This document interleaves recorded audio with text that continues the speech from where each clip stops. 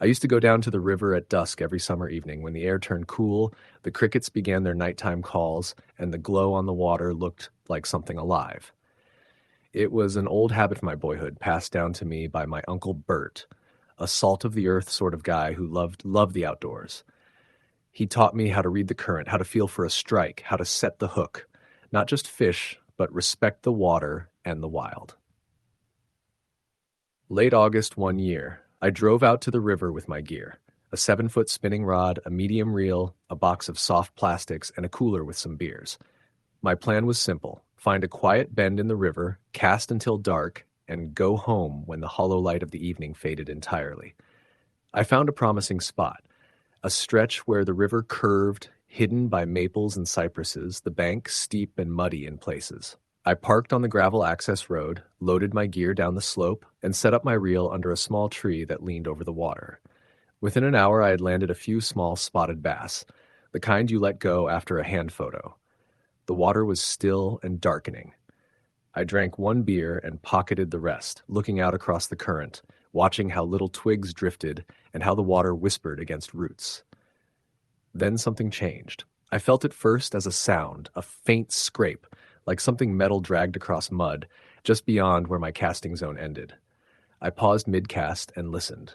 The forest was quiet except for the river and the occasional bird settling down. The scraping stopped and I shrugged it off. Maybe an old rod someone left, maybe a rusty can shifting. I resumed fishing. A couple casts later, my lure snagged under a snagged tree limb. I reeled slowly until it came free, with a jerk, and then the line snapped. I thought maybe I hadn't set the drag correctly.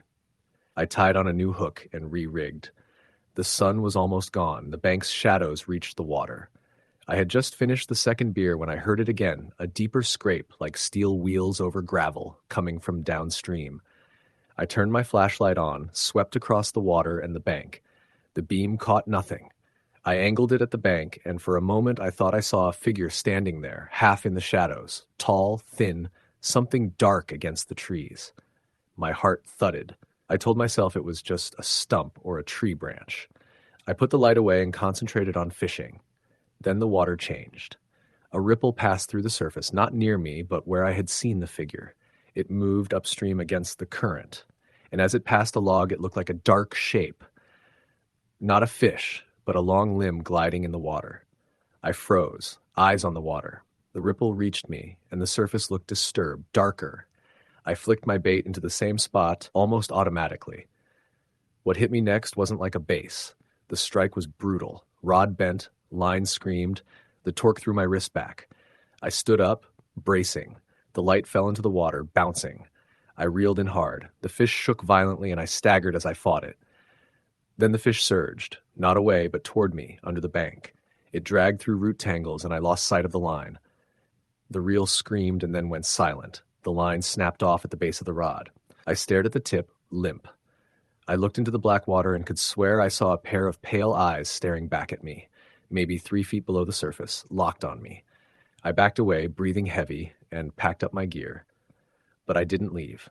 I sat for another 10 minutes, gulped down the last beer, watched the river.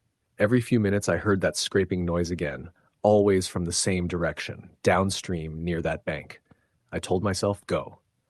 I packed everything, loaded it into the trunk, started the car. Before I pulled out the gravel drive, I looked back once more toward the water. The figure was there again, standing where I thought I'd seen it, illuminated faintly by my headlight. It stared back at me. I revved the engine and drove off. That night I didn't sleep much. I kept thinking of the glare of those eyes in the water, the strength of the pull, the silence after the snap, but I chalked it up to adrenaline and shadows. In the days that followed, I noticed weird things. My gear, that broken base rod, I kept it in the garage. I found the line had a small nick where it broke. But more troubling, the lure I had used that evening, a glitter shad soft plastic, was gone. I remember twisting the empty pack, dropping it in my tackle box. I must have taken one, but I know I didn't pull it out to cast again. I remember clearly tying a new lure. I dismissed it until one night 2 weeks later I got a call from my Uncle Bert. "Hey, nephew," he said, "you been fishing that old bend again?" I said yes once that evening. He laughed, soft and cautious. "Listen, I'm glad you cleared your tackle before the season ends, but you might want to stay out of that bend. I asked why. He hesitated. There's stories, old ones, about that stretch of river. The log jam at the bend back in the 60s. Some kid fell in, never found. Some folks say something lives under those roots. I figured you'd know. You're always poking around old banks. I told him I'd be careful. That comment stuck in my mind. I did some research. Online posts, old newspaper clippings. There was a short mention of a teenager named Carl, something who disappeared near that bend in 1962. The river current there is deceptive. Hidden log jams, undercut banks. The few articles made mention of possible foul play or lost at the river. Nothing conclusive. Something about it convinced me to avoid that bend for a while. But I couldn't. Fishing is my release. A month later, I drove out again. This time I picked an adjacent stretch just upstream. The water was higher than the last time after a rain. I got to the bank late afternoon, set up again, and began casting. After an hour, I got a hit, a decent smallmouth, and landed it. My spirit was lighter tonight. The river seemed benign. Then I heard it, a faint humming, low at first, like wind through a metal pipe. I stopped fishing to listen. The hum grew into a tone, deep, resonating as if emanating from under the water. The surface quivered slightly, that fine ripple of disturbance. I froze again, rod in hand, heart racing. And then I saw something, just under the water's surface, near the bank, a hand or something reaching up between two logs, slender and pale, fingers gripping the wood. The wrist was twisted oddly. I held my flashlight beam steady, and the light reflected off a shimmer, then the hand vanished. The tone ceased. My heart nearly jumped out of my chest. I backed away. I started to pack up. But as I lifted my tackle bag, I caught movement in the water, not drifting, but floating slowly downstream. The moonlight caught something. A pale face, hair wet, eyes closed, lips parted. A human face, but unnatural, abandoned, drifting without life. My gaze caught the face for a second before the current turned and pulled it, under something. I lunged toward the water, adrenaline rising, but the face was gone. I scrambled up the bank and called 911. They came, searched. They found nothing. They said the water was dark, full of logs and debris, visibility almost zero at night. They blocked off that bend for a while. The river authorities said it was probably a deer carcass or imagined. I felt stupid.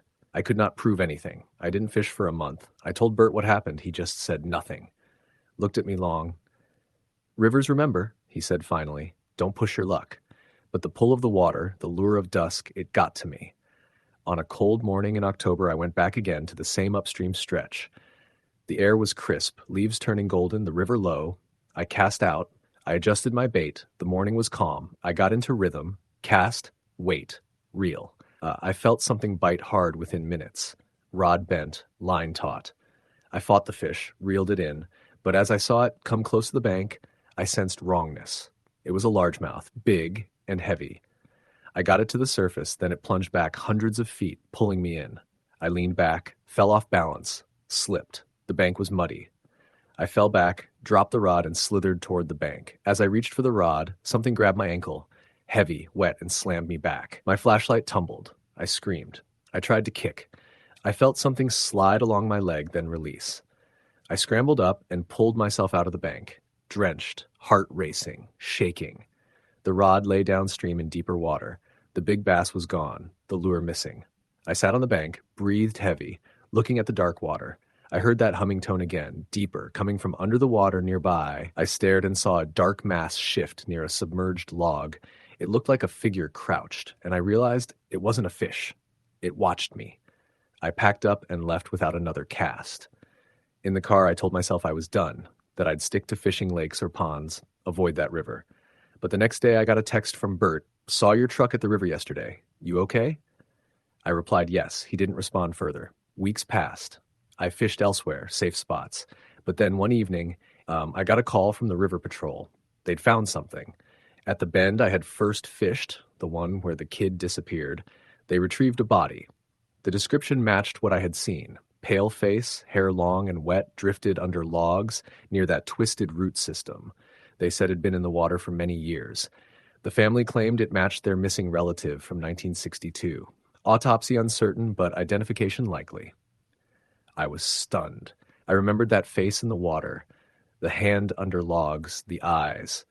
I felt guilt, dread, fear. I denied to anyone that I had seen it because who would believe me? I hadn't touched the body. But my mind kept playing that moment. I stopped fishing for months. Then, late spring the following year, I got an invitation from Bert. Come fish with me at the old quarry lake, new spot. I said yes. I thought maybe I needed to get back to the water, to reclaim it. We drove early and got on the boat. We fished for bass, quiet, safe. The sun came up. We had success, laughter, stories. I told him about the river. He nodded, but he saw the darkness in me. After we packed up and were heading back, Bert cast one final time near the quarry's cove. He instant hooked something big. We fought it together. The fish charged, pulled, the line ran out, the drag moaned, and then silence. Bert's reel went limp. The line hung slack. He pulled it in. The lure was missing. The line was cut clean. He frowned and looked at me. I thought, not again, not the missing lure. Bert said quietly, better leave some things in the water. I didn't ask what he meant. A few nights later, I dreamt of the river. I stood at the bend, twilight, that same tree leaning, the concave bank, and the logjam. I cast a lure, watched the water stir, and I heard that hum, that scraping. I saw the pair of eyes again under the water. I leaned forward. A hand reached up, and then the figure surfaced. Wet hair, empty eyes, jaws open in silent roar. I woke with my heart pounding, covered in sweat. I decided then I would never fish that river again. I packed up the rod entirely for that stretch. I returned to lake fishing, bought new lures, kept the river at a distance. But every time I drive by that gravel access road, I slow. I look at the bend. I feel the pull. And I remember that dark water, the figure, the removal of the lure, the snapping line. I think about how water is not just water. It holds memory of current, of logs, of lost lives, and of things that watch. I still fish. I still enjoy it. But now I do it with respect and caution. Because I learned something no book taught. Sometimes the fish bite back in ways you cannot imagine. Story the end. I paddled the canoe slowly down the narrow, cattail-lined inlet that branched off the larger lake. The air was thick with summer heat and the scent of decaying leaves. My fishing partner, slim Rick Thompson, sat stern-facing on the rear seat, his rugged silhouette outlined by the sun sinking low behind the woods. We were 10 miles deep in the backwaters of northern Wisconsin, chasing smallmouth bass in a place we knew only from an old topo map and a handful of whispered local tips. The lake had no name on the map, just a dot and the words, remote water. That appealed to us. Two city-bred guys, desperate for escape and the kind of quiet only wilderness with no cell signal could provide. The only voices we expected were the croak of frogs, the slap of fish breaking the surface, and maybe the call of a distant loon. We reached a bend where the inlet widened into a small cove surrounded by knee-high cattails and low cedar trees, their branches dipping into the water. I dropped anchor near a patch of lily pads and began casting a spinnerbait along the edges, churning through the aquatic weeds. Slim Rick cast a topwater frog imitation on the other side of the boat, throwing it toward a snaggy timber leaning into the water. The first rod bent almost immediately. I hauled in a chunky smallmouth, shimmering bronze and green, its fins flashing. I grinned. Good start, I said, already resetting the cast. The hours drifted by in that golden dusk light. Birds melted into twilight. The only other sound was the occasional plop of a fish rising to take a fly. We were doing good. Then it happened, a loud splash off the starboard bow, closer than the usual fish strike. Heavier. I spun the rod around, but there was no visible culprit. Slim Rick popped his head up. You see that? He asked. I nodded, uneasy. Was it a deer? I asked. Something huge? Don't know, said Rick. Blue water like a paddle dive. Could be a big fish, or... He let his sentence hang. We exchanged glances. The stillness of that water was unnerving now. The cattails swayed without wind. The dusk light seemed to shrink. 5 minutes later, Rick's frog hit the snaggy timber and stopped. He tugged. The surface around the snag plumed white foam. His rod hammered down. I grabbed my net and leaned forward. Holy, Rick, you got yourself a monster. Rick pulled with every bit of strength he had. The line shot out, the drag singing. I glimpsed something dark subsurface, moving slowly, and the rod bent sharply downward. The thing began to rise toward us in the silty water. It was long, broad, heavy. I could see the outline of a head like an alligator's, flat and broad, its eyes just under the surface glinting in the low light. For a moment I thought it must be the largest pike I'd ever seen. Then the outline changed, a thick neck, wide shoulders, the body twisting. It moved with unnatural ease, only maybe 10 feet from our canoe. Rick shouted. He began to pump his rod, bring it up. The creature surged toward the boat. Water blasted against the hull, and the canoe rocked violently. I fell sideways, the net flying into the air. The creature's head broke the surface, monstrous and scaled, 2 huge reflective eyes, and behind them huge flared gills. The creature stared at us. I froze. Rick yanked the rod again, and the creature lurched. It roared, if you could call the deep, guttural sound a roar, and I jumped back, nearly flipping out of the boat. The beast twisted, fins flashing.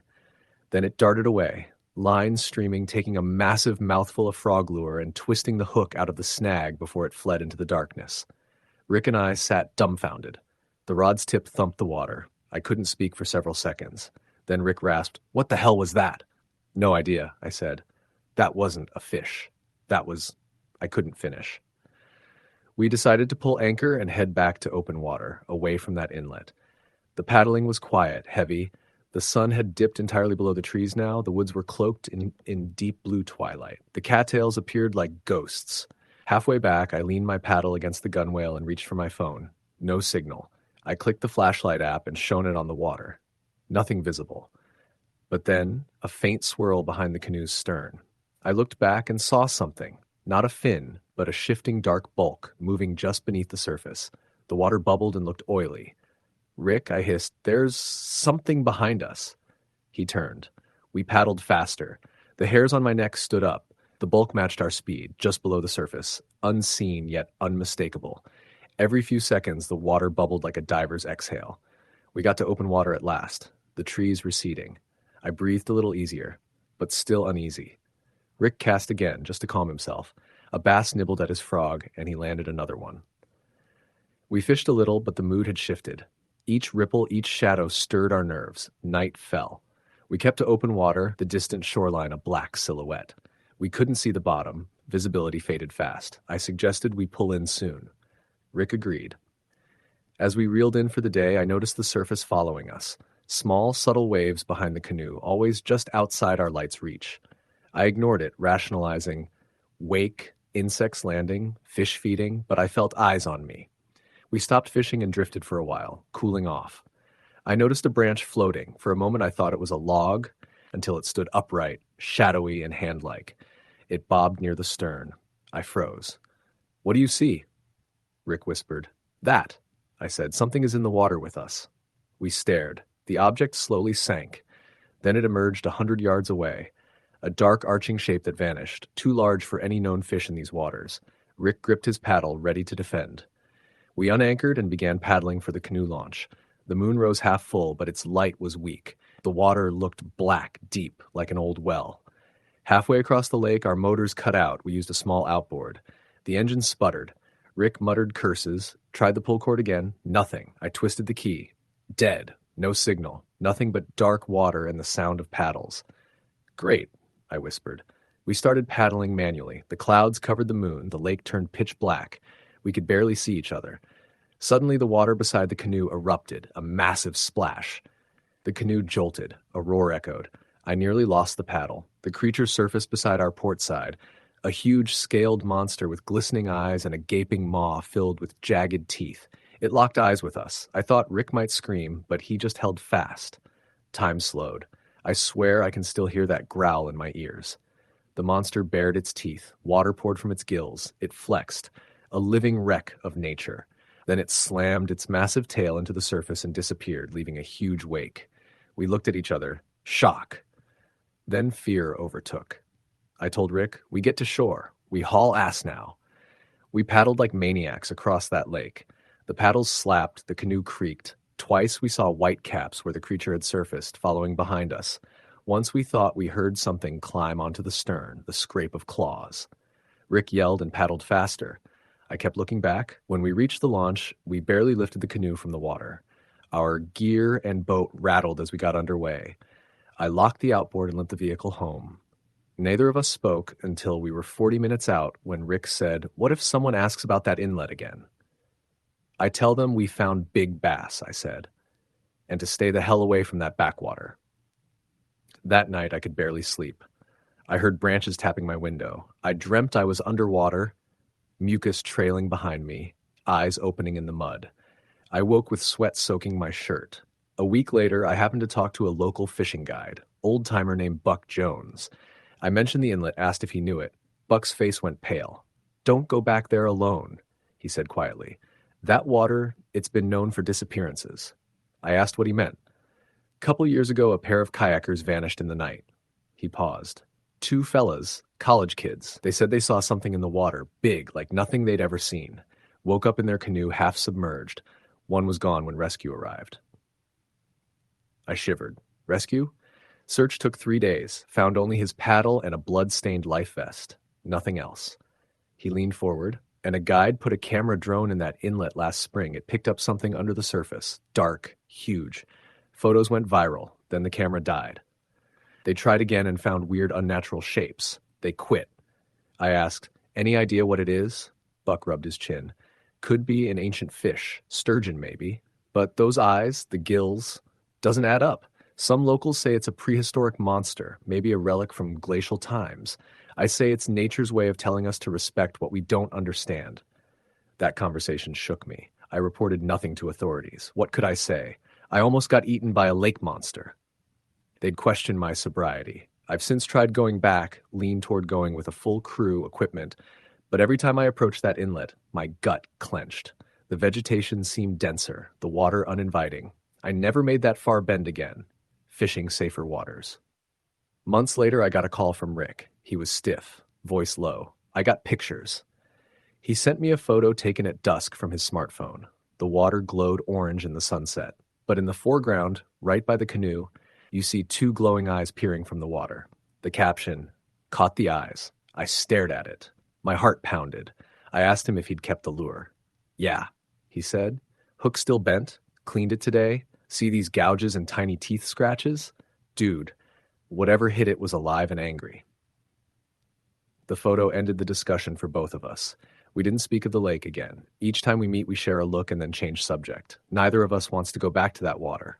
A year later, I had a midnight dream. I was drifting on that canoe alone, the water mirror calm.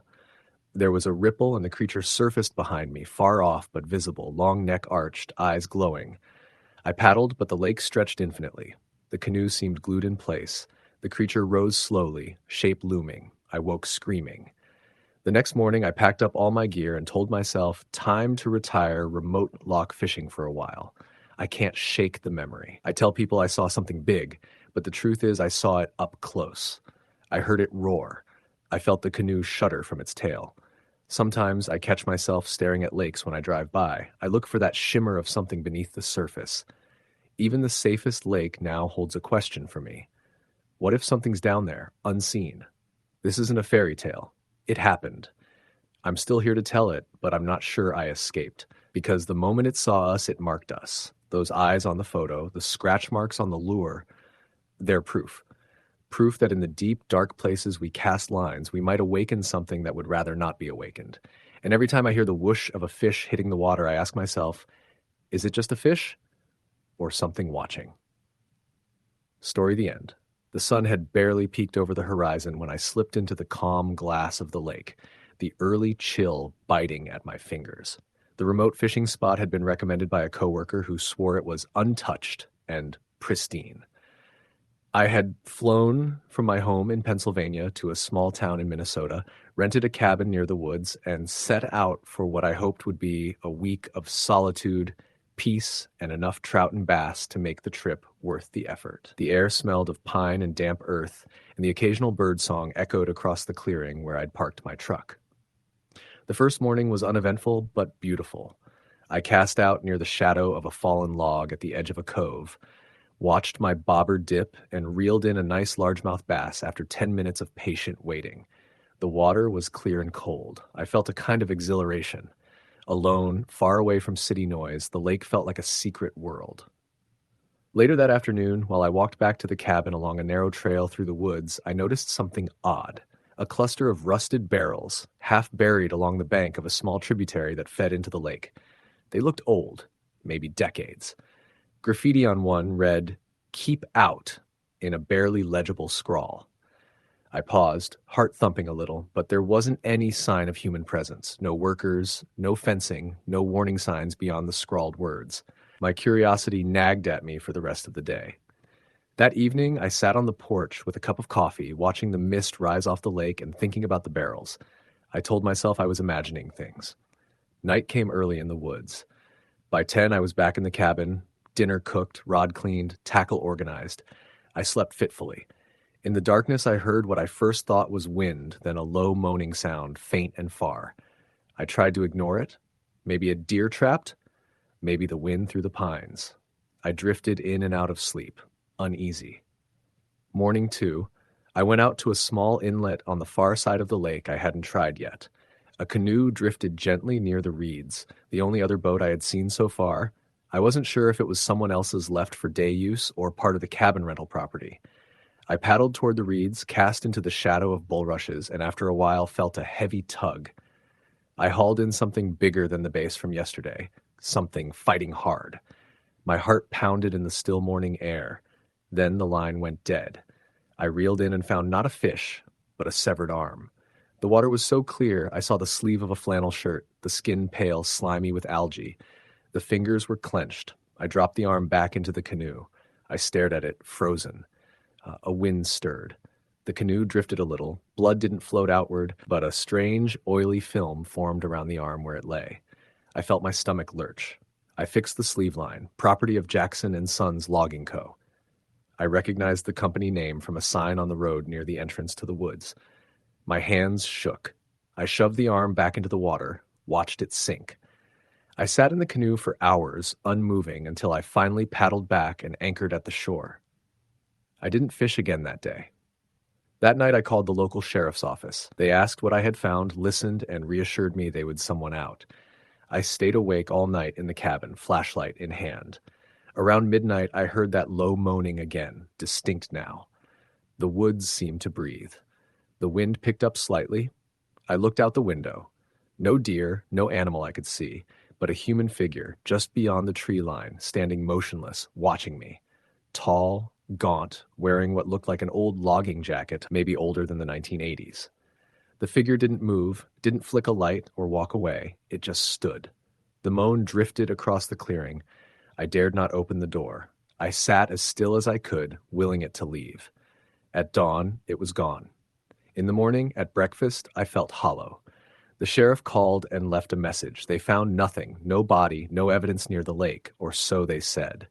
They asked if I could point out the barrels and the site where I found the arm. I gave a rough direction. The day felt heavy. I couldn't fish. I walked the trail to the barrels and found one of the barrels open.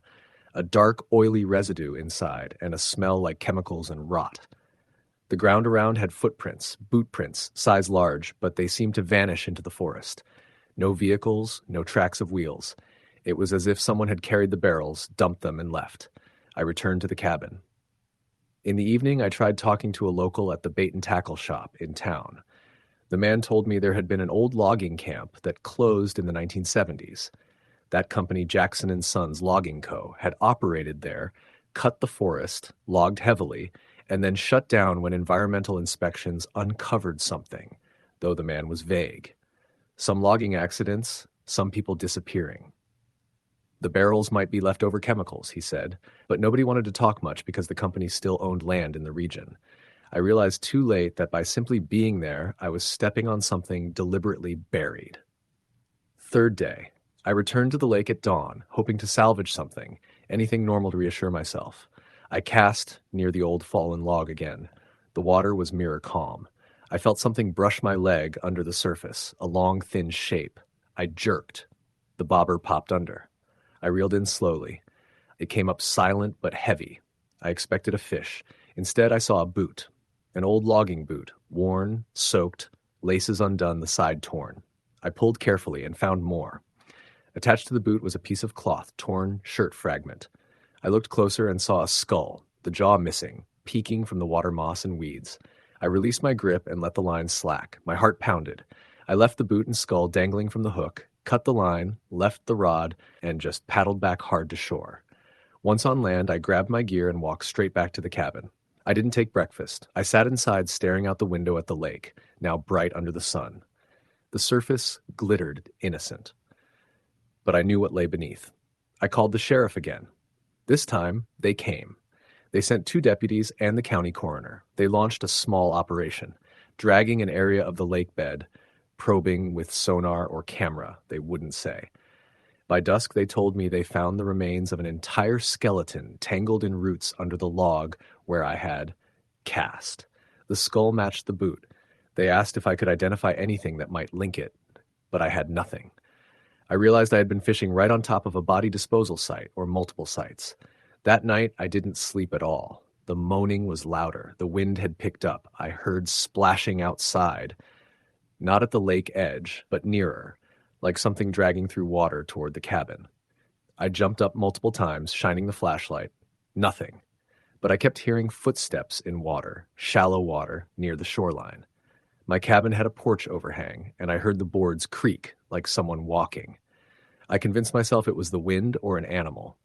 But the next time I looked out the window, I saw again a figure, hunched, moving along the edge of the lake, dragging itself, wearing wet clothes. It stopped, looked right at the cabin, and then vanished into darkness. My breath caught. I pulled the curtains closed. The 4th morning, I resolved not to fish.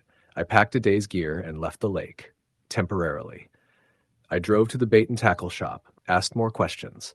The old man behind the counter gave me a haunted look, took off his cap, and told me not all that disappeared was registered. At the old logging camp, there were rumors of workers who vanished. He said the company settled quietly, erased records. He whispered they dumped bodies in the lake, heavy logs attached, hoping the limbs wouldn't float. That's why I found an arm first, the skull second. He told me to get out. "Don't fish here again," he said quietly. I paid for my bait without buying any. I returned to the cabin and told myself I'd take the rest of the day off, maybe go into town and get lunch. But I couldn't shake the feeling of being watched. That evening, I stepped out to the porch with a beer bottle, though I rarely drink, trying to calm myself. I stared at the water, expecting nothing. But then I noticed something floating. A battered metal sign, half submerged, with the name of the logging company and a phone number long disconnected. I waded out to pick it up. As I leaned over the water, my foot slipped on a submerged root. I fell. I plunged in hip deep, the water icy, pulling me off balance. I grabbed the sign and kicked back to shore. As I sat shivering and dripping, I saw fresh footprints in the mud next to the porch steps. Large boots, wet, pointed into the woods. They had not been there earlier that day. I stared. Panic rose. The forest was dark, quiet except for crickets and the faint sounds of the lake. I thought I heard again that low groan, but louder, clearer now. I stood and yelled, "Who's out there?" No response. I saw the figure again, deep in the woods, barely visible between trees, standing still. Then it flickered like a trick of the light, and then it was gone. I didn't sleep much. Midnight came. The moaning grew constant, like someone in agony. Then came the splash. Heavy, deliberate, from right outside the cabin door. I froze. My heart pounded so hard I thought I might pass out. I sat in the darkness and stared at the door. I heard dragging. Something heavy was being pulled across wet boards. Then against the door a knock. Deep, slow, like skull on wood. I didn't move. Another knock. A whisper I couldn't make out. I finally forced myself to lean forward and look through the peephole. Old cabin had one. Outside, in the beam of my flashlight, I saw a pale hand, dripping water, gloved in moss and slime, pressing against the door. I yanked back. The hand receded. My blood ran cold. I backed away, hit the wall. I grabbed the rifle I kept for bears, never fired it, and sat clutching it until dawn. Morning 5. I packed up early. I didn't even try fishing. I drove out of the woods and into town, checked out of the cabin. On the way, I snapped a picture of the remains at the lake. They had cordoned the area. I showed it to the sheriff. The sheriff looked grim. He admitted that the logging company records were lost or destroyed. There were several missing persons reports from the camp years ago. He told me they would continue investigation, but that I wasn't safe to stay. He offered me a ride to another cabin inland, but I refused. I got in my truck and drove away. Back home in Pennsylvania, I tried to forget. I returned a job to city life, but the lake visited my dreams. I would be casting, the bobber would sink, and I'd reel up a hand. I'd hear the moan, the figure in the woods. I became uneasy around any quiet water. Months later, I attended a meeting with a local investigator about cold cases in Minnesota. There I saw a photo. The skeleton found under the log had been identified, one of the camp workers, missing since 1974. His name? Robert Henley. In the photo, the skull looked jagged. I swallowed hard when the investigator told me they had uncovered a second body just last month, drained water, lifted logs. He thought there might be dozens more. The barrels I found? Probably chemicals used in logging, waste, solvents, maybe used to accelerate rot or hide smell. Maybe that's why the figure I saw, it wasn't human now, or at least not alive in the usual sense. That autumn, I went back to the lake for final closure. Didn't fish. I just stood on the shore at dawn, goosebump cold, mist rising. I walked to the place where I first caught the arm, saw the rope marks on the log, smoothed by decades of water. I felt that same figure watching, only this time I didn't see it, just felt it. As the sun rose, I turned and walked away. Still, every once in a while I fish in lakes or rivers, but I never go to a place that feels too quiet, too remote. Because somewhere in some forgotten bend of water, there might be a body tied under a log, a boot snagged on a root, and the moan of something that should be dead but isn't. Story, the end. I left at dawn with the boat tied loosely to the wooden dock beside the old marina. The water had a sheen that looked more like glass than the restless surface I'd grown used to on this stretch of the river. I'd brought my gear the day before, had rigged my rods, and prepped the bait under the flickering lights of the boathouse. The night air still held a chill, and I nudged the outboard into gear, the engine humming low, then stronger, lifting the boat off the bottom and gliding into the current. It was the kind of morning you hope for in late spring. The mist hovering over the dark water, birds beginning their calls, the promise of something good.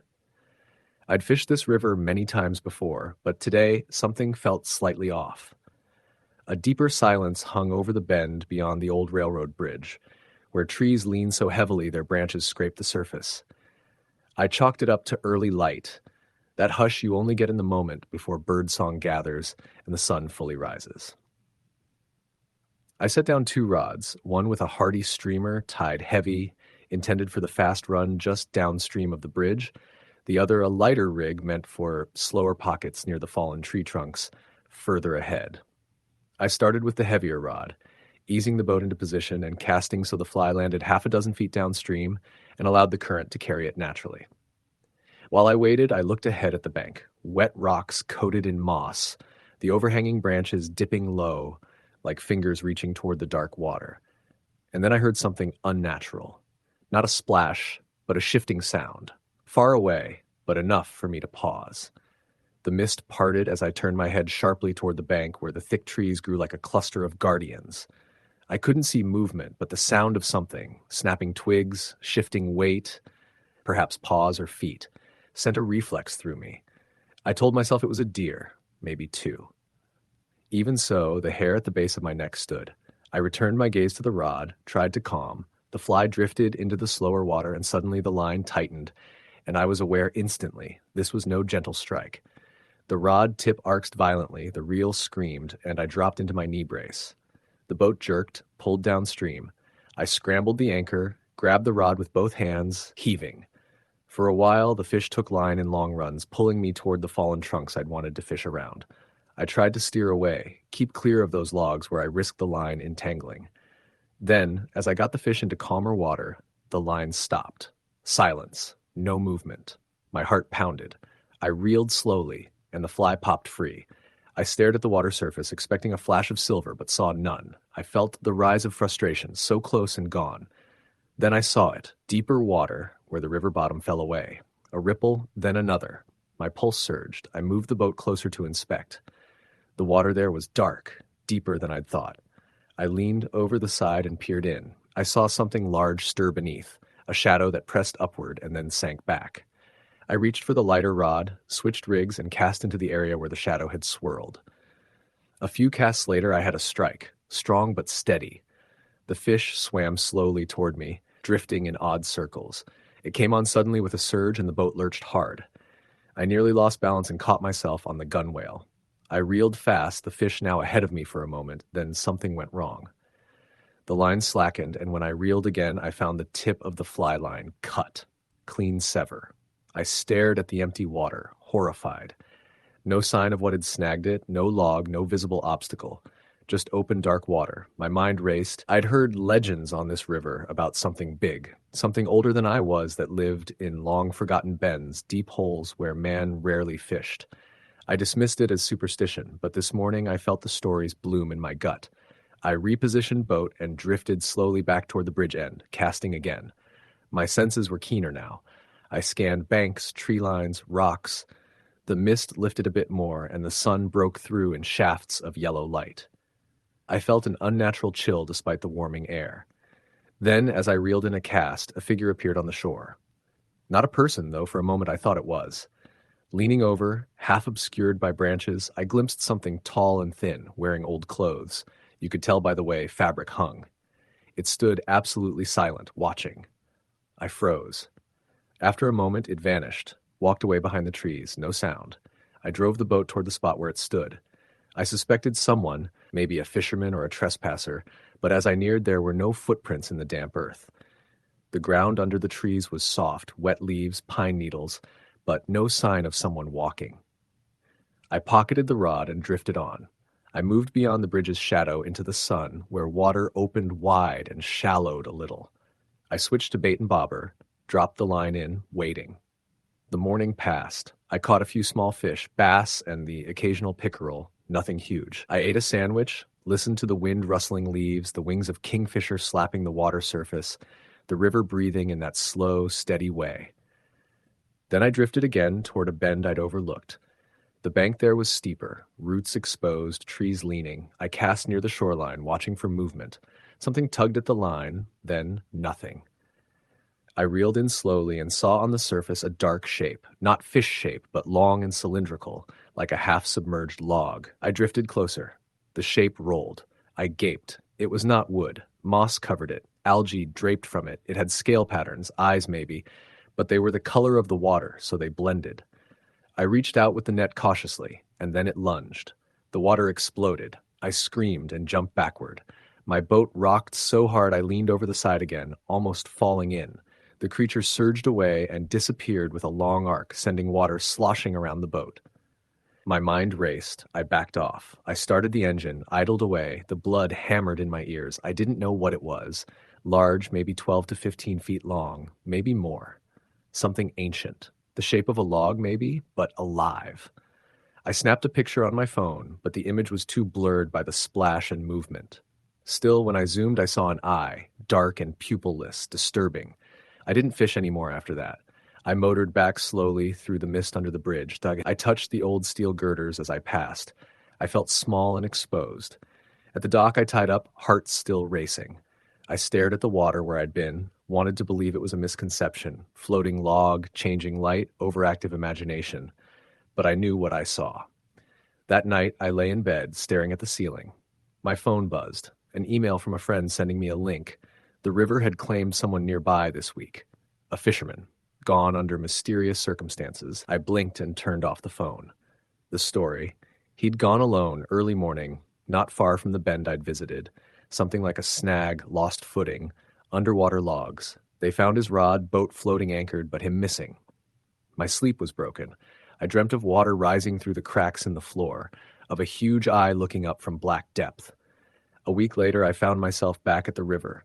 I told myself I was only grazing the edges, going to a safe spot. But I still carried fear with me. The trees on the bank that morning had seemed to lean heavier than normal, the roots exposed like claws. I launched the boat and headed mid-morning. I drifted to the bend I'd seen the creature, but kept far enough to feel safe. The water there looked darker, though. I cast a few times, but my heart wasn't in it. I scanned the water, imagination sharp. I noticed something. Beneath the surface near an old tree trunk, faint eruption of bubbles. Not the regular trickle of decomposition. The bubbles came in short, disturbed bursts. Millions maybe rising from below. I reeled in the line, unhooked the lure, and dropped a sinker near that spot just to test. It hit the bottom with a plop. I waited. Then the line tightened. I recoiled and looked down. From beneath the sinker rose a huge silhouette, fins spread, tail flicked. It lifted the sinker from the bottom, slowly, as if inspecting. I gasped, saw the form clearly now, huge head, wide jaw, dark holes for eyes, draped in algae.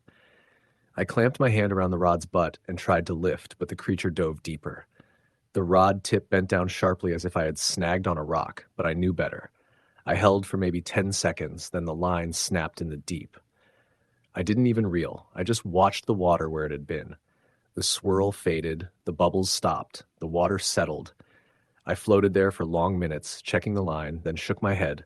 My heart had calmed, but the adrenaline was still high. I decided to pack it in. As I motored back, the boat hit a submerged log, one I'd once identified but not marked. It jolted me.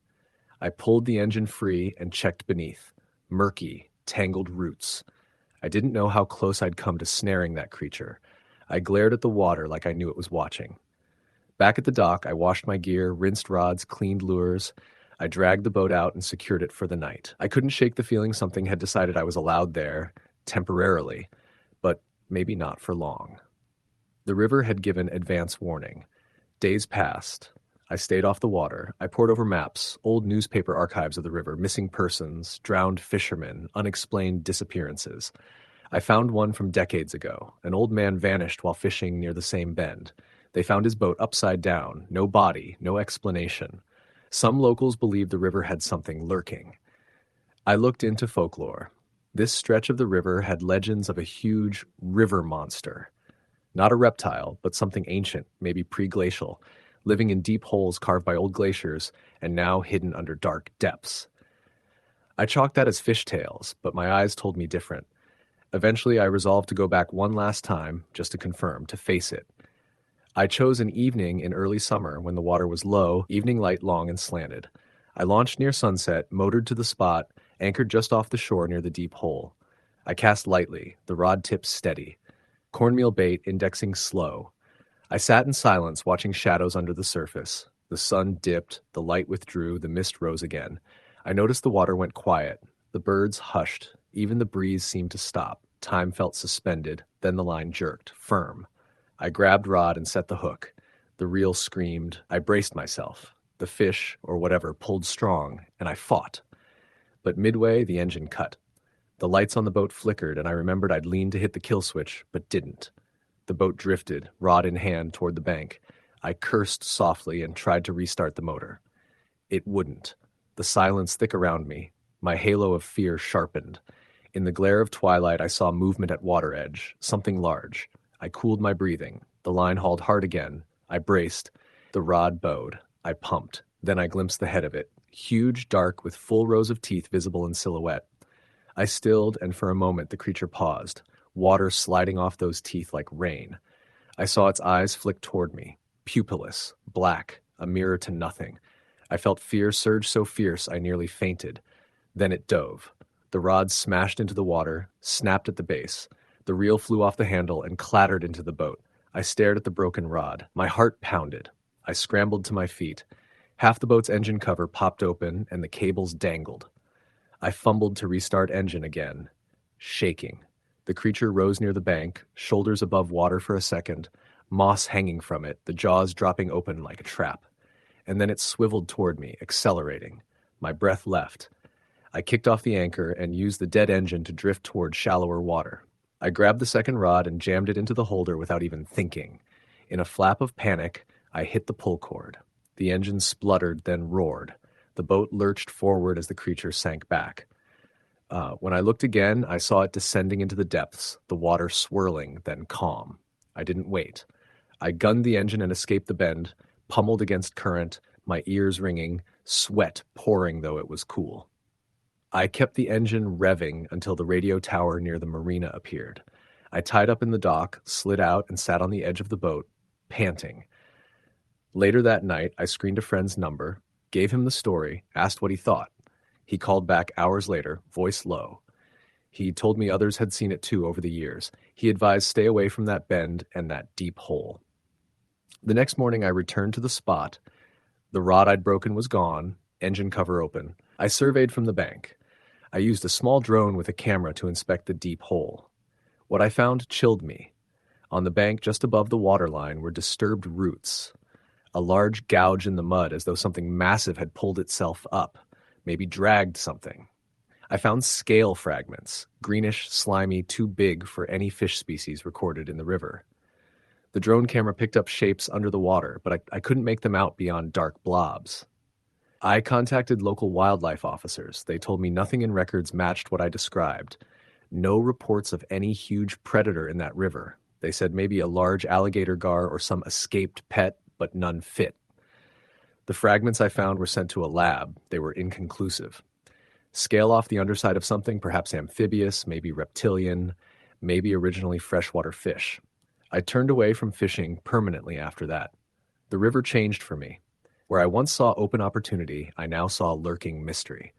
I sometimes return to the marina at dusk, sit in my truck and watch the water in the old bend, see the mist rise and the silhouettes of tree limbs dip into the dark, and I remember the creature hiding beneath. Years pass and the river remains. Locals still fish the shallows where easy bass lie, but few venture into that deep hole. The legend persists quietly. I keep the photos, blurred but real enough. I keep the scale fragments. I keep the memory of those massive jaws and that black pupilless gaze. And sometimes, when I'm sitting by a campfire or telling someone the story, I see their eyes go wide. Because deep down, they know what lies beneath water, still connected to ancient time. And the river, and its secret, does not forget. Story the end. I climbed into the old aluminum boat just after dawn, the chill of early October still lingering in the air over Lake Vermillion in northern Minnesota. I had been invited by my college buddy, Travis, the kind of guy who swapped his desk job in Minneapolis for weekends chasing walleye and smallmouth bass. I hadn't fished the lake before, so I was eager, maybe too eager, for one last big outing before winter set in. Travis shoved off the shore quietly, the water shimmering glass smooth, reeds bending gently in the breeze. "All right, Wildman," he said, laughing as I hauled my cooler aboard and set my rod down awkwardly. "Let's see what this lake has for you." He wore his faded cap and hung back at the tiller while I wrestled with my gear. I spotted something odd in the reeds near the bank, a rusted metal ring embedded in a concrete slab, half submerged like the remnants of some long-forgotten dock. I didn't say anything. I just shrugged it off as an old access point, abandoned by time and ice. We motored out a few hundred yards until the hum of the outboard died, the engine off, letting the moment settle. Pond quiet, except for the echo of loose boards beneath the hull and the call of a loon. I pulled out the map of the lake that Travis had printed. Old contour lines showing a deep drop just off the mid-lake sandbar. We set anchors and cast our lines out, baited with a mix of minnows and soft plastics. I felt good. For an hour or two, we recounted college hijinks, swapped fishing tales, and relaxed in that way two friends do when they haven't seen each other in far too long. I reeled in a small walleye, maybe 14 inches, and tossed it back. The sun had climbed enough that we considered heading to the deeper shelf, so we lifted anchor and drifted slowly, watching our sonar screen flicker with shadows. That's when the first weird thing happened. My line tightened, no jerk, no obvious bite, just a steady pull. I leaned, set the rod tip, and felt weight. "Got something," I called. Travis slid over to help. I hauled in, and what surfaced was surprising. Not a fish, but a crud-covered metal box about the size of a small suitcase, cold and heavy. I pulled it aboard and we pried it open. Inside, muddy, old photographs tied with string, faded and watermarked. Portraits of men standing on boats, spears, nets, big toothy fish, black and white style. One photo showed a small dock, the same ring and slab we'd seen near shore months before, only there the dock was intact and men were fishing off it. The date scrawled in the margin read 1947. We stared at each other, silent, the morning's ease gone. "What the hell?" Travis muttered. "Why on earth?" I shrugged. "Could be someone's time capsule, or old smuggler's stash." We decided to toss the box back in. It felt like stepping over a line. I set up again, shaking off the unease. The deeper shelf held promise. We anchored and dropped again. My line pulled once more, this time strong. I reeled with effort, felt the fight like a solid fish. But just beneath the surface, I saw nothing but a dark shadow. I pulled and finally broke through water. The fish rolled, and once above, something strange. It was huge, but distorted. The scales looked gray, sick-looking, the gill slits hanging open like wounds. I gasped and let it go. I don't remember ever releasing something because it scared me. but that one disappeared into the blue with a flash of fin and a cloud of silt. The rest of the day drifted into quiet. We caught a few normal fish, enough for bragging rights, and by late afternoon the sky had turned that slanted golden light autumn gives. We decided to paddle closer to the bank for ease of landing before dark. As we drifted near the shallow weeds, I noticed movement in the reeds. A figure crouched, maybe a deer, maybe something else. But then 2 feet emerged from water, pale, slender, wet pants, and the figure stood, turned towards us. I blinked. Travis didn't.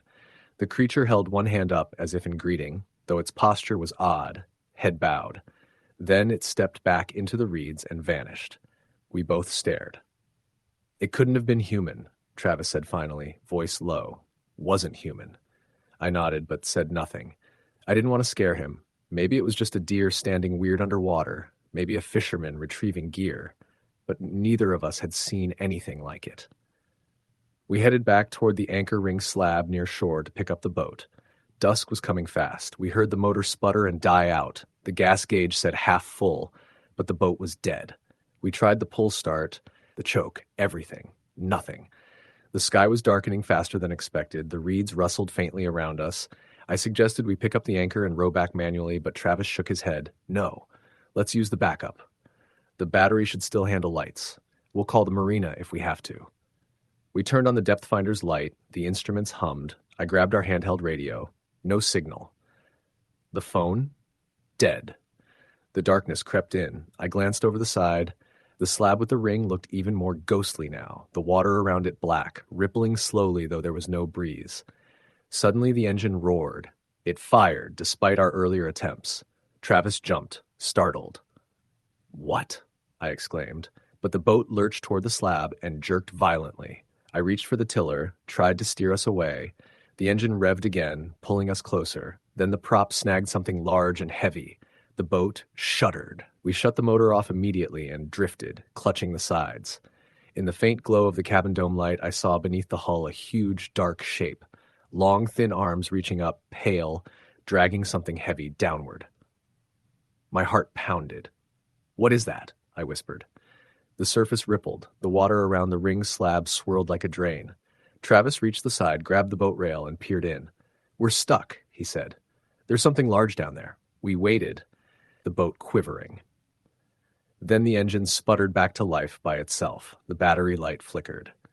We hastily climbed in, reached for the install lever, and backed away, motor obedient for once. Our wake kicked up, and from where we'd just been, we heard a splash deep and slow, the kind of splash a heavy weight makes when pulled. I turned around, shining the lamp. Nothing but darkness. We didn't stop rowing until we hit the boat ramp. The parking lot was empty. The ranger's station locked. Our footprints were the only ones. We dragged the boat up, loaded gear, and I realized how cold I was. My fingers tingled, lips numb despite the sweatshirt. I muttered we'd get burgers, a warm drink, and call it a night. At home in Minneapolis, I couldn't sleep. I kept waking, hearing the water lapping in my mind, the splash, the figure in the reeds, the ghost box of photos. Weeks went by. Then, one evening, I received an email from Travis. "Wildman, check this out." He attached a high-res scan of one of the old box photos, the same slab on the shore with the ring, circa 1947. And standing beside it were 2 men holding big fish. He zoomed in on the slab, the ring, the bite marks on the metal, and behind it in the water, what looked like legs. Very faint. I stared at it, my pulse sped. I zoomed further. Under the water line, dark shapes, elongated, unnatural. I told myself it couldn't really be. Compelled, I looked up the lake's history. I found old records of a family, the Angle brothers, who ran the fishery there in the 1940s. They used that dock. Then one autumn night in 1948, a boat overturned near the slab. The youngest son drowned, his body never recovered. Locals whispered of the cold pull in that cove. I found a ranger log from 1982. Party later reported feeling tug under boat. Motor cutting out near ring slab. No explanation. The description matched ours almost exactly. One Friday, I convinced Travis to go back. Mid-morning, we motored to the cove again, anchored a safe distance out. We silently cast lines. The lake was calm. A loon called once. We waited. Hours passed, sun high. Then my line locked. Solid. I reeled. Heavy weight. I struggled. The rod bent nearly to the guide. I returned the fight. The sonar showed nothing distinct, water depth 45 feet. I pulled harder. Then the bait popped free. My line snapped near the reel. I watched the foam bubble drift. I changed lures, changed tackle. Nothing. Travis caught a nice walleye. I tried to force normality. We hauled in for lunch sandwiches, but I couldn't relax. My eyes kept darting to the shore, to the slab ring. I thought I saw movement in the tree line, a figure standing where the dock once was. It vanished when I blinked. I told myself it was a deer. We kept fishing until dusk. Then we decided to set lines overnight. We anchored again near the slab, but further out. We put down 2 tip-ups and used the cabin lights. We sat in the cabin sipping coffee. "Look at that," Travis said, pointing to the sky where a thick cloud covered the moon, the water going black. A gust of wind rattled the cabin lights. My stomach tightened. At about 2 a.m., the alarm blared. One of our tip-ups had gone down. Travis jumped up and grabbed the rod. The line ran out fast. He bracketed the rod and reeled like mad. I stood by, flashlight in hand. The rod tip jerked violently, then locked. Something heavy on the end, tugging. A fight. After several long minutes, he reeled in. At the surface, the water boiled. We saw large fins. One broke the surface, pale, sick-looking, with dark eyes. The creature thrashed, kicking water in frantic arcs. The silhouette was grotesque, 2 long, thin limbs that shifted like ragged fins, gills open and breathing. The thing surged upward then with a violent twist. It tossed itself off the hook and slipped away. Our rod snapped back limp. The alarm stopped. Silence resumed. We didn't speak. We let the adrenaline fade. We reeled in our lines and headed back to shore at first light. The boat motored quietly. The sun leaked over pine-fringed banks. We touched down, loaded gear. Neither of us wanted to return the next night. We parted ways. Over the next few weeks, I dreamed of water, heard a whisper beneath the surface, "Go back." At work, I stared at the computer screen and thought of dark shapes beneath my boat. I tried to forget, but then one morning my housemate found me in the kitchen, staring. "What's wrong?" she asked. I said nothing. Then I got a call from Travis. "Man, you gotta come back," he said. I sighed. "No, I don't think so." He hesitated. "Just bring your gear, and don't tell anyone we went." I dropped the phone. That weekend, I drove back to Minnesota alone. I arrived after dark, stayed at a small lakeside motel, the pine smell thick in the air. The next morning, I rented a boat from the marina. As I backed it into the lake, I noticed the ring slab at the cove still rusted, water circling it. I felt a chill climb up my spine. But I told myself I was curious. I wanted closure. I reached the deep shelf again, cast lines. Hours passed. Nothing caught. The boat bobbed lazily. I turned off the motor to drift. I closed my eyes for a minute. At some point, I heard a scrape under the hull. I opened my eyes, and the depth finder read 60 feet. The sonar showed a tall, dark profile, motionless, just beyond the boat. I shivered. The shape remained. I tapped the line on the rail. Nothing. I stood up to peer over the side. Clear, cold water. Deep. Then the shape moved. Not away, but upward. At a speed too fast for a normal fish. It came closer. My heart pounded. I reached for the motor, but as I turned, the boat jerked. It was anchored, but something large pushed from beneath. The hook of the anchor chain scraped. The boat moved slightly. I tried the motor. Nothing. Lights dimmed. I fumbled for the phone. Black screen.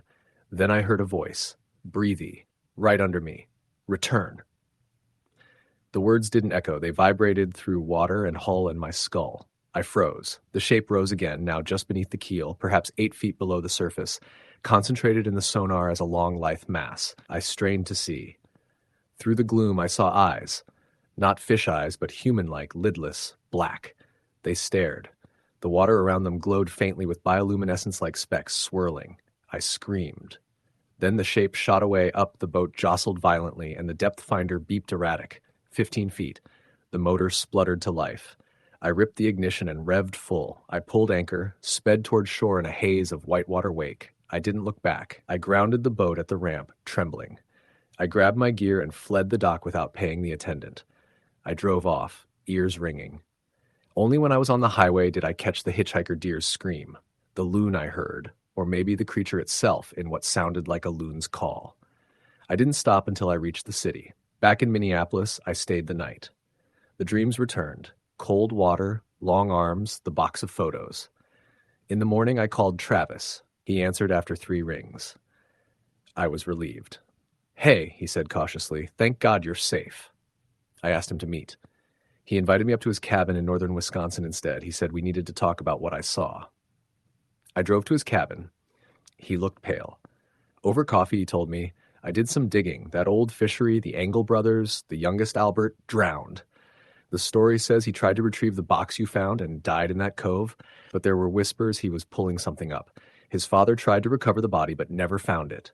Then the father shut down the fishery. The dock was abandoned."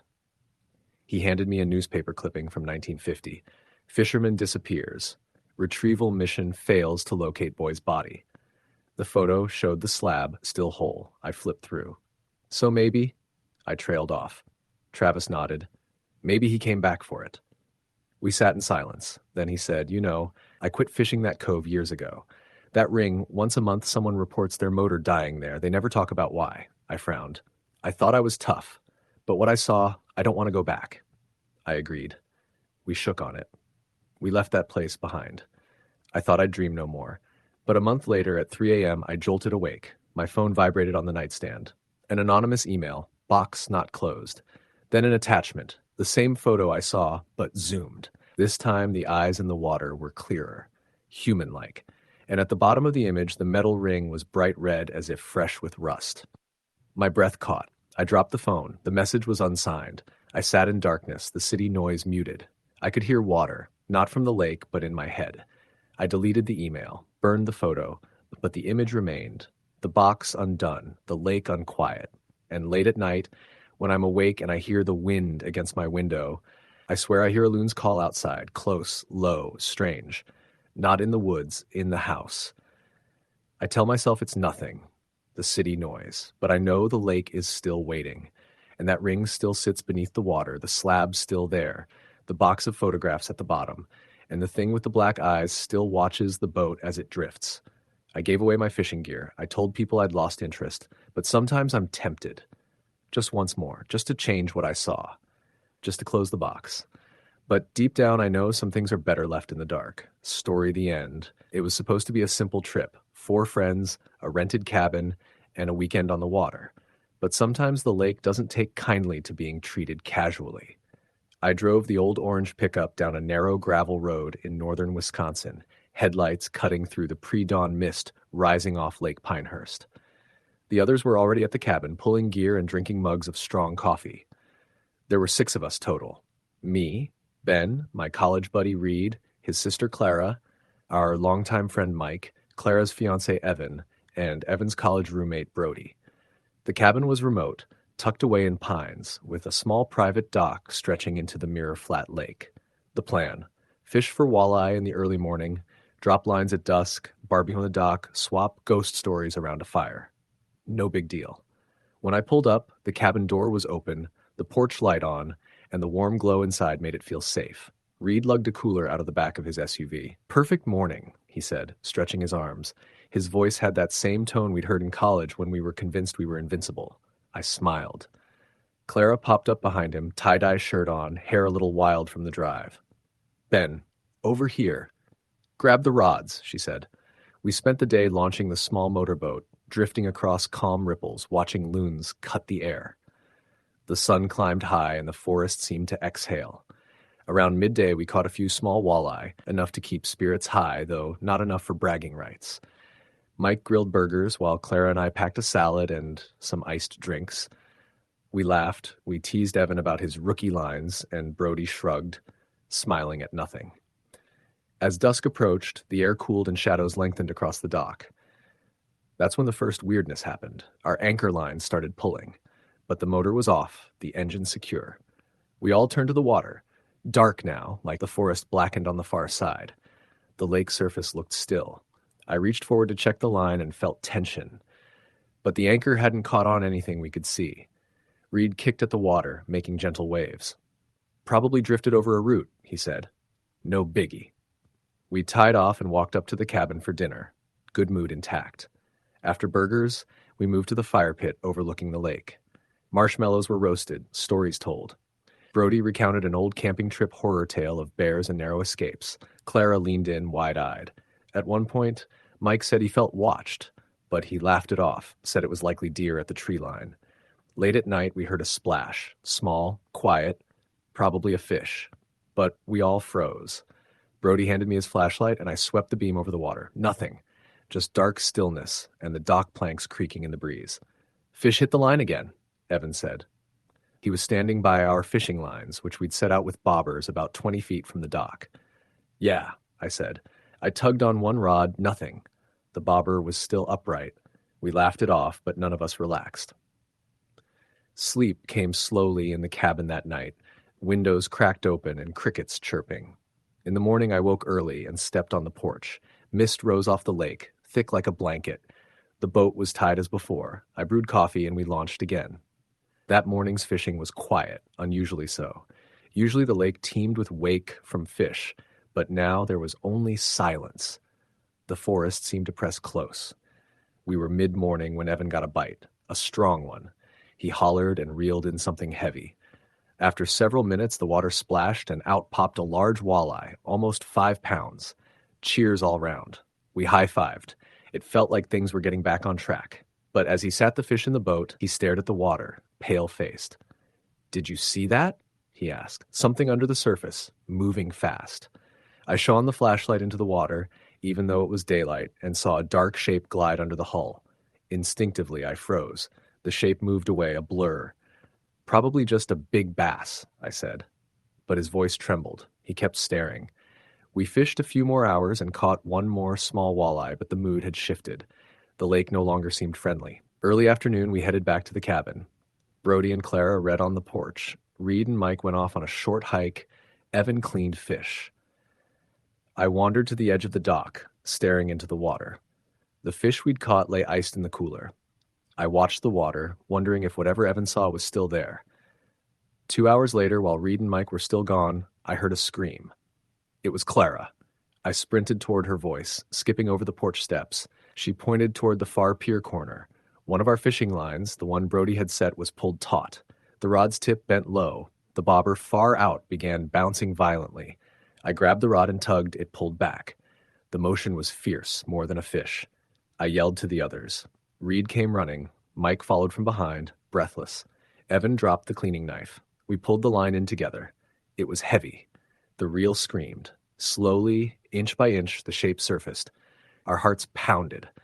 Eventually, what emerged was something we couldn't identify. It looked like a large fish, but wrong. Eyes too big, body too dark, russet patches on its skin. It thrashed, swung, water splashed. Reed leaned over to see, and one of the russet patches opened, a gill that changed shape, a slit that looked more like a mouth. We dropped it back into the water. It slipped away with surprising speed. The bobber popped under, and the line drooped. Nobody spoke. We launched the boat back into deeper water just to calm down. Reed held the rod steady. "What the hell was that?" Clara asked, voice shaking. Mike stared at the waves. I looked at Evan. He looked haunted. We decided to call it a day early. The sunlight was failing, the air cool. We motored back to the cabin. At dinner, no one ate much. The fire pit light flickered. The shadows seemed longer. At one point, Clara got up and walked to the dock's edge, staring aimlessly into black water. I joined her a moment later. The lake's surface had gone completely still. The mist was back. We heard something move under the surface, a soft drag, like cloth pulled across concrete, and looked over the edge. Nothing visible. I nudged Clara. She barely responded. That night, we slept poorly. Around 2 a.m., I woke to a scratching sound at the window. I thought it was a branch until the sound repeated at the door. Soft thump, thump, thump. I crept out of bed and tiptoed to the window. I peered out. At the edge of the dock, 1/2 meter from the water's edge, I saw something crouched. Dark, humanoid maybe, just about visible in the moonlight. It didn't move but stared at the cabin. Its eyes glowed. Then the reflection shifted. It vanished. I froze. My blood chilled. I ran into the main room and shook Reed awake. "What are you doing?" he hissed. I told him. "I didn't see anything," he said, but got up anyway. We went outside in only socks. The moonlit lake looked peaceful. The dock was empty. No figure. We looked around. Nothing. But what we didn't know, earlier Brody and Evan had set a small motion camera aimed at the boat to record the dock at night. Brody likes his gadgetry. We retrieved it the next morning. As the sun rose, the lake mist dissipated, the world looked normal again, but we huddled around the tiny LCD. The footage started with the lake, Quiet. Then a dark shape glided under the boat, then up toward the dock. Half submerged, a figure rose, its skin glistening, dark-pitted, eyes like coals. It stood at the dock edge, just like I'd seen. It tilted its head toward the cabin, and then dove back into the water. The footage cut off as it submerged. We stared in silence. We considered leaving early, but decided to stay. None of us wanted to look like we'd chickened out, and the forecast promised fair weather.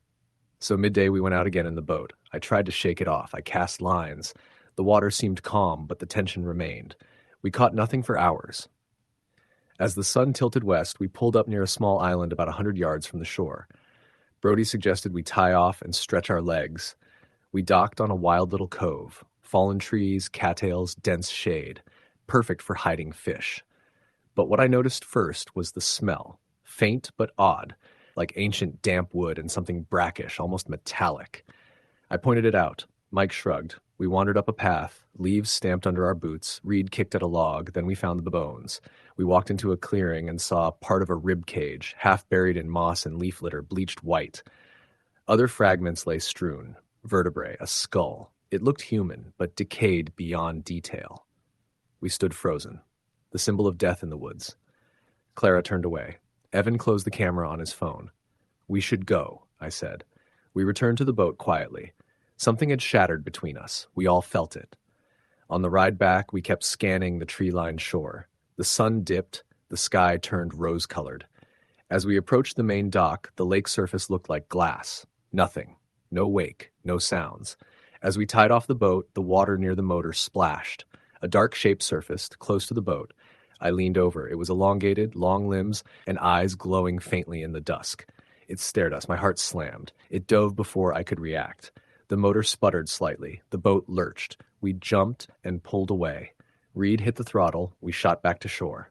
Silence followed us. At the dock, we lugged gear up to the cabin, locked the door. We sat, sipping cold beer, trying to process. None of us spoke much. The bones, the figure, the underwater ambush. It felt too real. That evening, as dusk swallowed the lake, we headed back out one more time, just around the cove near the cabin, for setting lines and a quiet drift. But the moment we pushed off the dock, the bobber on my line jerked, violent, sudden. I reeled hard. I thought it was a big fish, a last redemption.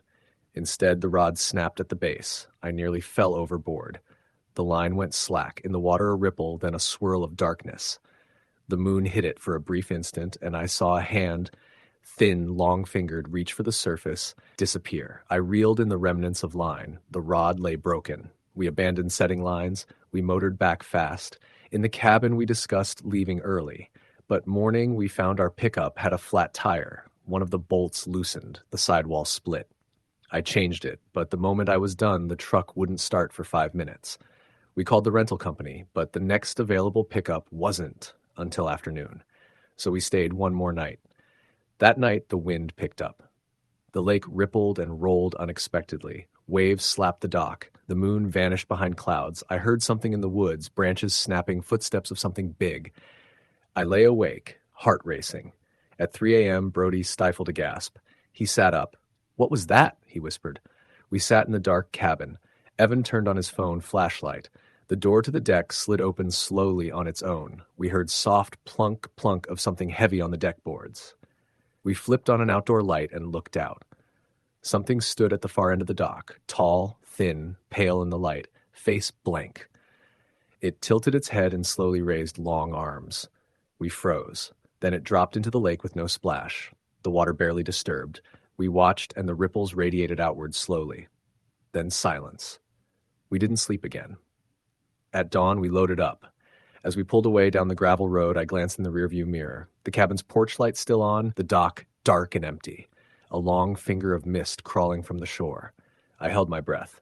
Weeks later, I'd still wake from nightmares. Reed refused to talk about it much. Clara stayed quiet for days. Brody insisted we never go back. Evan changed the subject whenever someone mentioned the lake. I researched the history of Lake Pinehurst. Legend said that in the 1920s, a fishing charter had capsized in a freak storm and 2 men drowned near the island cove. Their bodies never recovered. People in town whispered that something still lingers there, something drawn to unsuspecting anglers. I don't know exactly what we saw. A creature? A spirit? A vengeful thing born of water and decay, but I know the bones we found were real. The dark shape under the boat was real, and wherever the thing came from, it wasn't a fish. Now I avoid lakes after dusk. I avoid piers. I avoid silence on the water. I keep the lights on. And I always remember that sometimes when the water looks peaceful, the deep holds something ancient, patient, and hungry. Story the end. It was late August when I decided to take a solo trip up to Lake Winthrop in northern Michigan. I had a long week at the office, and I needed a weekend away with nothing but a fishing rod, a cooler, and the solitude of pine forests and freshwater. The lake wasn't too far from the main road, but the last stretch was a narrow dirt path that wound through dense trees. The GPS barely worked, but I didn't mind. It was part of the appeal. I arrived mid-afternoon, the sun just beginning its slow descent. The lake was quiet, the surface like glass except for the occasional splash of a fish breaking the surface. I parked near a small cove that I'd visited years ago, the kind of place that feels private, tucked away, where the water deepens quickly, and the bank is lined with cattails and fallen logs. I grabbed my gear and started walking along the shore, thinking about the trout I might catch. The first few hours were uneventful. I caught a couple of perch, nothing remarkable, and the sun dipped lower. The lake seemed to grow colder as evening approached, the shadows stretching long across the water. I decided to cast a few more lines near a small island 100 yards from the shore. It was accessible by wading through shallow water, and I always liked that part, the feeling of being completely isolated, surrounded by trees and water, the world reduced to the sound of the lake and the slap of my waders in the water.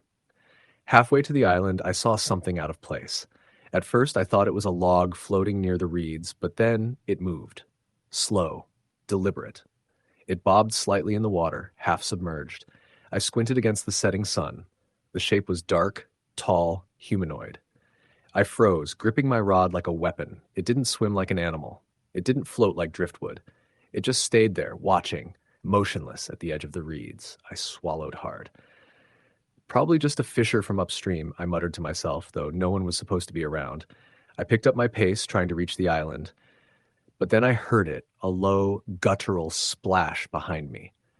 I turned quickly, heart thundering. Nothing, just ripples on the water. I told myself it was a beaver or some other animal, and pressed on.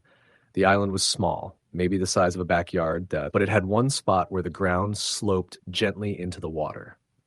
I set my gear down, baited my hook, and started casting. The sun was nearly gone, leaving a dim twilight over the lake. That's when I felt it, a subtle tug on the line that didn't feel like a fish. The rod bent slightly, but there was no weight. I reeled in slowly, thinking maybe I snagged weeds. When I brought the line up, my stomach sank. Wrapped around the hook was a piece of dark, wet fabric. It was leather, I think, torn and slimy, like it had been in the water a long time. I held it up, and in the fading light, I could see a hint of a zipper and a frayed strap. I let it fall back into the water. I didn't want to touch it. My chest tightened, but I tried to stay calm. I tried fishing a bit more, but the tug on the line continued. Faint, irregular, like something was testing me. Every time I pulled in, the water seemed darker around the hook. I shook it off, telling myself I was imagining things, maybe nerves or shadows playing tricks. Night fell. I built a small fire on the island, just enough for light and warmth. The lake was silent, except for the occasional splash of a fish. I kept glancing over my shoulder toward the shore, half expecting to see someone walking through the trees. That's when I heard it. Footsteps. Slow. Crunching leaves. From the opposite shore, maybe 30 yards away. I froze. The sound was unmistakable. Heavy boots moving deliberately through underbrush. I grabbed my flashlight, shining it across the water. The beam caught something tall, dark, standing at the water's edge. I could just make out a figure. Broad shoulders, face obscured by shadows. It didn't move toward the water, didn't call out, just stood there, watching me. My stomach dropped. I called out, "Hello?" My voice sounded small, weak. No answer. The figure didn't move. I told myself it must be a local camper that may be drunk or lost. I packed my gear quickly, ready to wade back to shore. The line of trees seemed to stretch endlessly, and the water felt cold against my legs. Halfway back, the tug on my line returned. Hard this time. I braced myself, thinking I had snagged a fish, but the pull was violent, unnatural. The rod bent to its limit. I yelled and tried to pull, but the line wouldn't budge. Something heavy was on the other end, thrashing. Then, a wet, gurgling sound came from the water. I yanked with everything I had, finally dragging my rod free. The reel spun wildly in my hands, line tangling. When I looked at the water, the ripples had formed a circular pattern, like something massive had moved beneath the surface and then vanished. My heart pounded and I stumbled back to shore. That's when I saw prints. Large, boot-like impressions in the muddy bank, leading from the water into the trees. Too large for any local camper. The prints were deep, set as if the person or thing was heavy. I ran, splashing through the shallow water, reaching the dirt path that led back to my truck. My flashlight beam caught the edge of the trees. I swear I saw a shadow moving just beyond the light, following me. My hands shook as I started the engine, tires spitting gravel, and I drove away as fast as I could. I stopped at a gas station down the road, trying to catch my breath. I called a friend, told him what happened, but he laughed it off. "You're imagining things," he said. "Just ghosts of the lake, paranoia, nothing's out there." I wanted to believe him, but deep down, I knew better. Weeks passed, I avoided the lake entirely. I tried to convince myself it was stress, lack of sleep, or imagination. Then one morning, I received a package in the mail. No return address. Inside was a single photograph, grainy, black and white. It showed the lake, the island where I had been fishing. On the shore, in the tree line, a figure stood, tall, dark, watching. Even in the photo, I could tell the shoulders were broad, the stance deliberate. I recognized the island. My stomach sank. That same evening, I received a text. No number, just a message. "See you next time." I haven't been back to Lake Winthrop. I avoid any secluded lake where the trees crowd the shore, where the water runs dark and deep. I still fish in reservoirs and stocked ponds, but the memory of that night haunts me. The boots in the mud, the tug on the line that wasn't a fish, the shadow watching me from the trees. It never really leaves. Sometimes in the quiet of my backyard, I hear the faint sound of footsteps on water just behind me, and I feel a chill that reminds me, the wild doesn't forgive curiosity. It watches. It waits. Story the end. The sky was still dark when I loaded my gear into the old pickup and drove toward Willow Creek, a stretch of river that locals said was good for catfish if you don't mind the mud. I was visiting from Ohio, hoping for a weekend away from the city. The town I passed through was small, fewer than 1,000 residents, lined with boarded-up stores, peeling paint, and signs for bait, beer, and diesel. Everyone I passed gave me a glance, quick and wary, like I was trespassing into a world I didn't belong. By the time I reached the creek, the sun was barely peeking over the trees. Mist hovered above the slow-moving water, and the smell of wet earth and decaying leaves filled the air. I parked on a muddy bank and unloaded my rod, tackle box, and small cooler. A narrow trail led to a point where the creek bent, widening into a shallow pool edged with reeds. The locals had said this area held the biggest catfish, though catching them required patience and guts. I had plenty of both. I set up my rod, baited my hook with a live bluegill, and cast into the shadow of an overhanging tree. The morning passed quietly, the occasional tug and nibble, nothing serious. Around noon, I noticed a small wooden rowboat tied to a tree on the far bank. It was weathered, moss growing along the edges, and tipped slightly as if no one had used it in years. Curiosity gnawed at me, but I told myself to focus on fishing. Suddenly, my line jerked violently. I pulled back, heart racing. Whatever was on the line was big, heavy, thrashing. I gritted my teeth and reeled slowly, muscles burning. As the silhouette of the catch emerged, I realized I had hooked something, not a fish. A human foot, mud-caked and pale, with a shredded boot still laced to it. My stomach sank. My hands shook so badly I nearly dropped the rod. I kicked the line slack into the water and backed away, trying to make sense of what I'd just seen. The creek seemed to go silent. No birds, no insects, no water movement except my own splash as I stumbled backward. I remembered the stories I'd heard in town, missing people, never explained. One man had vanished while fishing last fall. Another had disappeared along the old logging road near the river. I swallowed hard. This wasn't coincidence. That evening, I set up camp on a ridge above the creek, far from the water. I tried to eat, tried to distract myself, but the thought of that foot of someone tied beneath the muddy water wouldn't leave me. Around midnight, I woke to a strange sound, the slow dragging of something heavy through the water, followed by faint, wet thumps on the bank below. I froze, listening. There it was again. Drag, drag, thump. Then a whispering sound, unintelligible but distinctly human. I grabbed my flashlight and shined it down the slope. At first I saw nothing. Then, movement, a shadow on the bank, hunched and thin, pale in the beam. It moved unnaturally, like the limbs weren't working right. It paused, looked toward me, and I felt its eyes even before I saw them. Empty, hollow, yet aware. My heart pounded so hard I thought I'd pass out. I scrambled down the ridge, back toward the truck, but the ground beneath me gave way, and I fell, scraping my hands and legs. When I looked up, the figure had vanished into the mist, leaving only the dragging sound on the water. I jumped into the pickup, slammed the door, and started the engine. The headlights cut through the fog, and I drove, heart racing, until I reached the town. The next day, I returned with the sheriff.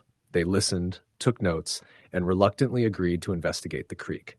Divers went in and found a partially submerged rowboat with a corpse inside, bound at the wrists and ankles, face bloated beyond recognition. Nearby, another body floated, tangled in reeds. They wouldn't tell me the identities, only that the river had been used as a dumping ground for years. Decades, perhaps. The locals didn't speak of it much. Some had left, some had learned to stay away. The rest of the weekend, I stayed in a cheap motel, too shaken to sleep.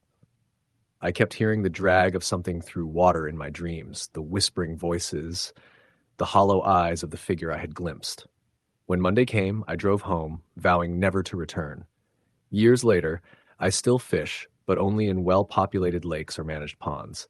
The memory of that creek never leaves me. The muddy water, the abandoned rowboat, the dragging sounds, the moaning shadow watching me in the fog. I sometimes wonder how many bodies are still there, hidden beneath roots and silt, waiting for someone else to cast their line. Story the end. The morning started cold, the sky overcast and low-hanging with a gray that made the water look like steel. I had my old aluminum boat loaded the night before, motor checked, gas full, rods organized. I was aiming for the backwater stretch of the Mississippi, a place I'd fished before, but not alone. This time, I had my cousin Mark tagging along. He was less experienced but excited. He'd never done early morning river fishing in the fall, when the fog sits heavy on the water and the world is quiet enough to hear the river breathe. We launched before sunrise, the motor churning sluggishly against the heavy fog. I had a gut feeling right away. Something about the place felt different, more tense than usual. Usually the river hums with distant bird calls, the occasional splash, maybe a deer wading the shallows. Today it was near silence, except for the motor and the occasional drip of water off the gunwale. We paddled into a narrow channel that twisted off the main river, thick with dead timber. Trees leaned in, roots like jagged claws under the water, and the surface was dotted with swirling leaves. I picked a spot I'd heard of from local fishermen, a deep bend where bass hid in submerged logs. I anchored the boat and set up 2 rods, heavy tackle for bass and a lighter rod with live minnows for catfish. It started slow, nothing biting, just the occasional splash from small fish. The mist lifted slightly, revealing the twisted shapes of fallen trees. I noticed something off, a ripple too sharp, too fast for a fish. Mark laughed, pointing to it, thinking it was just a jumping fish. But I leaned closer, scanning the water, and froze. A shadow moved beneath, long, almost cylindrical, with a dark sheen that didn't glint like fish scales. It slid beneath a log, and the water warped unnaturally around it. "See that?" I whispered. Mark leaned over, squinting. He shook his head. "Looks like a log." "No," I said, my voice low. "That's not a log." I grabbed the heavier rod and cast near the movement. For a while, nothing. Then the rod tip jerked violently, and the reel screamed. The line raced out as the creature pulled. I braced and tried to reel in, but it was too strong. The boat lurched, dragged toward a fallen tree, and I had to cut the motor to prevent snapping the line. Mark shouted as I struggled to keep balance. Then the line went slack. My heart hammered. I looked over the side. Nothing. Just the calm, dark water, except for faint ripples. I reeled slowly, expecting a snag, but the lure was gone, severed, cleanly cut. My stomach dropped. Something massive had tested me, and won. We drifted to the next bend, where the water deepened, the current pulling silently. I tried casting with the lighter rod. A small catfish bit, and we relaxed slightly, thinking maybe it was overreaction. But the river had other plans. A splash sounded from upstream, closer to the bank than it should have been. I looked, and my stomach turned cold. Something large was surfacing. A dark, hulking shape, partially obscured by fog. It was longer than our boat, maybe 10 feet, maybe more, with a head wider than any fish I'd ever seen. It moved smoothly without struggling, as if it knew every contour of the water. Mark didn't notice at first. He laughed, thinking it was another log until the water exploded near the side of the boat. I screamed, grabbed him, and pushed him down. The splash was immense, and the boat rocked violently. We both hung on as it calmed, peering over the edge. The shape was gone, but the water swirled unnaturally and bubbles rose from the depths. I tried to start the motor. Nothing. The battery was fine, but the engine wouldn't catch. The fog thickened, a wall around us. I glanced at the rods. The heavier one was bent violently. Something had grabbed the line and pulled it under. I reached for it. The reel spun freely. My fingers tightened. A shadow surged beneath, and the rod snapped from the force, the tip flying into the water. Mark panicked. "We have to go!"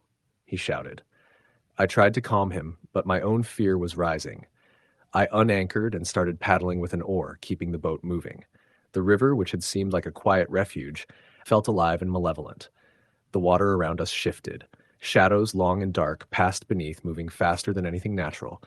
Then I saw the eyes, two black, glassy, pupilless orbs staring up from just below the surface, unblinking. My breath caught. The shape was immense, long, covered in algae and moss, skin rough and rubbery. It didn't move like a fish. It seemed aware, studying us. A low rumble came from beneath the water, almost like the growl of an enormous animal. The boat jolted violently as if someone had lifted it from below. Mark screamed. I gripped the sides. The current began pulling us toward a fallen log field I had hoped to avoid. I rowed frantically, each stroke a fight against an unseen force. The creature surged again, water boiling around it. I saw the back half of its body, a long tail thrashing just under the surface, propelling it forward with terrifying speed. We were pinned between the log field and the creature. I grabbed a flashlight, swung it over the water, trying to catch its outline, but the beam only reflected dimly off slick, wet scales, or maybe skin. Then it hit. The boat rocked hard. Something slammed the side and water splashed over us. Mark fell backwards, screaming, clutching the boat's edge. I kicked the oar into the water, trying to push off. The motor refused to turn. I realized the creature had disabled it. I felt the tug of currents stronger than natural, pulling us toward a submerged root tangle. Instinct took over. I yelled at Mark to hold on and shoved the boat off the first log. We scraped and groaned over another, bouncing toward shallower water. Behind us, the water boiled, and I glimpsed the head rise, huge, jaw gaping slightly, nostrils flaring. A moment, and it was gone again, diving under the surface. The boat shuddered as if it had just grazed a massive stone. Finally, we reached a channel wide enough to maneuver. I managed to start the motor on a second attempt and floored it, the prop churning water and spraying mist over us. The creature followed for a moment, a dark blur beneath the waves, before it sank back into the depths. Silence returned, thick and heavy. We didn't speak. The fog lifted partially as we neared the marina.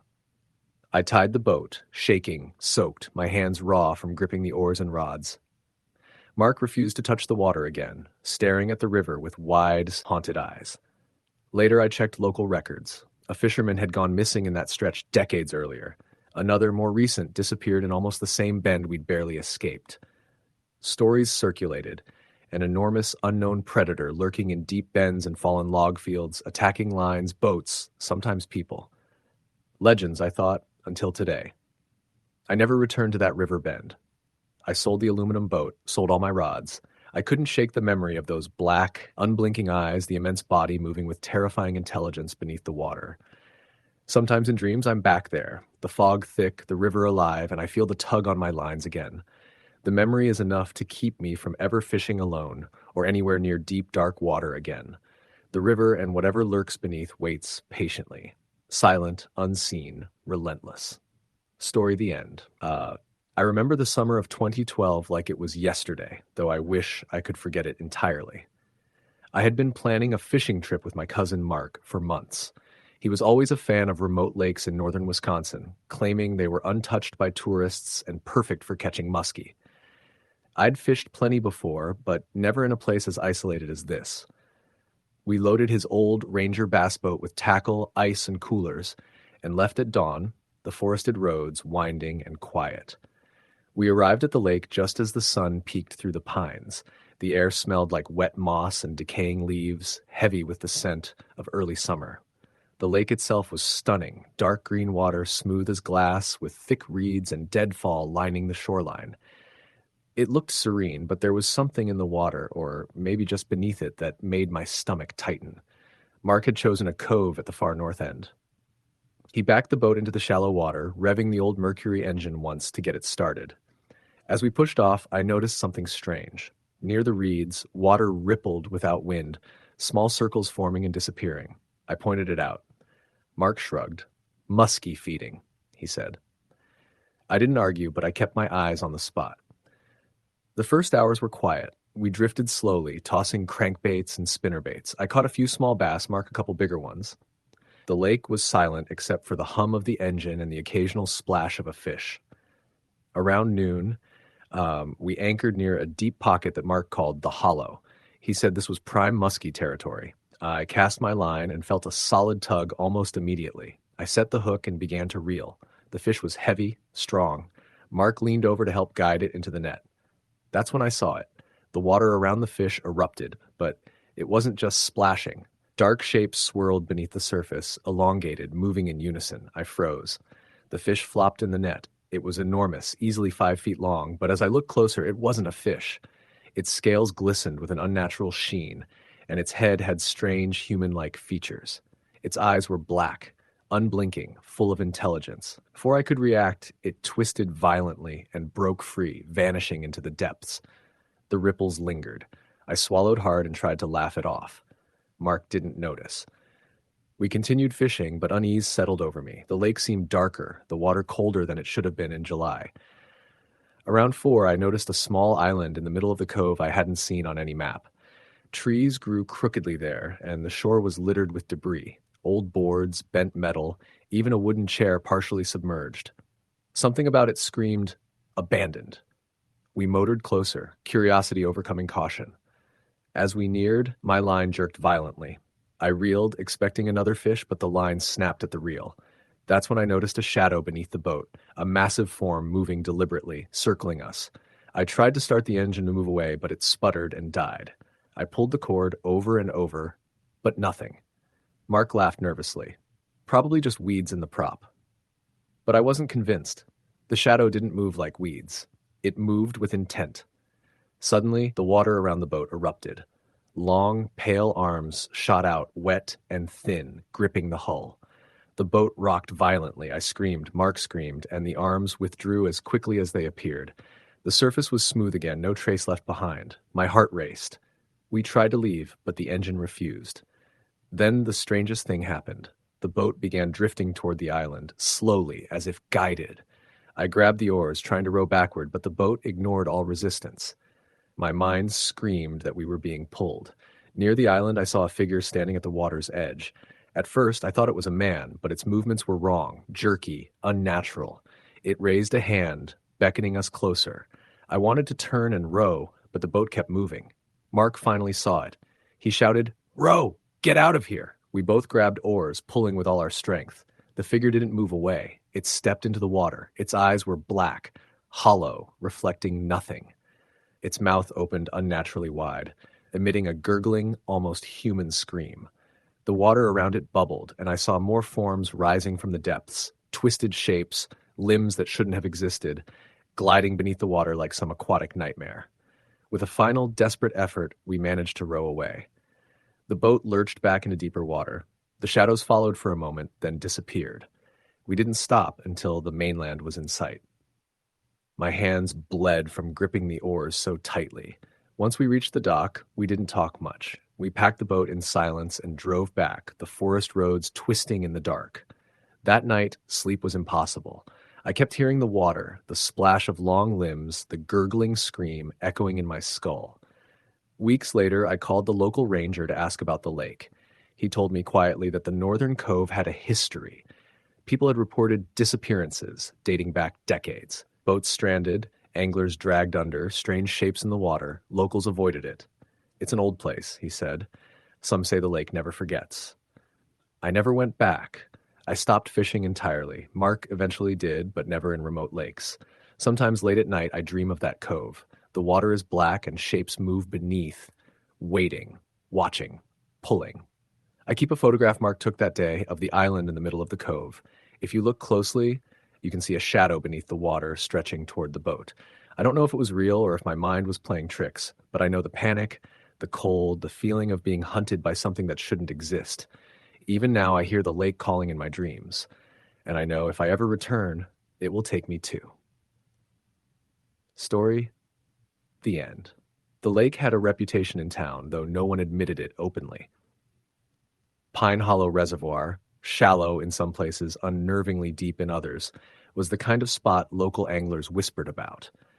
People went missing there occasionally, usually drunk or reckless teenagers, and sometimes their boats turned up miles from where they had been anchored.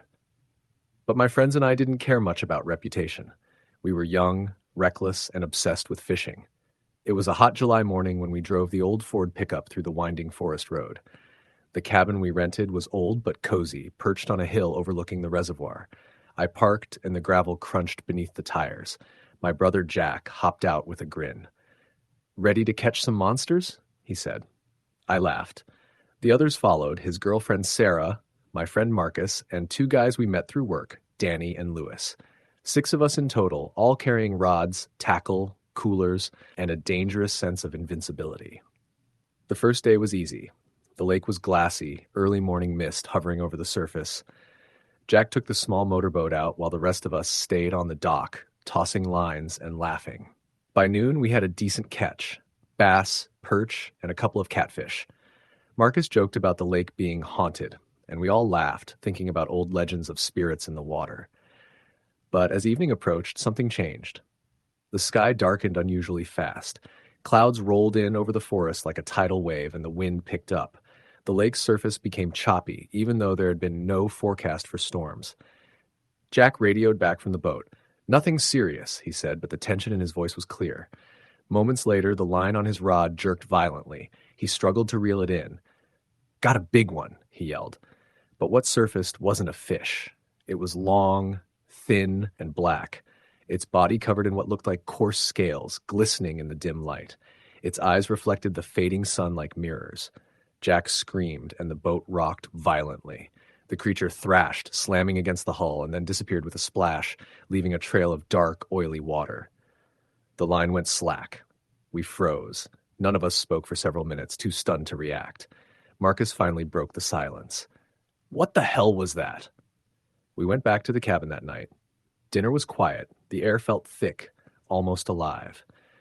Around midnight, I woke to a scratching sound at the cabin door. At first, I thought it was a branch, but then there was a soft thump, thump, thump, like something heavy was pacing just outside.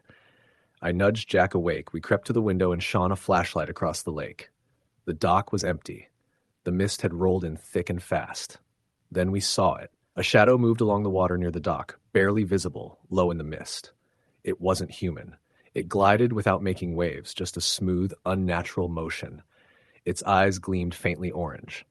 We held our breath, unable to look away. Then it sank slowly, disappearing beneath the surface. The next morning, we tried to convince ourselves it was a hallucination. The sun rose, turning the mist golden. The lake looked calm, inviting even. But when we went to check Jack's boat, the motor was partially submerged, water seeping in as though someone or something had tried to sink it overnight. The dock boards were scratched deeply, gouges that hadn't been there before. We decided to fish again, but we stayed close to shore. The lake remained eerily silent. No fish, no loons, not even the wind seemed to stir. We cast lines anyway, hoping for a distraction. Hours passed with nothing, and tension grew. Danny suggested a swim to cool off, but Sarah refused, glancing nervously at the dark water. As the sun dipped below the trees, Marcus's line jerked violently.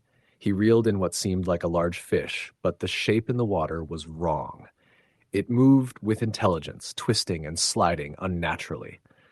When it breached the surface, it had a long, thin head with jagged teeth and eyes too large, reflecting the last rays of sun. Marcus screamed as the rod was pulled from his hands, splashing into the lake. The creature disappeared with a thump that reverberated through the water. We left the lake at nightfall, shaken, but we didn't lock the cabin door. A mistake. Around 2 a.m., I was awakened by whispering voices outside, faint but unmistakable. The shadows on the walls stretched and twisted. Something moved across the porch silently, like a predator stalking. I grabbed a flashlight and threw it toward the edge of the cabin. The beam caught a pale, humanoid figure standing at the dock, long arms reaching down toward the water. Its face was featureless except for glowing eyes. It tilted its head and then vanished into the lake. The next day, we tried to retrieve our boat and fishing gear. When we reached the dock, the lines were gone. The rods were missing. Deep gouges were scratched into the dock as though something enormous had dragged them under. We debated leaving immediately, but the truck had a dead battery. It took hours to jumpstart. Even after we left Pine Hollow Reservoir, the lake haunted us. Jack refused to go near water for months. Marcus's nightmares became frequent, filled with shadowy figures under dark water. I would wake up to hear scratching on windows or see glowing eyes in my peripheral vision. We never spoke of the lake again, not even jokingly. Years later, I learned from a local historian that in the 1930s, a logging crew had reported seeing black shapes in the water, larger than any fish, moving against the current. The crew abandoned the site, and locals avoided the lake at night. Some said it was the restless spirits of men drowned in logging accidents. Others said it was something older, something that had always lived in the depths. I'll never know for sure what we encountered that July, but I know that sometimes the calmest lakes are the deadliest, and what waits below the surface doesn't care about our rules, our boats, or our lines. The lake is patient, silent, and hungry, and I know it remembers. Story the end. On the last weekend of June, the haze of early summer hung heavy over the lake. It was the kind of day when the air felt soggy, as though everything was breathing but nothing was moving. I, Jack Myers, was heading out for a solo fishing trip I'd been planning for weeks. I needed it. A break from the board meetings, from the city's roar. So I loaded my small aluminum boat onto the trailer at 5 a.m., drove out to the lesser-known arm of Lake Cascade in Idaho, and launched just as the sun peeled itself over the horizon. The water was glassy. I pushed the motor into idle, drifting toward a stretch of reed-lined shoreline where I'd heard the bass were thick. I baited my hook, cast into the deepening shadows of the bulrushes, and waited. At first, the day gave me nothing more than the polite tapping of small fish, the kind you release before you've really gotten into the rhythm. But I stayed patient, watching the reflections of circling gulls overhead, the way the surface rippled faintly when something large slid beneath. Around 10 a.m., I felt what I first took for a snag. The rod tip dipped sharply, then pulled. I set the hook and immediately got a yank so deep, it took a moment for me to realize it wasn't a bass. It was something heavier. My heart thumped. Adrenaline rattled my veins. I kept pressure on the line. The craft shuddered as the fish deep dived, dragging the boat's bow around toward the bulrushes. I gritted my teeth and guided the boat away from the weeds, slowly, carefully. After a struggle, I saw her. A largemouth, huge, nearly 3 feet long, shimmering dark green in the shallows. I guided her toward the net, but just then she surged sideways, whipped around, and the hook popped free. She disappeared in a flash. My relief was short-lived. Curiosity took over. I scanned that shoreline and noticed the reeds parted as though something larger lurked behind them. I shrugged off the feeling, telling myself bass don't hide behind bulrushes like predators. I moved on, found an eddy near a fallen log, and settled into a gentle drift. I loosened my grip on the rod, letting the boat bob. The lake lay quiet now, almost too quiet, save for the hum of the motor in neutral. I closed my eyes for a few seconds, the summer sun mellowing overhead. When I woke, something had changed. The water near the log stirred. I felt it first with my boat's slight jerk, then heard a splash, a muffled, sudden sound. I peered over the side, nothing visible, but the hair on my neck prickled. I climbed back into the seat and reached for my phone to check the time. 12:17 p.m. I realized I hadn't eaten, So I unhooked a granola bar and began chewing, scanning the shoreline, trying to shake the sensation of being watched. I resumed casting, this time letting the bait drop deeper. I went through another hour without contact. Then I heard the thwack of oars from somewhere else on the lake. A group? No, just one set. The rhythm faded. I stayed still, squinting across the water, saw nothing. I told myself it was the paddler from a kayak going by half a mile away. But the uneasy feeling lingered. At 2:35 p.m., I felt a pull so sharp it startled me out of chair tilt. The rod bent hard. I lifted, struggled, the fight pitched. This time, the fish didn't run away. It stayed in place, anchored deep. My electric motor kicked in, so I drifted toward it. Then the line slackened for a moment, and I reeled slowly. I jerked again when I felt a tap. 2 taps, faint but deliberate. My mind raced, maybe a tarpon, maybe some unknown snag. I reeled steadily until I saw the surface break, and what rose was no bass. It was long, thick, a dark, massive body sliding just below the surface. The water bubbled, shimmering, like someone had dropped a large stone. I staggered in the seat. The thing widened. It wasn't fish shape. It looked more serpent-like, elongated, its head just beneath the surface. I froze. My mouth went dry. Then it broke the surface. Eyes black, snout heavy, jaws parted. For one horrified heartbeat, I saw the thing's teeth, hundreds of small, sharp points. It glided slowly toward my boat. It didn't strike. It just hovered. I snapped back to myself and eased off the knee brace, put the motor in reverse, kicking water behind me to keep it away.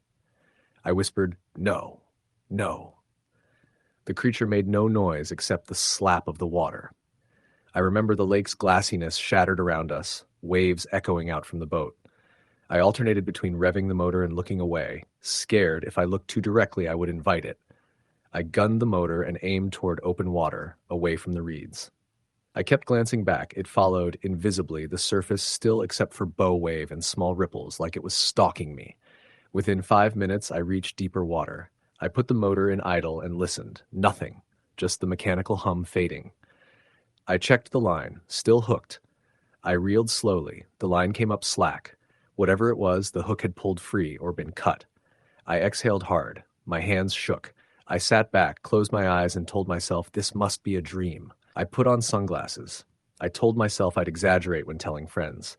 But inside, I knew I couldn't. I glanced around. The shoreline was gone now, unseen behind meadow-green banks. The lake stretched wide and open. I tried to fish again, but that drive had drained me. By 4 p.m., I pulled the boat into a small cove to rest. I shut off the motor. The water stilled. The light faded into early evening. I hung the rod and just sat there, rod at rest, soaking in the silence. I watched mayflies rise in tiny spirals above the surface. Time drifted. As dusk fell, I prepared to head back. I packed gear, net, tackle box. I turned on the motor. As the sun sank, the water darkened abruptly. I backed out of the cove and aimed for the ramp. The lake now looked alien, shadows long, the surface like dark glass. I picked up speed and felt a jolt, harder than wake. I glanced sideways, heart knocking. A wave, maybe. The bow lifted. Then I saw it. A swirling circle of water just to starboard, out a few yards. It rocked toward me. I grabbed the wheel, held steady. The swirling grew. I cut the motor. The circle collapsed. I looked down. The water was calm again. Too calm. I eased the motor forward. Suddenly, a hand, or what looked like a hand, burst upward from the swirling water. Pale, elongated fingers dripping with muddy lake water. It clutched the hull, scratched the aluminum side. My scream got stuck. I gunned the motor, but the boat shuddered as something heavy pressed underneath. I heard wood crack, or so I thought. The motor jerked. My stomach flipped. I saw the shape again underneath, a massive shadow, and the hand-like thing pulled away, sank. I hit the accelerator and headed for the ramp full throttle. I could feel the boat cavitate in the shallow ramp bay. I slammed the skid switches, cut the motor as the trailer touched ground. My chest heaved. I half ran from the lake. I didn't stop until I locked the hatch on the trailer, hitched it to my truck, and backed up the ramp. While reversing, I watched the lake behind me. In the last fading light, I swear I saw a figure standing up in the water by the shoreline, partially submerged, staring at me. I accelerated away. That night, at home in Boise, I couldn't sleep. The memory of water so still, then violent. Fingers reaching. The shadow under my boat. I kept expecting it to come through my motel window. Over the next days, I told myself some mundane explanation, an anchored log, weird current, hallucination. but the lines still haunted me. The fish, the silent body underwater, the hand. I couldn't shake the dread that something in that lake watched, and I fished many times, but that weekend changed everything. Weeks later, I visited the boatyard to scrape off algae. As I rinsed the hull, my hose picked up the faintest knock, tap, tap, on metal beneath the boat, like someone tapping from inside. I froze, blasted the hose. I looked under the hull cover. Nothing. I filed it away in my mind, but something still lurked in the back corners of my thoughts. When I drifted into sleep, I remembered that black eye, the broad shadow under the surface. I wondered, how long had it been there? How many others had passed over that stretch of water, not seen it? I stopped going to Lake Cascade. I shifted to high mountain reservoirs where there's less cover, more open sight, and yet when I'm alone at dusk, near the water, I feel its presence again. I feel watched. Fishing is peaceful, yes, but sometimes the depth is darker than you expect. Story the end. The morning mist hung low over Lake Pendleton, thick enough that when I pushed my small bass boat off the dock, the shoreline vanished almost immediately behind me.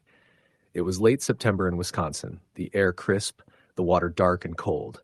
I had planned a week of solo fishing, hoping for a big northern pike or some wily walleyes. The lake was nearly deserted. Few cabins, fewer boats. Perfect solitude, or so I thought. The first day was quiet, almost eerily so. I started near the inlet, casting topwater lures, moving slowly along submerged logs and fallen trees. The water was mirror still, save for a few concentric rings where minnows darted under the surface. By mid-morning, I had a couple of decent fish, nothing spectacular. But the strange part wasn't the lack of fish, it was the silence. Birds didn't sing. No frogs, no insects. Just me, the water, and a fog that seemed to follow me wherever I moved. I anchored near a cluster of large boulders jutting from the water, a place I knew held bass. As I leaned over to adjust my line, I noticed something unusual. The water around the boat rippled slightly, though the lake had no wind. Something moved just beneath the surface. At first, I thought it was a fish, but this didn't dart or swirl. It slid slowly, deliberately, and it was too big to be a bass. I stared, heart pounding, trying to convince myself it was a log or a shadow, but when I tapped the water with my paddle, it shifted, gliding toward the bow. I pulled back, fumbled for the anchor, and decided to move. I didn't want to spook whatever it was or provoke it.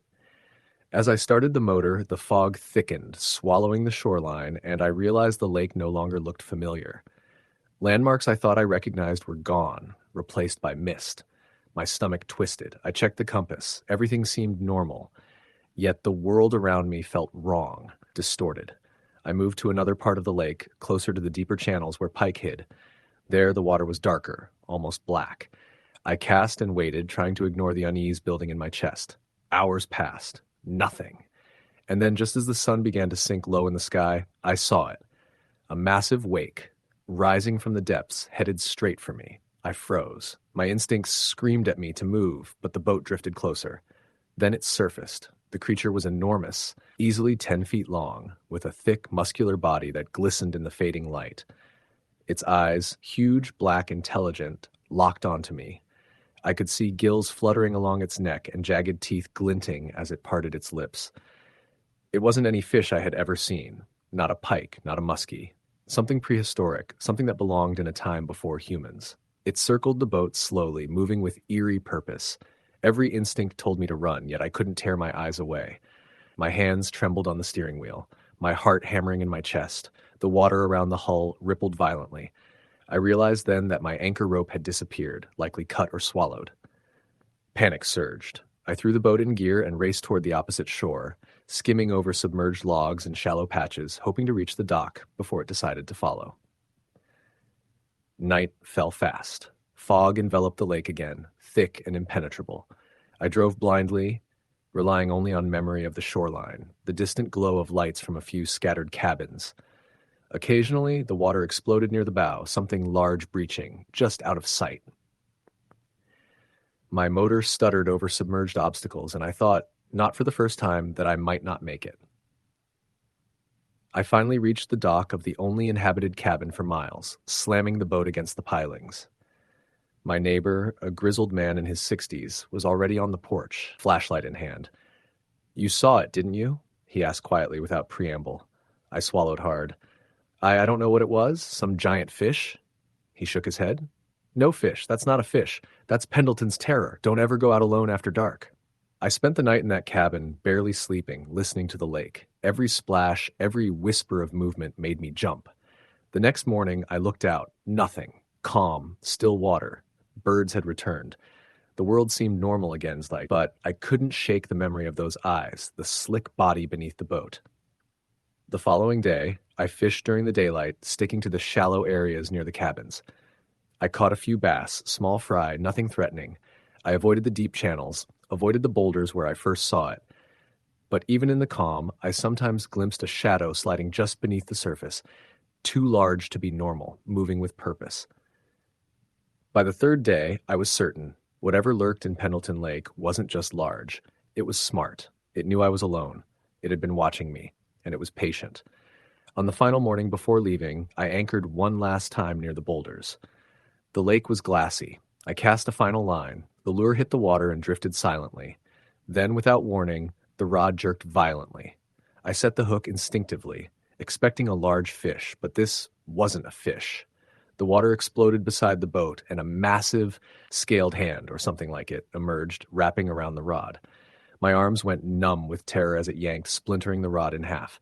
I scrambled backward, knocking over tackle boxes, and the creature vanished, leaving only a trail of bubbles and ripples. I left immediately after that. I didn't even try to retrieve my broken rod. As I drove away, I glanced back at the lake. The fog was rising again, curling around the boulders, hiding whatever lived beneath. I knew I'd never come back, and I knew that even months later, the image of those eyes, that hand, and the massive body under my boat would haunt me every time I saw still water. Some stories, I realized, weren't meant to be tested. Some waters were best left alone, and Pendleton Lake was one of them. Story the end. I remember the first time we tried fishing at Black Hollow Lake up in northern Michigan. It was early October, the air crisp, the sun struggling to break through the thick canopy of maples and pines surrounding the water.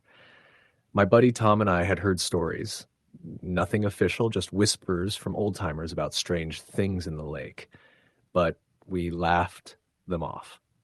We were in our late 20s, invincible in our own minds, armed with rods, tackle boxes, and a cooler full of beer. We arrived just as the fog was lifting, long wisps curling over the still surface. The lake looked like glass, mirror smooth, reflecting the trees with almost too much clarity. We launched our small aluminum boat and pushed off the shore. No wind, no sound except the creak of oars and occasional splash of fish breaking the surface. I cast first, a spinnerbait through a patch of lily pads near the far side of the lake. Tom followed, casting a crankbait along the shallow bank. The first hour was uneventful. A few small bass, nothing worth bragging about. Then I felt it, a tug heavier than a bass should be. My rod bent hard, almost horizontal, and the reel screamed. My heart raced as I leaned back, fighting it. Tom watched, shouting advice, but I could tell he was tense too. The water beneath the boat churned violently, almost like something massive was thrashing under the surface. Suddenly, the line went slack. Whatever it was had cut free, or so I thought. Then a massive swirl erupted right alongside the boat. I yelped and grabbed the oar, paddling frantically to move away, but the creature followed. The water erupted, and I caught a glimpse of it. Long, dark, sleek, almost serpentine, with a mouth wide enough to swallow half our boat. Its eyes reflected the sun dimly filtering through the fog, pale and cold. We paddled toward the shore in blind panic, the creature circling, slapping water with a tail that could have capsized the boat if it hit us. We reached shallow water, jumped out, and dragged the boat up the bank. I was shaking so hard I could barely hold the rod. Tom was pale, muttering about never seeing a fish that big, but neither of us could deny what we'd seen. That night, at the cabin we rented nearby, we tried to rationalize it. A giant musky, some invasive pike, but Black Hollow was surveyed regularly, and the largest fish recorded were no more than 8 pounds. Nothing that could create the turbulence we'd felt. The next morning, despite everything, we went back. Curiosity mixed with the embarrassment of being scared. We launched again, the mist thick this time. We didn't speak much, casting silently, watching the water for the first sign. Hours passed.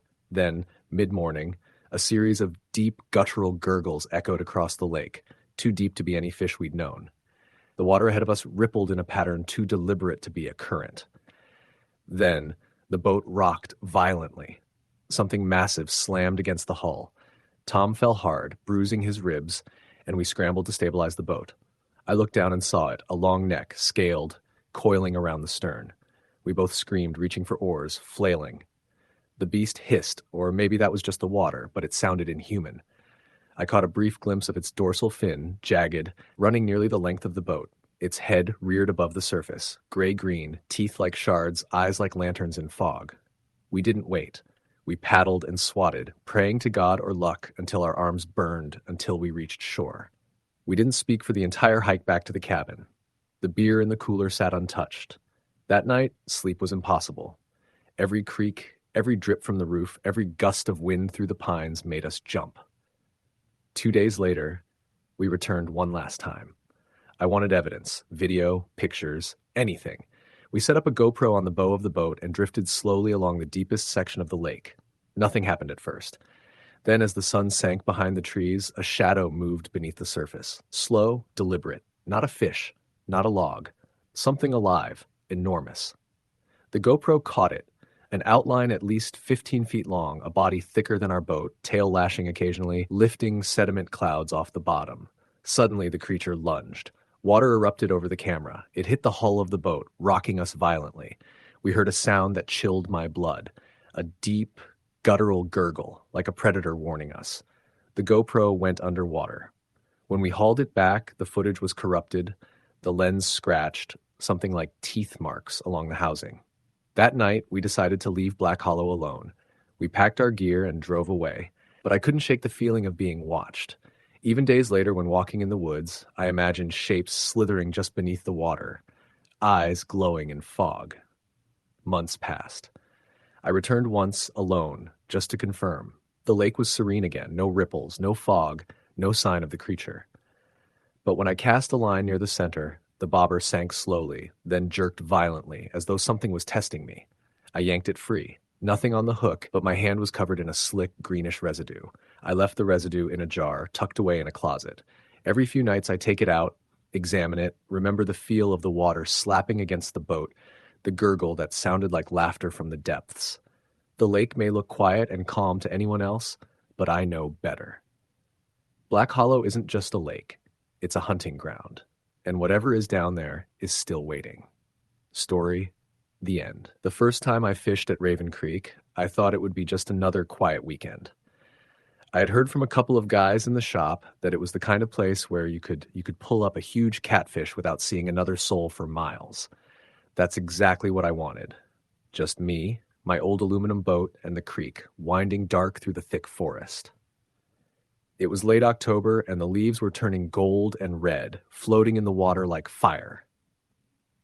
The air had that crisp edge, the kind that makes your lungs burn slightly on the inhale. I launched the boat at a small, rickety dock. It groaned under my weight.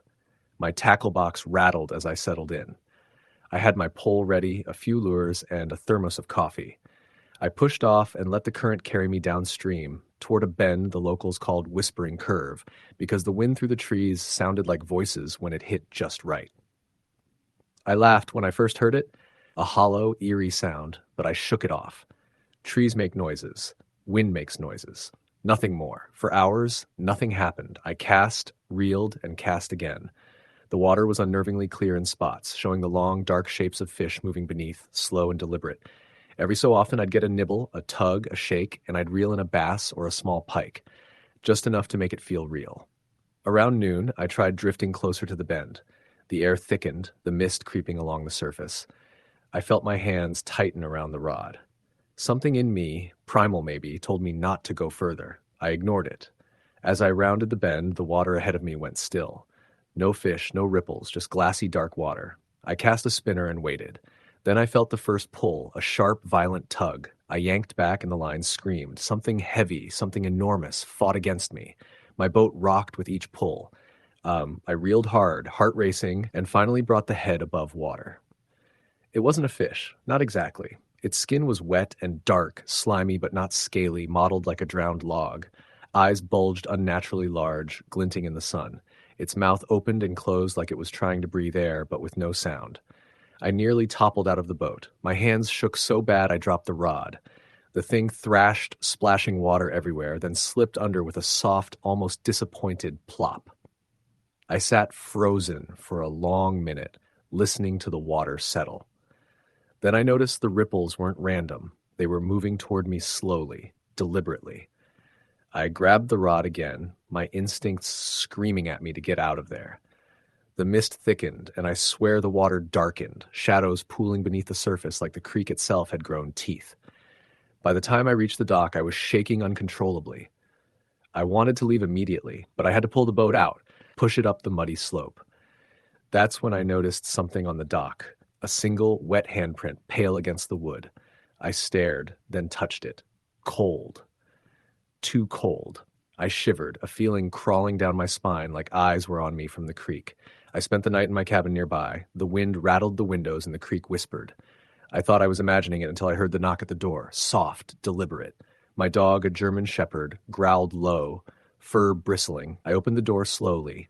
No one, only the mist rolling down the creek. The knocks came again, from the window this time. I didn't sleep. I sat in a chair, flashlight in hand, listening to the creek. I could swear something moved just under the surface, watching, waiting. The next morning, I tried to rationalize it. Fish, shadows, sleep deprivation. I pushed the boat back into the water. The sun was up, bright and warming. Everything seemed normal. But as I rowed toward the bend, I saw them. Footprints, not like any animal I'd seen, large and flat, pressed into the muddy bank leading to the water, then disappearing. I froze. They were too big for a human, too wide for a deer. I ran the boat to shore, heart pounding. I decided to leave immediately. I was halfway packed when I heard it again, a soft, gurgling moan coming from the creek. I stopped. It was long, drawn out, almost like someone calling for help from underwater. I looked, and the mist was moving fast across the creek, curling toward the bank. Something dark surfaced, a shadow moving beneath the fog, wide, heavy, like a log sliding through the water. And then it paused. For a moment it seemed to look at me. My stomach turned. My hands trembled. I shoved the boat into the water and got in. Paddling fast, I felt the drag under the hull, the water, heavy and resisting.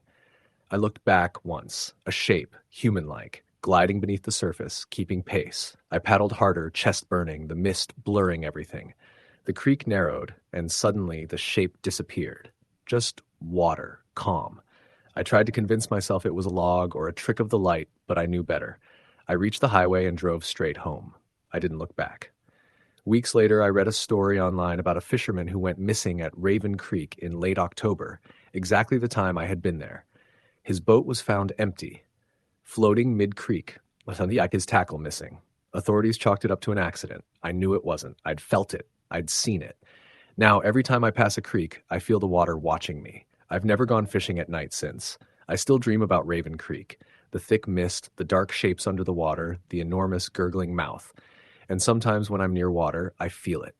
Eyes on me from below, waiting, silent, patient, hungry. Story the end. I had been fishing on Lake Harlo, a remote northern Wisconsin lake, for years.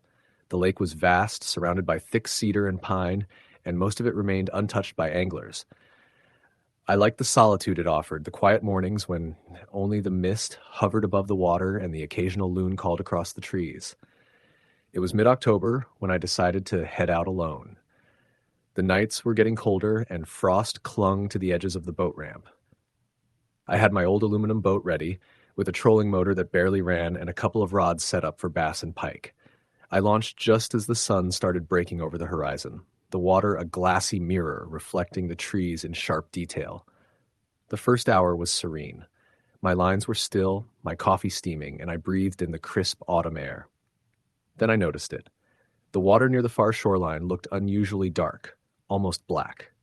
At first, I thought it was just shadows of trees or sediment, but the darkness seemed to move subtly, as if alive. I shivered, telling myself it was just early morning fog playing tricks. I cast my line toward a submerged log, hoping for a bass. Almost immediately, the rod jerked violently. I set the hook and the fish fought hard, pulling the boat slightly. But it didn't behave like a normal fish. It moved with purpose, dragging me toward the center of the lake. The rod bent sharply, my arms straining to hold it. Then, as suddenly as it had taken the bait, the line went slack. I reeled in, finding my hook gone and the lure shredded. I froze, peering over the side of the boat. Something moved beneath the water, a long, dark shape, broader than any bass or pike I'd ever seen. It stayed just below the surface, gliding silently. My stomach knotted, and I felt the hair on my arms stand on end. I tried to leave, motoring slowly toward the shallows, but the shadow followed, moving under the hull. I glanced at the depth finder. It showed a mass over 10 feet long just beneath me. Panic surged, but I forced myself to remain calm. Then my other rod bent violently. I grabbed it, setting the hook, but whatever was on the line was far too strong. The reel screamed, dragging line in a straight, powerful pull. The boat rocked as if caught in a storm, though the water was perfectly calm. I looked over the side again, and my blood ran cold. A massive, dark head broke the surface, eyes glinting amber, teeth jagged like broken shards. Its body was long and serpentine, at least 12 feet, moving with terrifying grace beneath the boat. I tried to start the motor and get away, but it seemed to push against me, circling. The creature struck the boat's side with force, sending a spray of icy water over me. Heart hammering, I grabbed the oars and paddled with all my strength toward a small cove I knew, hoping the shallows would give me a chance. I finally grounded the boat and scrambled up the muddy bank. Behind me, the lake was calm again. No ripple, no shadow, just the fog curling over the water like it hadn't been disturbed. I stayed there until sunset, watching, waiting, but the shape never reappeared. Weeks later, I returned once, determined to face the fear. I drifted toward the deep center, rods ready, heart pounding. Hours passed, and the lake remained deceptively calm. Then, suddenly, both rods bent violently. I set the hooks, and the fight began. The boat rocked violently as something massive surged beneath me, circling, eyes glowing amber in the dim light. I struggled for minutes, my arms burning, but the lines eventually snapped, the lures disappearing into the deep. I hauled the boat back to the ramp and left, never looking back. The memory of those amber eyes, the serpentine body, the way the lake seemed alive with it, stayed with me. I still fish, but now in rivers and smaller lakes, nowhere near deep, secluded waters. And sometimes at night I dream of Lake Harlo, of the shape beneath the surface, waiting, patient, and enormous, just out of reach. Story the end. I remember the first time I went to Red Oak Reservoir, a secluded lake in northern Pennsylvania. It was late summer, the sun low in the sky, and the water was calm, almost unnaturally still. My buddy Jason and I had heard stories from local anglers about people losing their tackle or seeing shadows beneath the water that didn't make sense, but we were young, reckless, and eager to prove ourselves. We launched our small aluminum boat just as the fog began rolling in, curling over the surface like smoke. The air was damp and cold against the warmth of the late summer sun. Jason cast first, a spinnerbait that cut through the misty air and landed with a small plop. I followed, aiming for the deep channel near the middle of the lake. The first hour was quiet, a few small bass, nothing to brag about. Then I felt a tug, strong and sudden. The rod bent almost double. I set the hook and felt something huge fight against me. It wasn't just heavy, it was deliberate, powerful, moving in a way no fish should. Jason yelled to me, but I barely heard him over my own adrenaline. The water beneath the boat churned violently. Suddenly the line went slack. I glanced over the side, and my stomach dropped. Something massive broke the surface beside the boat. Dark, sleek, easily longer than the vessel itself. Its head lifted, eyes pale and reflective, jaws parting to reveal rows of jagged teeth. I reeled frantically, trying to keep the line from snapping, but it thrashed violently, striking the boat with enough force to tip us. Jason and I grabbed oars and paddled blindly toward shore, water slapping over the sides, heart pounding. We reached shallow water and jumped out, dragging the boat with us. My hands shook, my chest heaving.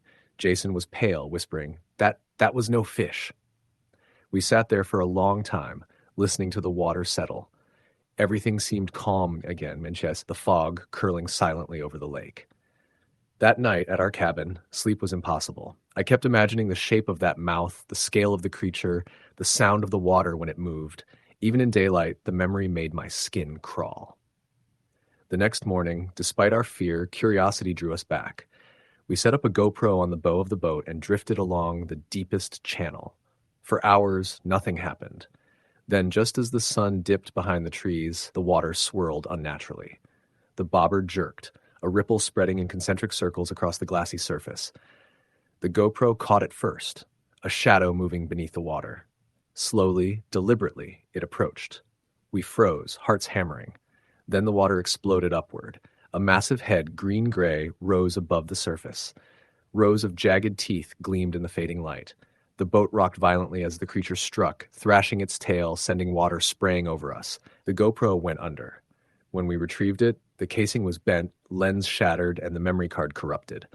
All we had were blurry frames of a monstrous shape, scales glinting, eyes glowing. We decided never to return. Red Oak Reservoir became off-limits. The memory of that mouth, the force of its thrashing, and the knowledge that it was aware of us haunted me for weeks. Even now, months later, I drive past other lakes and rivers and feel a chill, imagining something enormous just beneath the surface, waiting, intelligent, patient. Red Oak isn't just a lake, it's a predator's domain, and somewhere deep in the murky water, the thing still waits. Story the end. It was early September when I decided to drive up to Silver Pine Lake, a remote body of water tucked deep in the Cascades. I had a week off work, no one to answer to, and the kind of exhaustion that only comes from years of city life. I wanted peace, the kind that comes from sitting in a boat with nothing but water, wind, and the occasional fish tugging at your line. The drive up was long, winding along narrow mountain roads. The last few miles were dirt and gravel, the kind of path that made me question if my old Jeep would make it through. When I finally reached the lake, it was breathtaking. Still, dark water reflecting tall pines and the early morning sky. The only sign of human presence was a rusted metal sign marking the parking area. No other cars, no cabins, nothing. I unloaded my gear, a simple tackle box, my favorite spinning rod, and a small rowboat I had bought for solo trips. I pushed off into the water, letting the boat drift along the edge where the trees' shadows reached into the lake. The water was unnervingly clear in some spots, revealing dark shapes beneath that moved too deliberately to be ordinary fish. I ignored the uneasy feeling creeping up my spine, telling myself it was just my imagination. By late afternoon, I had caught a few decent-sized trout and was about to pack up when I saw it, a flash of silver deep under the water near a submerged tree trunk. I cast toward it.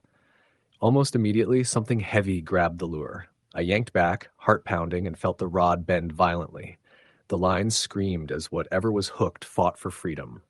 I struggled to reel it in, and when the shape finally broke the surface, I froze. It was massive, easily bigger than any fish I had ever seen. Its skin was slick, pale gray, with irregular patterns like scars or marks. Its eyes were dark, empty, too big for its head. I couldn't make out its mouth, but it moved with a fluid, unnatural grace, thrashing just enough to keep the boat rocking.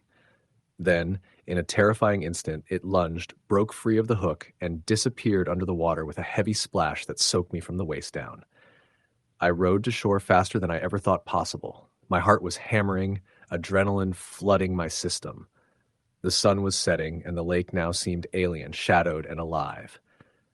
I packed up hastily, trying to calm my shaking hands. That night, I stayed in my small cabin near the parking area. The wind howled through the pines, but I didn't sleep. Every time I closed my eyes, I saw those black, empty eyes beneath the water's surface. Around 2 a.m., I woke to the sound of footsteps crunching on the gravel outside. My dog, a mutt I had rescued a year ago, growled low in his sleep. The steps stopped right outside the cabin door. A low, wet, gurgling sound followed, something dragging itself along the ground. I grabbed a flashlight and flung the door open. Nothing. Only mist rolling off the lake and the distant cry of a loon. I stayed on edge all morning. Determined to rationalize the previous night, I went back to the lake. The water was calm again, eerily so, but I could feel it watching. I cast a line near the submerged tree trunk where I had seen the creature. My lure sank slowly, and then the line went taut. I reeled with everything I had. This time, what I pulled up was worse. A pale, elongated arm, humanoid but twisted, thrashing in my grip. Fingers bent backward at odd angles, the skin slimy, mottled. My stomach turned and I dropped it back into the water. It slipped under with a soft, wet plop. The ripples moved outward toward me as if the water itself were angry. I rowed back to shore, heart racing, mind screaming at me to leave.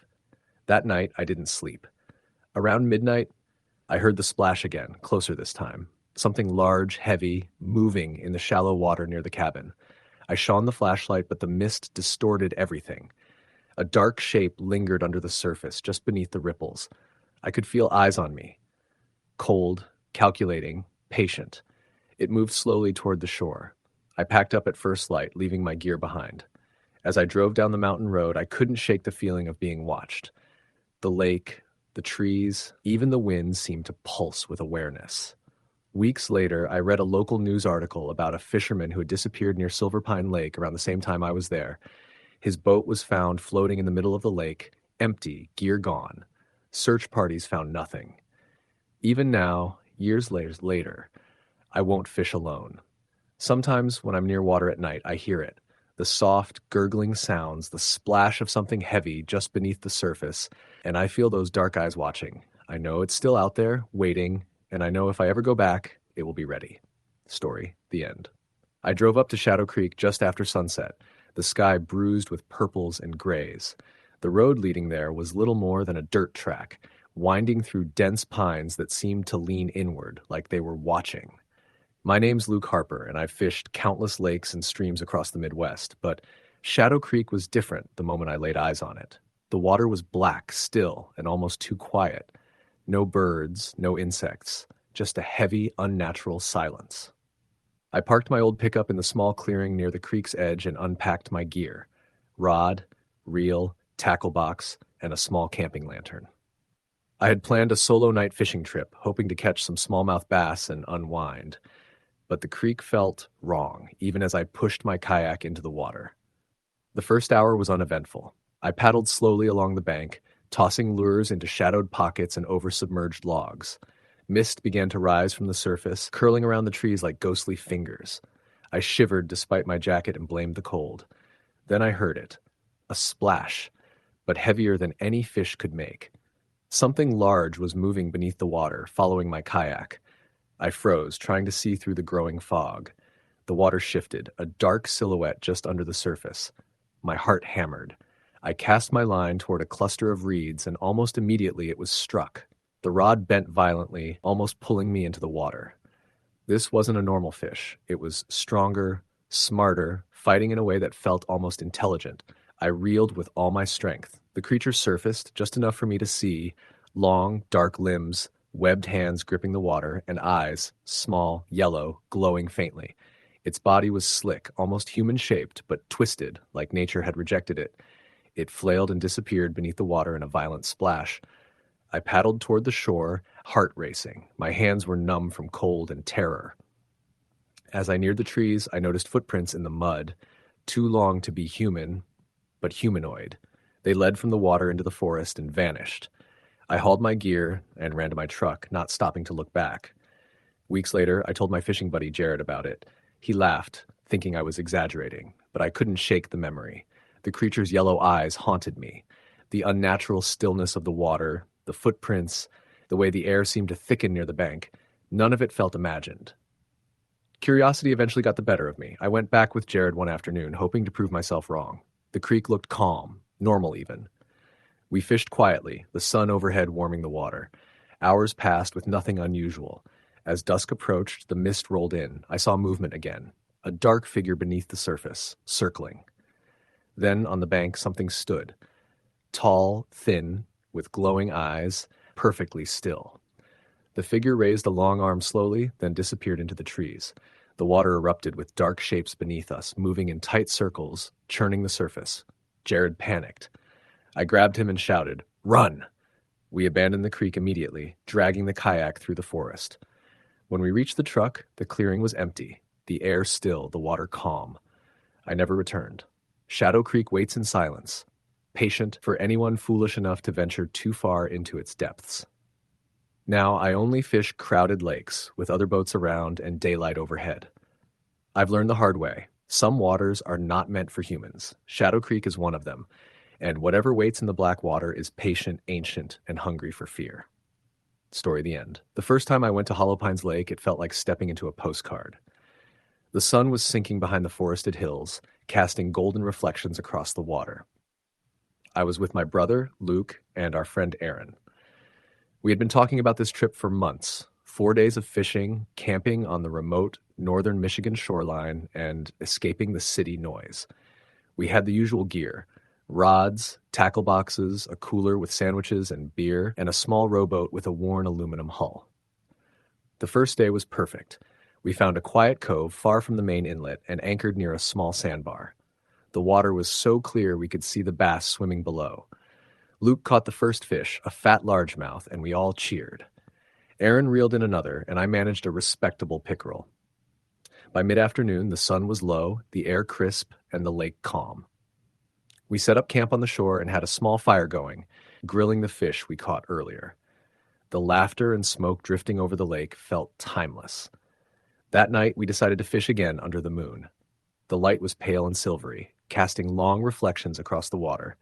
We paddled back into the cove, anchored, and cast our lines. Everything seemed normal until around 11 o'clock, when Luke's rod jerked violently. He yanked back, fighting a large fish. The line went taut, then snapped suddenly. Luke cursed. "It was huge," he said. Then we heard it, a splash from across the cove, too heavy for a fish. We froze. Another splash, closer this time. The surface of the water rippled violently, and then something large moved just beneath the boat.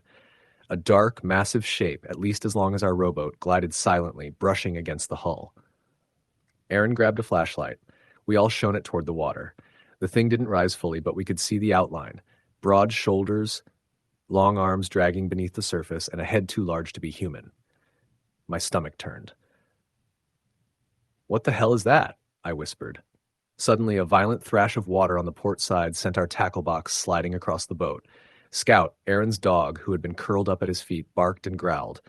The shape beneath us shifted. The line on my rod tightened without any warning. Something had grabbed it. I struggled to reel in, but the line slipped through my fingers as if pulled by enormous hands. Luke shouted, "Motor! Start the engine!" The aluminum hull groaned as I fumbled with the tiller. The boat lurched as the engine roared to life. We pushed off slowly, terrified of provoking whatever it was. The water churned violently around us. Another splash hit the side of the boat. The thing didn't fully emerge, just shadows beneath the surface, moving with precise, deliberate intent. We motored toward the open lake, the mist rolling in thick, curling over the water like smoke. From the darkness, I glimpsed a humanoid figure, tall, dark, and slender, standing knee-deep near the shoreline. It seemed to watch us. Then it slipped into the water, and the ripples expanded outward, chasing our wake. By the time we reached the far shore, we were exhausted and terrified. We pulled the boat onto the sand and ran to our tents. That night, none of us slept. Every creak of the cabin, every whisper of wind sounded like footsteps. At 2 a.m., a heavy thump echoed through the trees. We peeked outside. The mist-covered lake seemed calm, but shadows moved at the water's edge. A splash, then silence. The next morning, the lake looked serene in the sunlight, but the memory of the night before lingered. We packed quickly and left, never speaking about what we saw. Weeks later, I read a local tale of Hollow Pine's Watcher, a creature that stalks fishermen at night, dragging boats and gear underwater. The locals said it had been sighted for decades, but no one dared document it. I've never returned to Hollow Pines Lake. Even now, when I see calm lakes in the distance, I remember the shadows beneath the water and the glowing eyes in the mist. The lake is not as peaceful as it seems. Whatever lives there waits, patient, and it is always watching. Story: the end. It was mid-July when my friend Travis and I decided to head out to Shadow Creek, a narrow, overgrown tributary in western Michigan, known to locals for its good catfish and smallmouth bass. The heat of the day hung heavy in the air, the sun already beginning to soften toward evening. Travis had been raving about catching a trophy catfish there for years, and I finally agreed to go. The road to Shadow Creek was rough, a series of dirt paths lined with thick brush, ending at a small wooden boat launch that looked like it hadn't been maintained in decades. We unloaded the small aluminum boat and pushed into the water. The creek was narrow, overhung with trees and reeds, water dark and murky from recent rains. As we drifted along, the forest seemed unnervingly silent. No birds, no insects, just the gentle slap of water against the hull. Travis was giddy, adjusting his rods and bait, while I tried to ignore the strange chill crawling up my neck. By dusk, The fog began to roll in, thick and low, wrapping the creek in a white haze. Travis kept casting, but I noticed the water ahead of us, rippling oddly. Not from wind or fish, but in concentric, circular patterns moving like someone had tossed stones, but slow, deliberate. I pointed it out. Travis shrugged. Probably a snapping turtle or beaver. I didn't argue, though the patterns kept repeating, it forming circles that expanded and overlapped in unnatural rhythm. Then a splash, large, heavy, right beside the boat. The sudden shock made me jump, almost tipping the boat. Travis swore and leaned over the side, peering into the water. I followed, and my stomach dropped.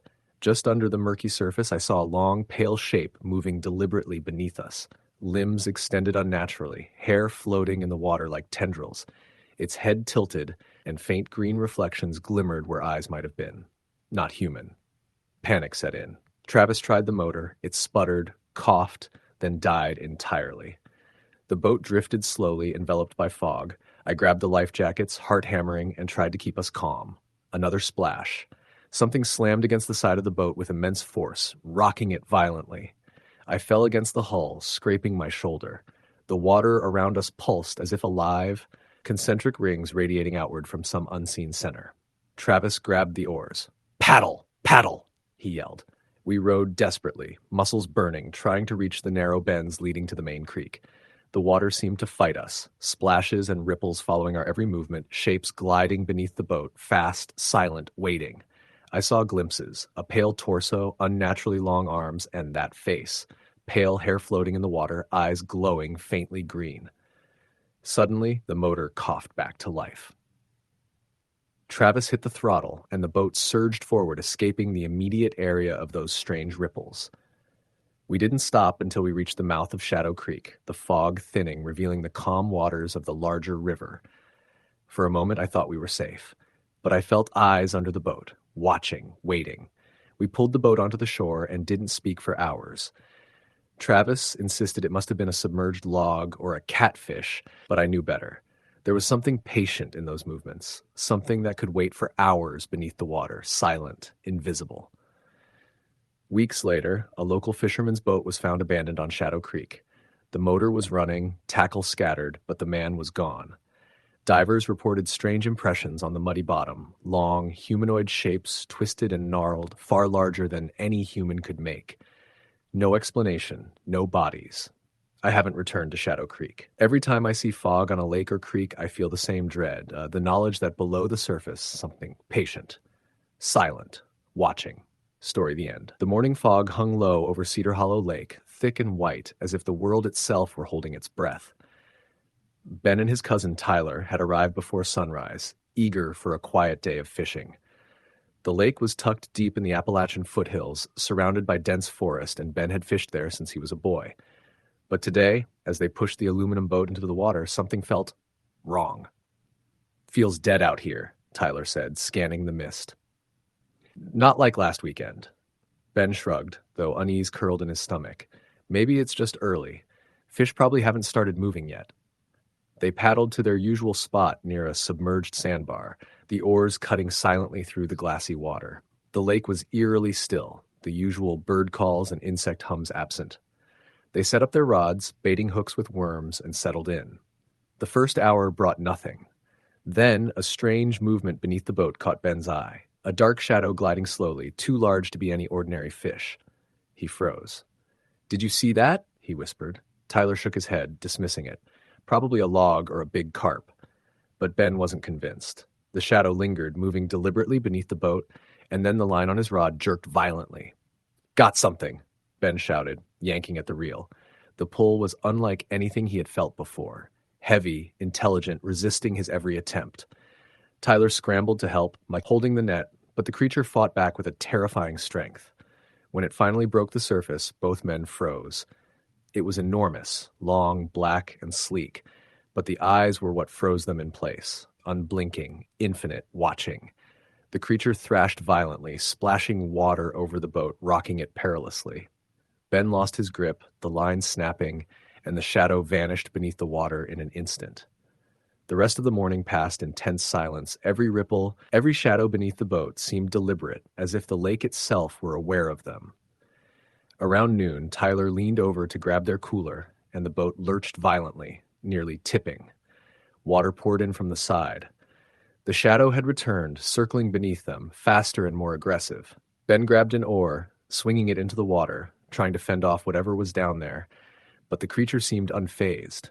Panic took hold. They paddled frantically toward shore, the boat rocking with each movement. The shadow followed, brushing against the bottom of the hull, sending chills down their spines. It moved with intelligence, circling, probing, waiting. When they finally reached the shallow inlet near the launch, the shadow receded. The water calmed, the mist rolling in again, as if nothing had happened. Both men sat in the boat, trembling, drenched, hearts pounding. Neither spoke on the ride home. At the edge of town, Ben glanced back at the lake, the morning sun glinting off the water. For a brief moment, he thought he saw the same dark shape beneath the surface, eyes following them, calculating, patient. Weeks passed. Ben avoided lakes entirely, haunted by the memory of the creature. One night, a local news report confirmed his fears. A fisherman had gone missing on Cedar Hollow Lake. His boat was found overturned, empty, floating near the same sandbar. No explanation, no witnesses, just disappearance. Ben never returned to the lake, but sometimes on quiet nights when he hears the sound of water lapping against a shore, he feels the presence of something beneath the surface. Something intelligent, ancient, and patient. Something that waits for the next fisherman, foolish enough to disturb it. Some waters are not meant to be fished. Some lakes are alive. Cedar Hollow Lake is one of them. Story, the end. I still remember the morning light dappled across the surface of Lake Ingverson, the way the sun rose slowly, brushing gold threads across its quiet waters. My friend Kyle and I had driven up early, loaded with gear and cooler, ready for a 2-day fishing trip we'd been planning since spring. It felt like freedom. We were 27, hungry for something honest and raw, and this remote Minnesota lake seemed like the perfect escape. We motored to the edge of the lake and launched our boat in a narrow, weed-lined inlet, the motor humming low as we cranked out past the reeds until open water stretched out ahead. The air was crisp, cold enough to tint our breath, the smell of pine and moist earth hanging in the early hours. We found a promising spot near a submerged tree trunk, the kind of spot old guides swear harbors big bass or pike. Kyle cast his lure. I watched the bobber dip and rise gently.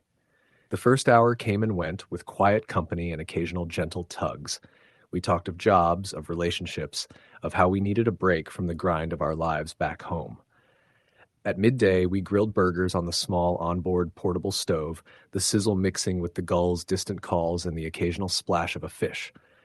Soon after lunch, Kyle shouted, "Got one!" He jumped up, hands sure, and reeled in hard. I leaned over, shading my eyes against the sun, to see what he'd hooked. The green glint of water opened up and a large pike erupted, a long, sleek body, teeth bared. Dragging line and spray. Kyle grinned wide, wound it in, fought it steady, and finally lifted the beast into the boat. He whooped in triumph, high-fiving me. That moment captured the trip for us. Raw, alive. By late afternoon, the sky grew heavy, clouds gathering. A wind picked up, rippling the surface and dragging our small boat slightly. I suggested we head in closer to shore to anchor and try for a few casts before dinner. Kyle agreed. We eased near a cluster of high pines, anchored near a shallow ledge. I cast toward a patch of submerged rocks and reeds. My line caught something heavy, and for a moment I thought I'd snagged a log or root. But then the drag screamed, the rod bent over, and I lifted into what felt like a deep weight, slow, mighty. I stared in disbelief as the water ahead boiled and churned. Something large was wrestling, refusing to surface. My arms burned, heart thumped. "Kyle!" I yelled. He scrambled over. He said, "What the hell is that?" I gritted my teeth and wound the reel, pulled back, but the weight dragged into deeper water. The motor idled off. The surface shimmered, and then with a sudden burst, something broke free. A huge, dark silhouette shot away, ripping the lure loose, line snapping. I sat back, stunned, breathing hard. The rod quivered in the holder. Kyle looked pale. "Did you see that?" he asked. I nodded. We stared into the lake, uneasy. For the remainder of that evening, the mood changed. The wind howled, the pines whispered. We grilled fish we'd caught earlier and tried to laugh, but the lake seemed loaded now with something unseen. At dusk, the surface fell silent. The clouds closed in around us. That night, we slept in tents set on a small clearing near the shore. I woke around 2 a.m. and stepped outside to pee. The air was cold and still. The moon was hidden by clouds. I flicked on a flashlight and moved toward the tree line. My beam caught the water's edge. At that moment, I saw something. Just a flash, and then nothing. It looked like something large just beneath the surface, stationary, as though watching. I froze, heart pounding. The beam painted the water pale. Nothing moved. I chalked it up to fish and shadows and edged back to my tent, closing the flap. In the morning, we talked it through, both uneasy, but we didn't admit the same fear. We launched the boat again and cruised to a quieter arm of the lake we hadn't explored. The water there was colder, deeper, and the forest pressed close. We found a ramp and anchored off an overhang of rock, casting heavy lures. I caught a decent bass, felt renewed. But as the day wore on, the wind returned, stronger, and strange silt began to swirl beneath the surface near our boat, even though nothing had disturbed it. The water was clear, but a faint cloud of sediment drifted upward as though stirred by something below. I looked down and caught a glimpse of a shape, a long form, dark, maybe 6 feet or more, gliding just out of the beam of my polarized glasses. I blinked. I looked again. It was gone. "Did you see that?" I asked Kyle. He looked at me, then out over the water. "Something's off," he said quietly. We pulled anchor and motored slowly back toward the main area, deciding to call it a day early. That evening the clouds broke. Rain started, sharp, steady. We sat under the canopy of the boat, drinking coffee and waiting out the downpour. The lake hissed, wind rattled, pines bent. I felt uneasy. The earlier sense of being watched never left. Late that night, I barely slept. I heard scratching at the boat hull. At 3 a.m., the motion of the anchored boat shifted slightly, as if something had brushed it underwater. I woke, sat up. The canopy flapped. I stared out into near-black water. The hull moaned. I shone the flashlight across the surface. Nothing. But then my beam caught a slick triangle of dark outline, gliding just beneath the surface. It curved away, vanished into the deeper black. I slammed my flashlight off and crawled back into the tent. Kyle stirred. "What?" he asked. "Something's under the boat," I whispered. He didn't respond. We lay awake until dawn. When the sun came up, we packed up quickly. The air felt thick, residual with something unspoken. We launched the boat, offered a silent nod to the lake. I sat in the stern, eyes scanning the deep green water. When we had about a half-mile to the ramp, I cast a last time, more for distraction than hope. Instantly the rod trembled, heavy. I jerked it. It bent hard. This was no bass. This was deep weight, slow, almost patient. I fought it carefully, trying not to jerk it free like before. The fish drove us outward, dragging the boat slightly. We were far from the shore. My heart pounded. I swung the rod. The line thrashed. Suddenly, the beast surfaced, or tried to. Its head broke the water. Huge, thick body, jagged line of teeth glinting faintly in the sun, black-green skin mottled. A monster, I gasped. Kyle screamed. The fish lunged, spitting my lure out, then dove again. The line snapped. We drifted, stunned. The ripple faded. I felt the water beneath the boat stir and echo as though something passed underneath. We motored in silence. On the way, Kyle finally broke it. That was real. That thing was real. Back at the ramp, I hauled everything onto the truck. I made no attempt to joke. We drove home in strained quietness. That night I lay in bed, staring at the ceiling, remembering the creature's face, the muscles under its skin, and the way it eyed us from the depths. A week later, I sent the pictures from the trip to my sister. She responded with concerns, said I shouldn't have gone to such a remote lake without filing a trip plan. It made me feel guilty, but I shrugged it off. Then came the phone call. Late afternoon, while I was leaving work, my phone beeped. Unknown number. I answered. A deep voice, calm. "You were out on Lake Ingverson." I froze. "Yes." The voice paused. "You saw something?" "Yes," I said. "What are you?" I asked. The line went dead. My heart raced. I called Kyle. "I got a call." He went silent, then whispered, "Me too." Neither of us heard any voice, just heavy breathing, then click. We didn't sleep well the next nights. A month later, Kyle invited me up again, said we'd go back and face it. I hesitated, but agreed. We set out again, same lake, same rush. The first day uneventful. We joked. The second day, we anchored near that submerged tree trunk where we'd started. Only this time, I kept scanning the water, uneasy. At dusk, I cast near the trunk. The lure landed with a splash. I pulled back, sudden weight again. This time, I felt fear. The The rod bent, low and heavy. I looked down. The water boiled. A long shape surged. The surface broke, and I glimpsed a massive head. Massive. Eyes like deep pits. The body came up far more than any fish. It looked ancient, massive, wrong. It reared, the lure dangling from its jaws, and shook its head. I reeled hard. The line cut? No. It sliced through the line cleaner than scissors. The beast swam away with one fast arc. The surface slammed down with a thunk. Water hammered beneath us. We screamed. The boat rocked. The motor spluttered. We were dumbfounded. I looked at Kyle. He was shaking. That night, in our tent, we heard knocks on the side of the boat. We both froze. It went on for minutes, small but distinct taps, metal hull. We didn't move. At dawn, we left. As we loaded the boat, I looked back at the water and thought I saw the silhouette of something just beneath the surface, watching. I shook off the image. Later, we told others of the experience, expecting disbelief or jokes. Some laughed, some looked concerned. But one old fisherman, gray beard and squinting eyes, pulled me aside. He asked the lake. I described it. He said, "You didn't just see a big fish. You saw the old monster. This lake holds something many don't know, and once it shows itself, you're changed." I asked why he thought that. He said that years ago a man went missing here, his boat found, but not him, and locals speak of deep water shadows. I felt chilled.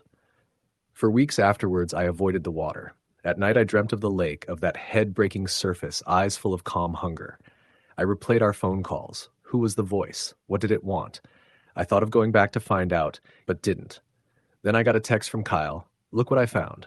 Attached was a photo he took. He'd taken one small grainy picture of the beast's head-breaking surface.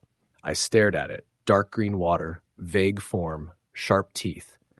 We both knew we had proof, and we both knew we never wanted to see it again. A year later, I moved out of state. I still fish, but only clear lakes, shallow waters I know. I dream sometimes of Lake Ingverson and that slow wait on my line, and that the massive monster from the depths, and the call late afternoon from that unknown number. I wondered if it was a warning or an invitation. Sometimes at night I wake up, heart pounding, half expecting to feel something brush the hull of a boat. I think of that vast body beneath the water, motionless, watching, waiting. I think of the way the surface boiled when it lunged. I will never forget the sound of water slamming, the snapping line, the cold unease in the air. I think of the old fisherman's words, "Once it shows itself, you're changed." And I am. Story the end. The morning air was heavy with mist when Sam and his longtime friend Tyler pulled their pickup into the empty lot near Moonshadow Lake in northern Wisconsin. The place was remote, tucked between thick pine forests and endless marshland, far from any main road.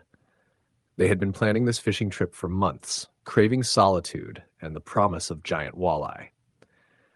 Sam's grandfather had warned him about the lake, telling stories of strange disappearances decades ago, but Sam dismissed them as campfire tales.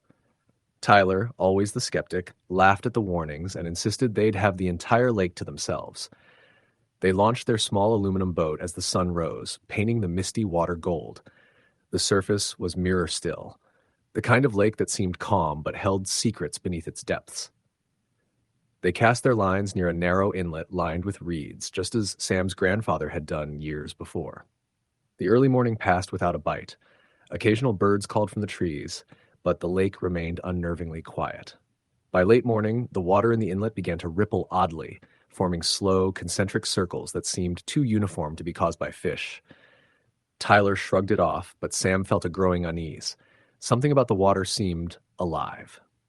Then they noticed it. A dark, massive shape moving just below the surface, easily larger than their boat. It didn't swim like a fish, but glided smoothly, almost floating. "What the hell is that?" Sam whispered, pointing. "Probably a log," Tyler said, though his voice lacked conviction. They continued fishing, trying to ignore the shape, but the unease deepened. By afternoon, the ripples grew larger, and a faint, low hum began resonating from beneath the boat. It was subtle at first, but soon it thrummed through the aluminum hull, vibrating under their feet. Sam's stomach twisted as the hum seemed to come from everywhere at once. Suddenly, the water beside the boat exploded.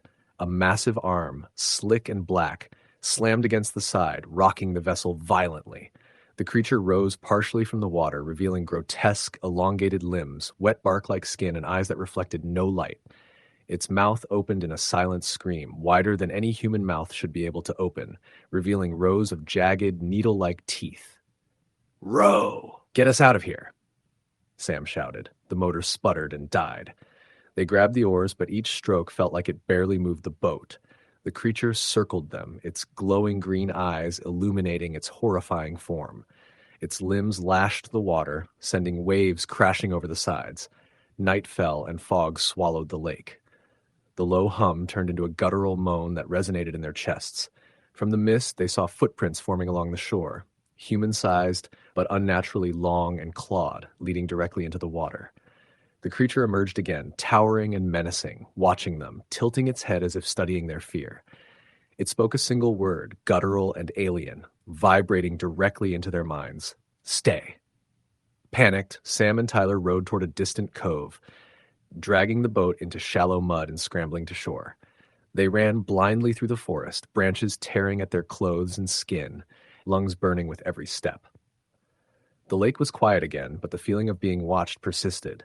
They didn't stop until they reached the highway, soaked, shaking, and silent. Weeks later, Sam researched Moonshadow Lake and discovered old records of disappearances spanning decades, mostly children and fishermen, all linked to the inlet they had visited. Locals refused to speak about it, but an old guide whispered of a guardian in the water, a creature born from tragedy, patient and intelligent, lurking beneath the surface, watching those who dared come too close. Years later, Sam still hears faint hums near lakes, a chilling reminder that the creature waits. Some nights, he dreams of green light glowing underwater, of long limbs breaking the surface, and of the voice that spoke a single word, demanding that he stay. He knows that one day, it may return to claim him. Story the end. I had been fishing most of my life, mostly small lakes and rivers in Wisconsin, but there was one spot I had never dared to try, Deadman's Creek. Locals avoided it, claiming strange things happened there. People disappeared, gear vanished, and eerie sounds carried across the water at night. I was young and reckless, and my friends dared me. I decided to go one Friday evening, wanting to prove it was just a story. I arrived at the creek just as the sun was sinking behind the trees. The water was dark and sluggish, black in some spots, with fallen trees jutting out like crooked fingers. I unloaded my gear, careful to avoid the mossy bank that looked slick underfoot.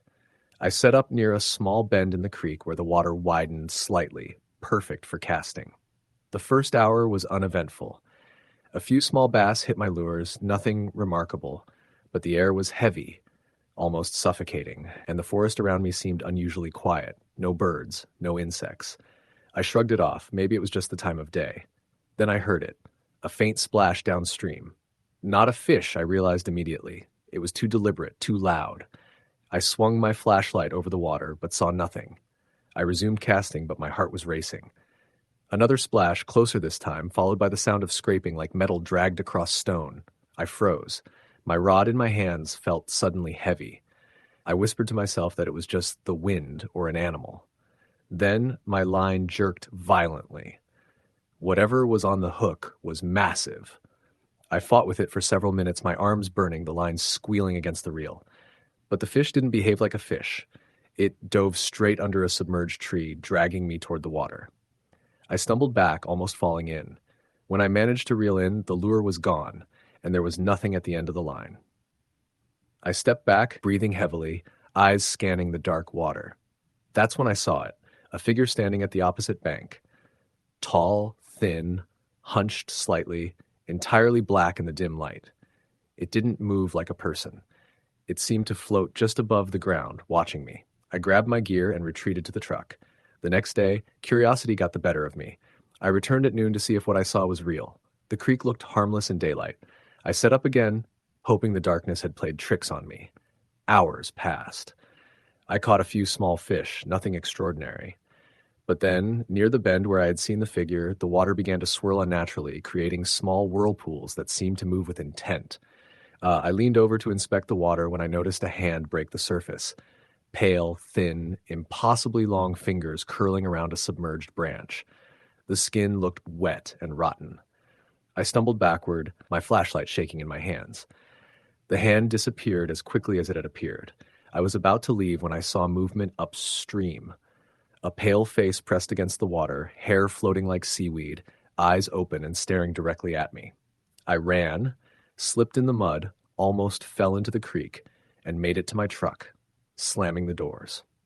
Weeks later, I read in the local paper that a fisherman had gone missing at Deadman's Creek. Authorities searched for days but found nothing. I didn't tell anyone about what I saw because who would believe me? But I knew the truth. Something lived there, something patient, something that had been waiting for decades. I haven't returned to Deadman's Creek since. Even now, years later, I avoid it when driving through that area. Sometimes at night, when the wind is right, I swear I hear splashes, dragging sounds, faint whispers coming from the direction of the creek. I never fished there again. Story the end. It was early October when my friends Mike and Jared and I decided to take a weekend trip to the Allegheny River in Pennsylvania. We were all avid fishermen, chasing trout and smallmouth bass, and we had heard about a stretch of the river that was remote, surrounded by thick forest and largely untouched. Perfect for a weekend escape. We arrived mid-afternoon on Friday, the sun low and orange behind the trees. The dirt road leading to the river was narrow and riddled with potholes, lined with dense woods. The place was quiet, too quiet. No birdsong, no distant cars, just the crunch of our tires and the occasional rustle from the underbrush.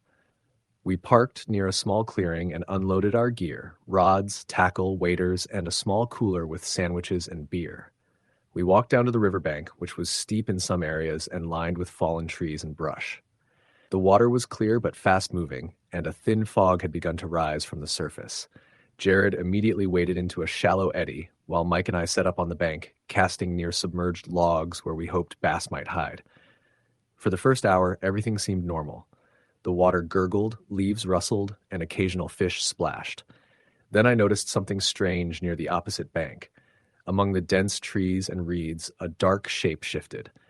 At first, I thought it was a deer, but it moved unnaturally, almost gliding through the foliage.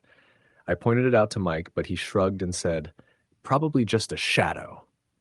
As evening approached, the fog thickened and the air grew colder. The river's surface seemed to darken unnaturally, like the water itself was absorbing the last light of day. Jared, who had waded upstream, suddenly yelled, "Guys, come here!" I ran over and found him frozen in place, staring at something in the water. I followed his gaze and my stomach dropped. Floating downstream was a tangle of dark, wet fabric, like clothing that had been in the water for months. I couldn't tell what it was, but it looked human.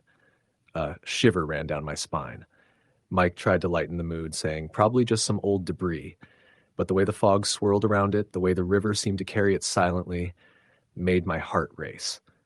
We decided to retreat to the clearing for the night. As we packed up our gear, I noticed footprints in the mud near the water. Large, heavy, boot-like prints, much bigger than any of us. They led from the river into the trees and stopped abruptly. I pointed them out to Mike and Jared, and we all fell silent. None of us had seen anyone around. Night fell completely, and we set up a small campfire near the clearing. The woods were eerily quiet. No crickets, no owls, nothing. Then came the sounds. Soft, deliberate splashes from the river, upstream and downstream, moving closer. I grabbed my flashlight, swinging it across the water, but the beam caught only shadows. Suddenly, Jared froze. "Do you see that?" he whispered. Across the river, a figure emerged from the fog, standing at the water's edge. Tall, thin, its features obscured, but the posture unmistakably human. I could feel it watching us. My chest tightened. The figure didn't move, but seemed to follow every flicker of the flashlight. We tried to convince ourselves it was imagination, but as we settled for the night, the splashing continued. I barely slept, listening to the water, imagining shapes moving beneath the surface. Around 3 a.m., Mike woke up suddenly, yelling that someone or something was at the edge of the clearing. We grabbed our flashlights and saw nothing, only more footprints leading into the woods. The next morning, we decided to leave immediately. The fog had lifted, revealing the river in bright daylight, but it didn't ease the tension. As we walked back to the car, I kept glancing at the opposite bank, half expecting to see that tall, thin figure again. The river seemed calm now, but I couldn't shake the feeling that we were being observed. Back home, I tried to put the experience behind me, but a week later, I received a photo in the mail. no return address. It was a grainy shot of the riverbank, and in the distance, barely visible through the fog, stood the figure. The same posture, the same dark shape we had seen. My hands trembled as I held the photo. Weeks later, Mike and Jared told me they had seen similar shapes in their dreams, dark figures standing at the edge of water, silent and watching. We never returned to the Allegheny River. I still fish, but only in stocked lakes and rivers near towns, where the water and the trees don't hide secrets. Sometimes when I sit by a quiet river or lake, I swear I see movement in the shadows. And I remember that weekend. The fog, the splashes, the footprints, and the figure standing silently at the edge of the water, waiting. Story the end. It started with a tip from an old-timer at the bait shop in northern Michigan. He leaned across the counter, voice low, eyes darting to the window. "If you're looking for walleye, there's a pond up past Hemlock Creek. Don't fish it at night," he said. Something lingers there. We laughed it off. But my friends and I, me, Ryan, my cousin Sam, and two college buddies, Mark and Elliot, were curious. A remote pond, few people around, and the chance of a big catch was too tempting to resist. We drove hours through winding dirt roads until we found the pond.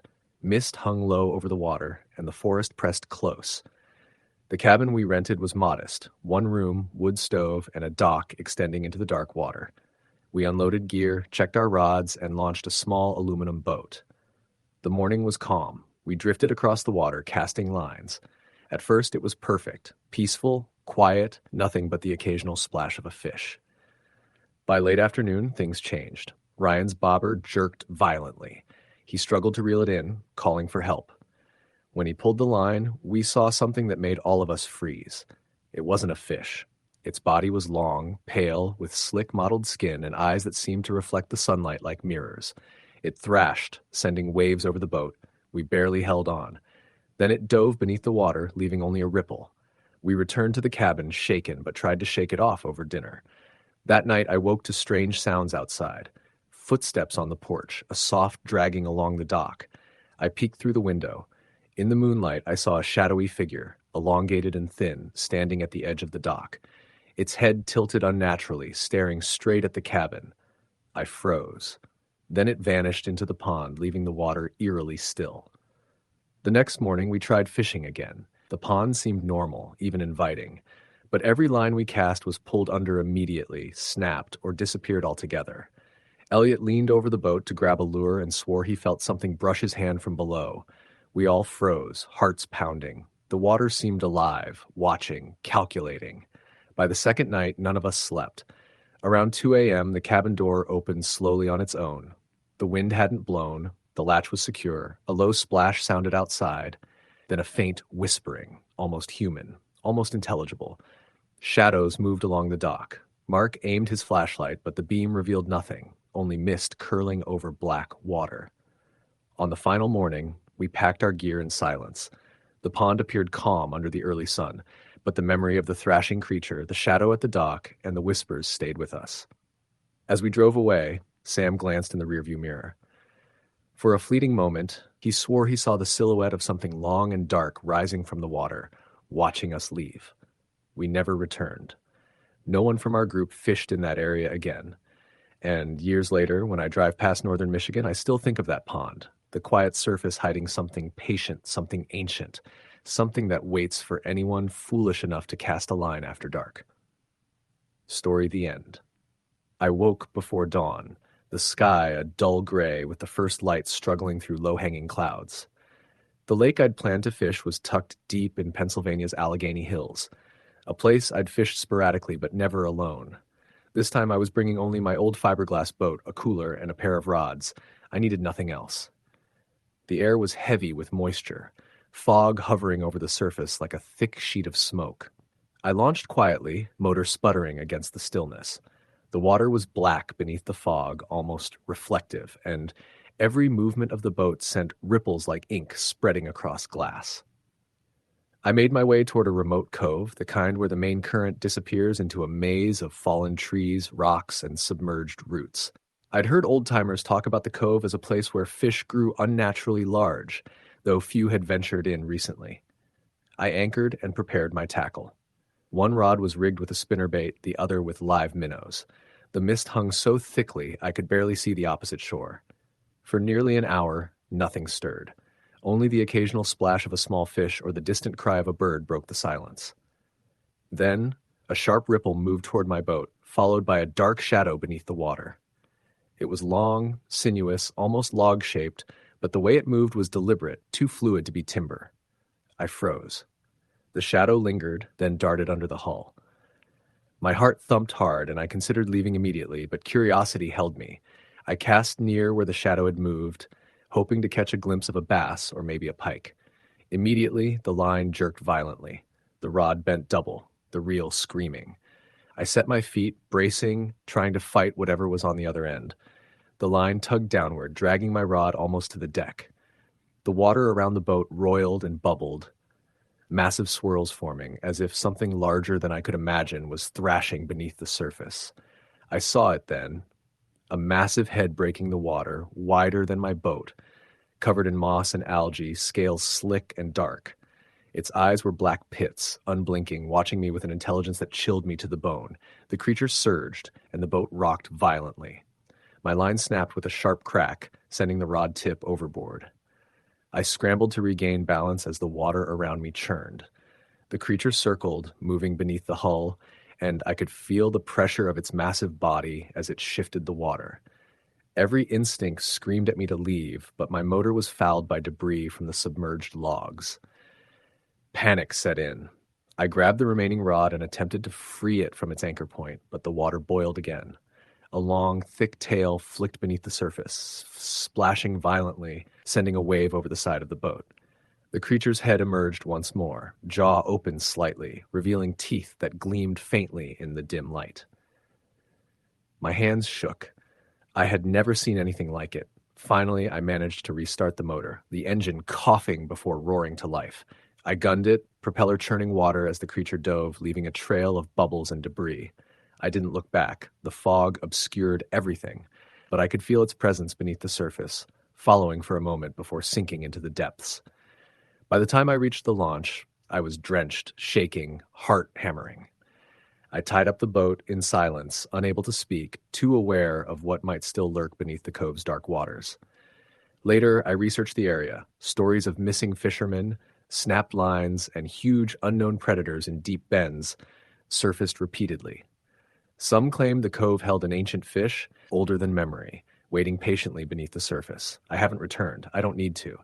The memory of black, unblinking eyes, a body longer than my boat, and the way the water moved unnaturally beneath me is enough to keep me away forever. That lake, that cove, hides something older, patient, and deadly, and it remembers every fisherman who dares to enter its depths. Story, the end. The day I arrived at Shadow Lake in northern Maine, the air was already thick with that autumn chill that seeps into your bones. The lake was remote, barely charted on my old map, with only a handful of cabins scattered along the shore. I had driven hours to get here, determined to spend a week chasing brook trout and maybe a northern pike or two. My friend Mike had warned me about the lake.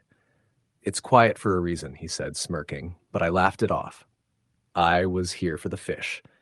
The first morning, the fog hung low, and the sun was just peeking over the trees. I pushed the boat off the dock, the aluminum scraping softly against the wood, and started toward the far end of the lake, where underwater rocks and fallen pines promised good fishing. I cast my fly rod, watched the line drift, and felt that sweet tug of anticipation, but nothing came. Hours passed. No fish, just the occasional ripple that could have been a minnow or something else. By mid-morning, I anchored near a small island, a few twisted trees rising from the mist. That's when I felt it, a tug at my line, too heavy for a trout. I set the hook, and the rod bent nearly double. I struggled to reel it in, and then a massive shadow slid beneath the boat. I froze. Whatever it was enormous, bigger than any fish I'd ever caught or seen. The shadow didn't move like a fish. It glided, deliberate and smooth, under the hull. My mind raced. Maybe a submerged log? No, it was alive. I leaned over the side and glimpsed a dark, scaled body, easily the length of my boat. I yanked back, heart hammering, and it disappeared beneath the water with a powerful splash. I decided to move. I motored to a narrow channel near the northern shore, hoping distance would calm my nerves. The fog thickened around me, muting sound and light. The lake was silent, too silent. No birds, no wind, just my own breathing and the hum of the motor. Then I noticed movement in the water beside me, another shadow, this one closer. I grabbed the rod again instinctively, ready to defend myself if necessary. Suddenly, the water erupted. Something massive breached, spraying water across the bow. It wasn't a fish, exactly. Its head was long, almost reptilian, with eyes that gleamed black in the dim light. Teeth? I couldn't make them out, but I felt their presence. It circled the boat slowly, studying me, then submerged, leaving only ripples and a chilling silence. I tried to flee. I revved the motor, heading back toward the dock, but the lake seemed to stretch unnaturally. Landmarks disappeared into the fog, and I felt disoriented. Every splash behind me, every subtle movement beneath the hull made my stomach twist. Something was following me, patient, deliberate. When I reached the dock, my hands shook as I tied up the boat. I barely slept that night in the small cabin I'd rented. Every creak of the wooden structure, every rustle of the trees outside sounded like footsteps approaching. Around 2 a.m., I woke to the soft slap of water against the dock. My boat rocked slightly, though I'd secured it tightly. Peering into the darkness, I saw nothing, but I felt the presence, waiting, just beneath the surface. The following morning, I returned to the lake despite my fear, determined to fish one last time. The water was mirror calm, sun gleaming off the surface. I anchored in the same spot where I had first seen the shadow and cast my lure. Minutes passed, then the line jerked violently. I set the hook and felt an immense weight, unlike anything I'd ever fought. The rod bowed sharply. The creature surfaced partially. Its body was massive, scaled, with elongated fins that looked almost like limbs.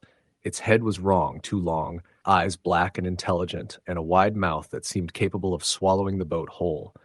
It thrashed violently, breaking my line and snapping my rod. Then, as suddenly as it had appeared, it sank beneath the surface. I left immediately, motoring back to the cabin, packing everything without looking back.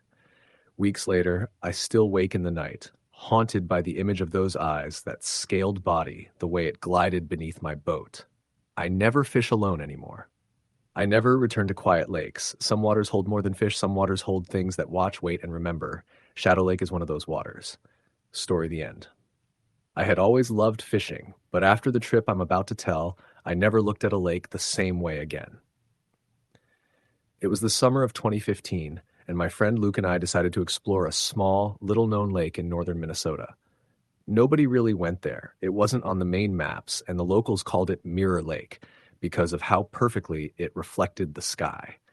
We thought it was ideal. No boats, no crowds, just the two of us and a pristine lake. We arrived at dawn, the mist curling over the water like smoke. Luke's old aluminum boat creaked as we pushed it into the shallow shore. The trees around the lake were thick, leaning toward the water as if they were watching. I brushed the feeling off. It was the kind of eerie beauty that remote lakes have. We motored a short distance to a wide open area in the center and dropped anchor. For hours, we cast lines and fished quietly. I caught a small bass, Luke landed a walleye, and the morning passed peacefully. But then I felt it, a strange tug on my line. Not like a fish, more like a pull, a slow, deliberate force that didn't fight like a normal fish. I set the hook, and my rod bent sharply. Something heavy was on the other end. I struggled to reel it in, and Luke leaned over to help. When the creature broke the surface, I froze. It wasn't a fish. Its body was long and sickly, with pale grayish scales and elongated limbs. Its head was vaguely humanoid, with black, lidless eyes that stared straight at me. It thrashed violently, knocking my rod from my hands before slipping back under the water, leaving only ripples. I swallowed hard and sat back, my heart hammering. Luke looked shaken, but tried to joke it off. We tried to continue fishing, but the lake felt different, darker. The water had an unnatural stillness, as though it were holding its breath. Around midday, we noticed something near the far shore. A half-submerged dock, rotten and broken, with rusted metal hooks sticking out. Oddly, it looked almost brand new in the mist, like it had been repaired recently. I mentioned it to Luke, but he dismissed it. As we drifted closer, the engine sputtered and died. I tried starting it again. Nothing. We were stranded in the middle of the lake with fog thickening around us. That's when I saw them. Shapes moving beneath the boat, like pale arms rising slowly, reaching, testing. My stomach dropped. The water rippled unnaturally, and the shadows formed a mass beneath the hull. Suddenly, a figure emerged from the mist on the dock. At first, it looked like a man, but his movements were jerky, unnatural. His skin was pale, wet, and glistening. He raised one arm slowly, beckoning us toward him. I yelled for Luke to row, but as we tried, the boat barely moved. The shadow beneath us thrashed violently, rocking the boat. My hands were raw on the oars, my mind screaming at me to get out. We struggled desperately, the figure on the dock taking a step closer. His eyes were black, empty, and unblinking. The shadow beneath struck again, colliding with the boat, and I nearly went overboard. Luke grabbed me, and with a final burst of strength, we broke free. The engine sputtered back to life as if on cue, and we sped toward the shore, not daring to look back. Once we hit land, we didn't speak. We loaded the boat in silence and left the lake behind. On the drive home, I felt an unease that wouldn't let go. That night, I couldn't sleep. In the back of my mind, I could still see those eyes, still hear the water churning, feel the tug beneath the boat. Weeks later, I researched the lake. Local records mentioned a family that had owned the property around Mirror Lake in the 1940s. One of the sons drowned in the lake under mysterious circumstances. There were whispers that fishermen occasionally reported strange sightings, pale figures in the water, motors dying, boats being dragged. The locals avoided the cove where we'd been, calling it cursed. I haven't fished that way since. I won't return to Mirror Lake. But sometimes in the dead of night, I dream of it. I see the water glowing faintly beneath the boat, shapes twisting just out of reach, and those empty black eyes staring, waiting. And I know that somewhere the lake is still there, patient, watching, ready for the next person who dares to drift too far. Story the end. The sun had just begun to sink behind the dense pines when I arrived at Raven Lake, a remote spot in northern Michigan that locals described as off the map. I had driven hours from my home in Ohio, lugging my gear in the back of my beat-up pickup, chasing the thrill of solitude and big northern pike. The air smelled of damp leaves and earth, thick with the scent of decay that only late autumn could bring. The lake itself was eerily still, a perfect mirror reflecting the blood-orange sky. I parked near a small clearing by the shore and carried my gear to an old wooden dock, warped and slick with moss. The first hour passed quietly. I cast near a cluster of submerged logs, feeling the tug of small bass and sunfish, nothing unusual. But as the sun dipped lower, the silence became oppressive, and a faint mist started rising from the water. I decided to explore the far side of the lake, hiking a narrow trail lined with blackened tree trunks. That's when I noticed it, an abandoned campsite, the fire pit cold, charred wood long rotted, and 3 rusted metal barrels stacked near the trees. One barrel had the words "keep out" scratched into its side. My curiosity prickled. I approached, noticing the ground around them was churned, muddy, as though something heavy had been dragged across it. The air was thick with a chemical smell, metallic and bitter. As night fell, I returned to the dock to fish under the stars. I set up a small lantern, its dim light barely cutting through the fog that had thickened over the lake. I cast near the submerged logs again. Minutes passed. Then a sudden, violent tug jerked my rod, the reel screaming. I braced myself. What came up wasn't a fish. It was a human hand, pale, bloated, fingers stiff. I screamed, letting the rod slip, and the hand fell back into the water, bobbing momentarily before disappearing. My stomach churned, and I stumbled backward onto the dock. The night only got worse. Around midnight, I heard splashing in the shallows, slow, deliberate, like someone dragging something. Then came a low, guttural moan that seemed to come from the forest and the lake at the same time. I shined my lantern, but there was nothing visible, just fog curling over the water. Then movement. A tall, thin figure emerged from the mist, partially submerged, wearing a tattered coat. Its face was obscured, but its eyes, or where eyes should have been, reflected nothing. It watched me silently, tilting its head in a way that made my blood run cold. I grabbed my backpack and stumbled back along the trail toward my truck, but the ground seemed to shift under me. Roots snagged my boots, mud sucked at my legs. Behind me, the moaning grew louder, accompanied by the dragging sound of something massive moving through the shallow water. I dared not look back, forcing myself to run faster. I reached my truck and slammed the doors, the engine roaring to life. As I drove down the narrow forest road, I glimpsed movement in the rearview mirror. The tall figure standing at the edge of the lake, watching as if it had been waiting for me all along. The next day, I reported the incident to the county sheriff. They sent divers and a team to inspect the lake. Days later, news came back.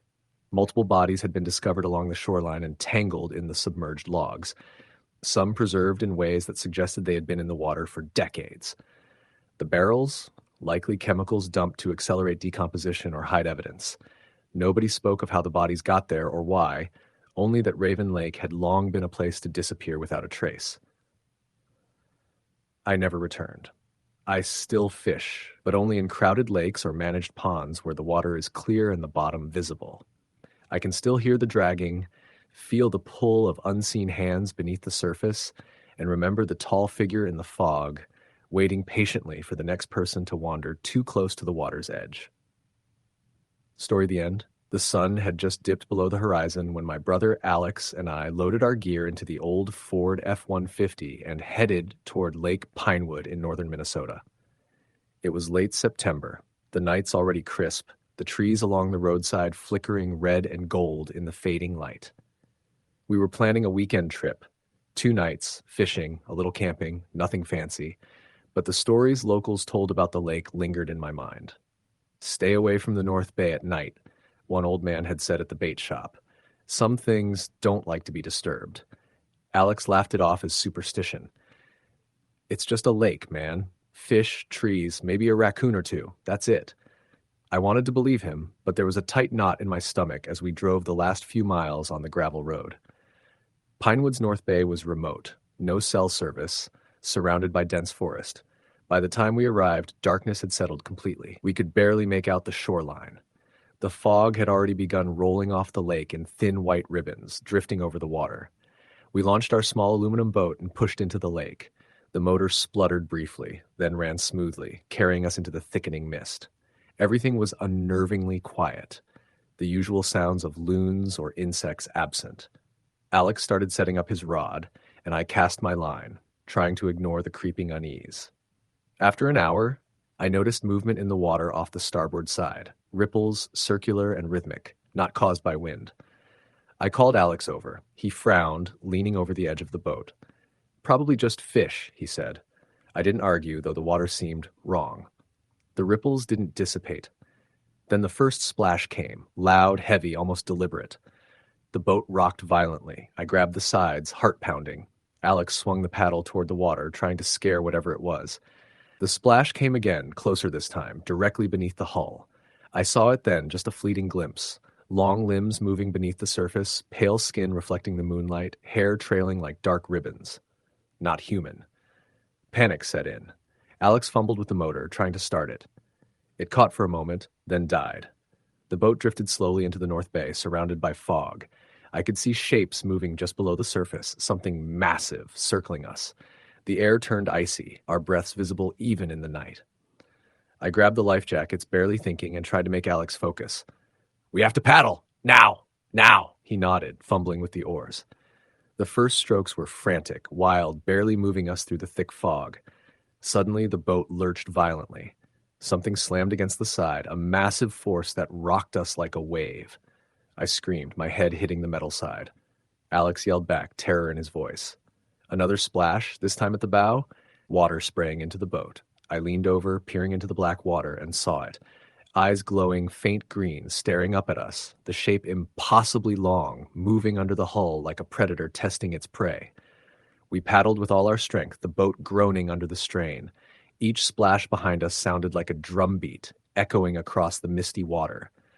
Then, as suddenly as it began, the attack stopped. The motor caught again, sputtering to life. Alex gunned it, the boat leaping forward, leaving the eerie ripples behind. We didn't stop until we reached shallow water near the shore, dragging the boat onto the sand. We sat there in silence, listening to our own shaking breaths.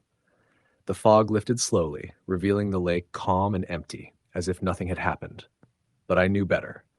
Something had followed us, something patient and relentless, lurking beneath the surface. The next day, we explored the area cautiously. The North Bay looked normal. Fallen trees, submerged stumps, muddy shallows, nothing moved.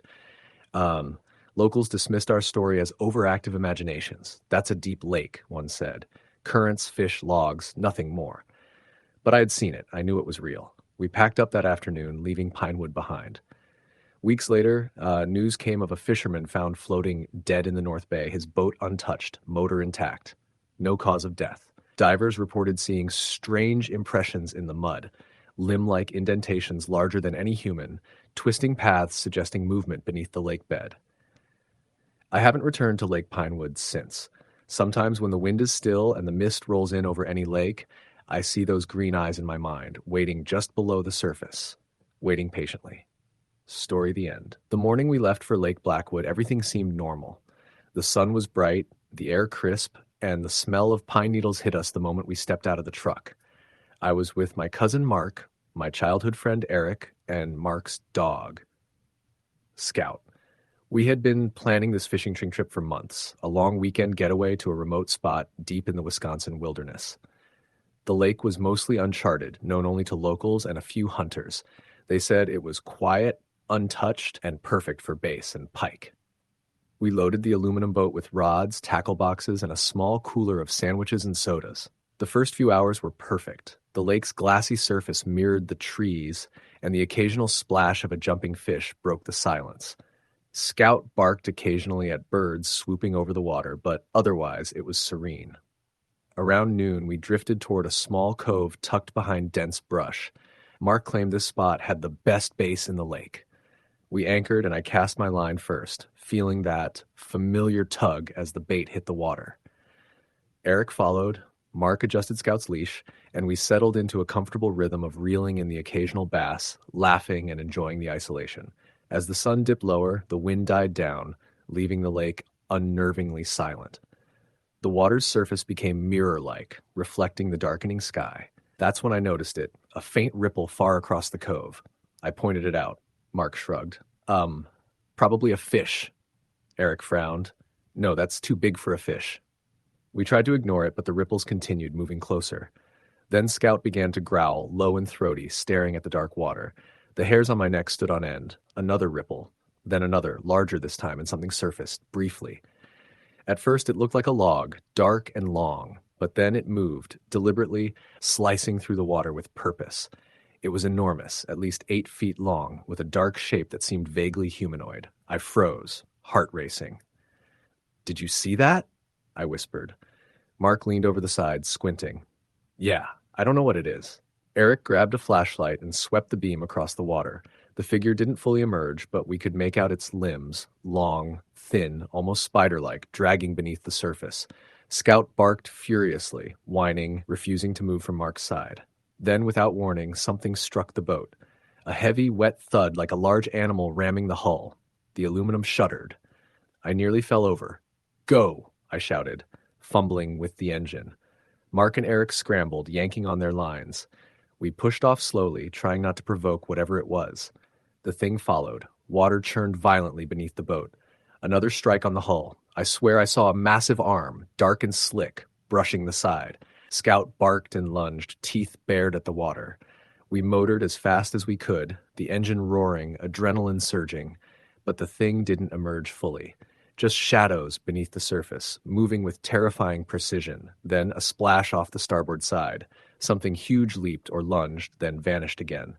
By the time we reached open water, the mist had rolled in thick, curling over the lake like smoke. The cove, the trees, the shoreline, all swallowed by gray fog. We motored toward the only dock we knew, avoiding eye contact with the water. Every few seconds, a splash or ripple reminded us it was still there, following, watching. When we finally tied up at the small wooden dock near our cabin, none of us spoke. Scout whined softly, leaning against Mark's leg. That night, I couldn't sleep. Every creak of the cabin, every tap on the walls sounded like something outside, testing, probing.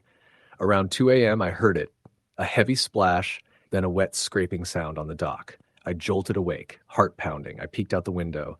The mist covered the lake, but I could make out a dark shape, crouched low in the water, just beyond the shoreline. Eyes? I couldn't tell, but it was watching. Then it moved silently, slipping into the water and vanishing. The next day, we tried to fish in daylight. Everything seemed normal. The lake was calm, the sun warm on our shoulders, yet none of us could shake the feeling of being watched. We packed up early and left, scanning the tree line, the water, the cove. Nothing appeared, but the memory of the previous night lingered like a shadow. Weeks later, I read a local legend about Lake Blackwood, a lake guardian, locals called it. They said it watched those who intruded, waiting in the depths, appearing at night to frighten or even attack. No proof, just stories, but we had experienced it. I never questioned the tales again. I haven't returned to Lake Blackwood, and I warn anyone who asks, when the sun sets and the water turns black as ink, stay on shore, because whatever lives down there is patient, and it waits. Story the end. The sky was a pale gray when Mike and his brother, Jason, arrived at Lake Wexler that Saturday morning. The air smelled of damp pine and rotting leaves, early fall having settled over the forested hills like a silent warning. Mike parked his old Ford pickup along the cracked dirt road leading to the boat launch. The truck's tires crunched over scattered gravel as he shut it off. Jason was already unloading their gear. 2 fishing rods, a cooler stuffed with sandwiches and beer, and a worn tackle box that had seen better days. "Looks dead out there," Jason said, squinting at the mist curling off the lake. "Not like last weekend." Mike shrugged. "It's probably just early. The fish haven't woken up yet." They pushed their small aluminum boat into the water and climbed in. The lake was eerily still, a mirror reflecting the dull, cloud-heavy sky. They rowed to their usual spot near the center and a deep pool flanked by fallen trees and submerged rocks. Mike tied the boat to a submerged snag and settled in, baiting hooks with the wriggling worms they had dug up the night before. The first hour passed without a nibble. Mike sipped his coffee, staring into the gray haze of the lake. He felt the hair on his neck prickle, a strange sensation he couldn't shake. Jason noticed it too. "You feel that?" he asked. "Like something's watching." Mike chuckled nervously. "Probably just the wind." But the wind wasn't moving. The surface of the lake was flat, glassy, not a ripple, not a single bird calling, only the distant hum of a lone motorboat somewhere beyond the tree line, a faint, hollow echo. Then Mike felt the tug. It wasn't a hard pull, more like a nudge, but it was insistent. He tightened his grip on the rod. Jason leaned over, eyes wide. "You got something?" Mike began reeling slowly. The line cut through the water, taut and cold. Whatever was on the hook moved with an unnatural weight, a subtle but undeniable strength. He cursed under his breath. Whatever it wasn't a bass or a trout. As the creature surfaced, Mike froze. It was enormous, larger than anything he had ever caught. But it wasn't just the size, it was the eyes. Black, glassy, unblinking, staring straight at him. The fish thrashed once, twice, and the boat lurched violently, tipping slightly to one side. Mike dropped the rod. The line snapped, and the creature vanished with a splash that sounded far too loud in the quiet lake. Jason sat back, pale. "What the hell was that?" Mike didn't answer. Neither of them spoke for a long time, each lost in their own unease. They tried again, casting lines, but the lake felt different now, oppressive in a way that made the air itself heavy. Shadows seemed to stretch across the water, dark shapes moving just beneath the surface. Around noon, they decided to eat. Jason opened the cooler, pulling out sandwiches and a soda. Mike stared across the water, convinced he had seen something else, a flicker of movement under the boat, dark and massive. "Probably just a log," he muttered, though his voice lacked conviction. The afternoon passed in a tense silence. They caught nothing, the water flat and unyielding, as if the lake itself were holding its breath. The mist thickened, curling around the trees and clinging to the boat, and Mike's unease deepened. He kept imagining eyes beneath the surface, eyes that followed every movement. Then it happened.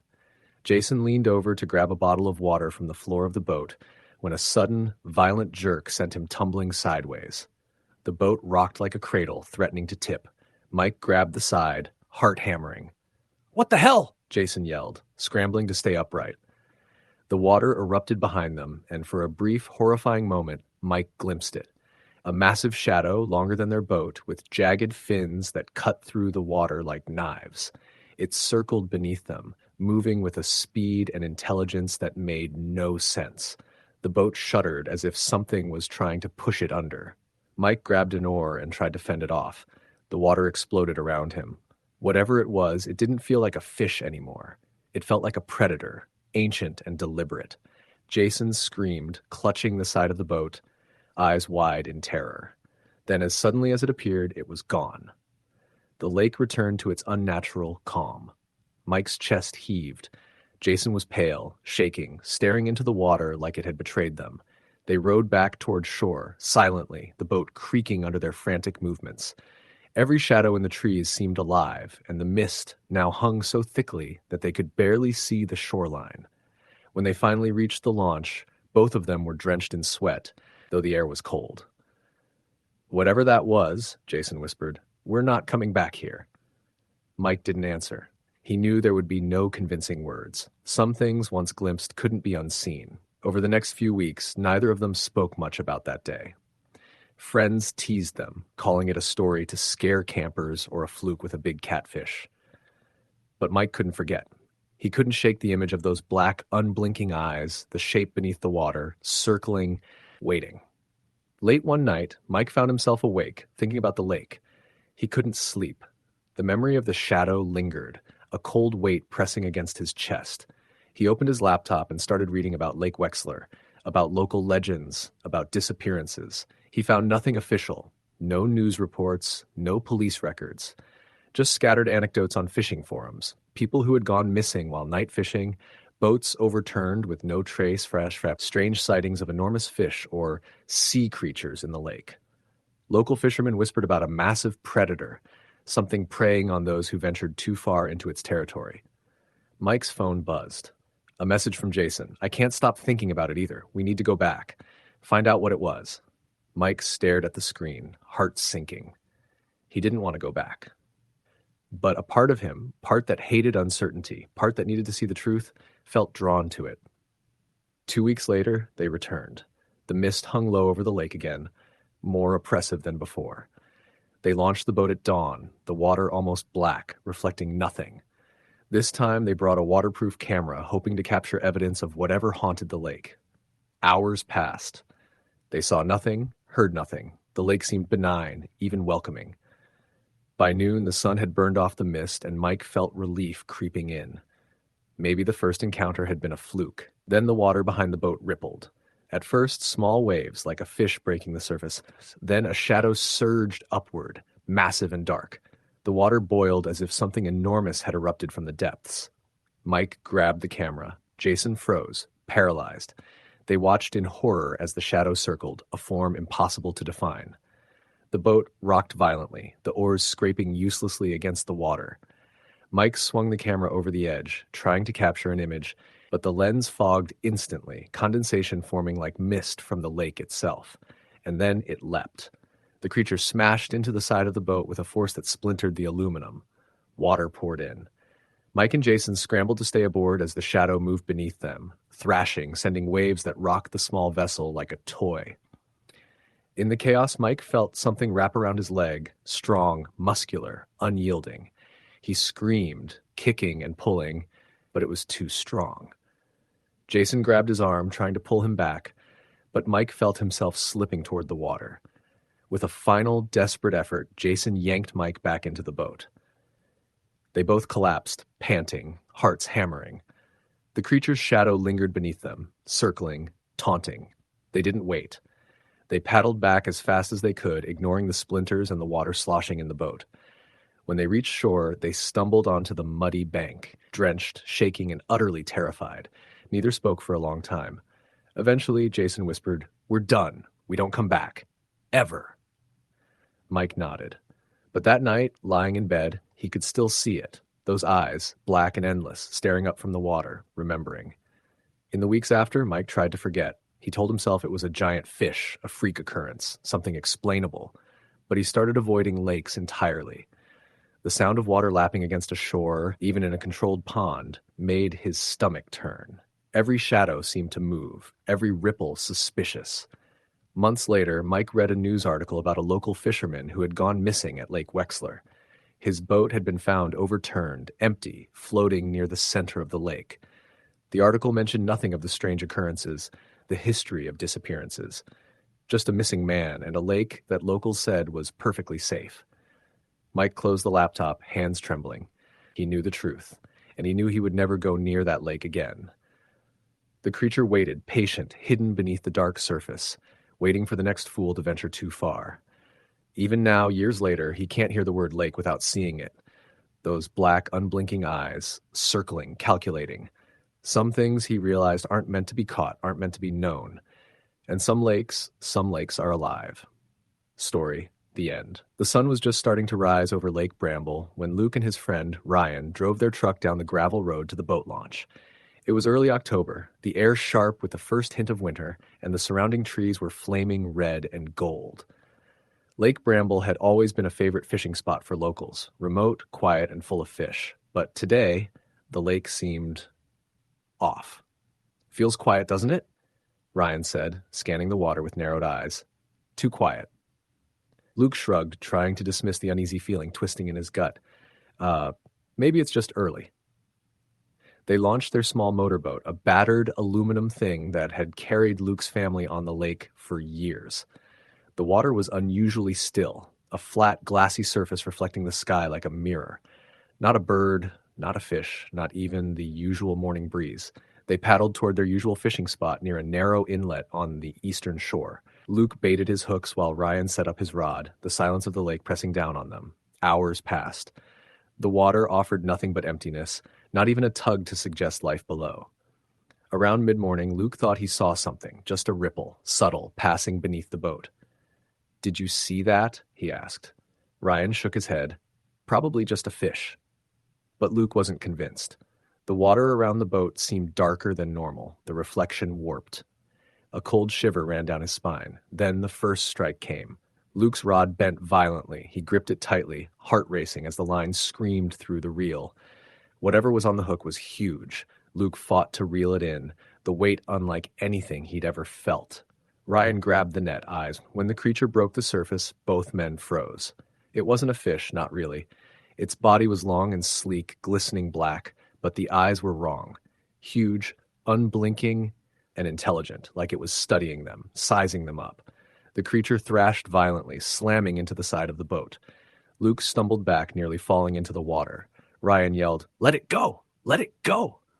Luke released the line. The creature sank beneath the surface instantly, leaving the water unnaturally calm. Both men sat panting, trying to process what they had just seen. The afternoon grew heavier. Mist rolled in, clinging to the lake's surface. Shadows in the water seemed to twist unnaturally, as if the lake itself was alive. Luke and Ryan tried to fish again, but the lake remained still. Then came the sound. A low thrumming vibration beneath the boat, subtle at first, then growing, echoing in the hull. Luke looked over the side and froze. Dark shapes moved under the water, larger than any fish should be, circling them. Suddenly, the boat lurched violently. Luke grabbed an oar, smashing it into the water in desperation. The lake exploded behind them, water spraying into their faces. A monstrous form surged beneath the boat, long and sinuous, thrashing with terrifying power. Ryan screamed, "Row! Get out of here!" They paddled furiously, but the creature followed, circling them with a speed and intelligence that made the oars almost useless. The boat struck a submerged rock, splintering slightly, and water rushed in. Luke fought to keep it afloat, while Ryan clung to the side, eyes wide in horror. The creature lunged again, smashing against the hull. Luke and Ryan screamed, clinging to the boat, the cold water lapping over the sides, and then, just as suddenly, it was gone.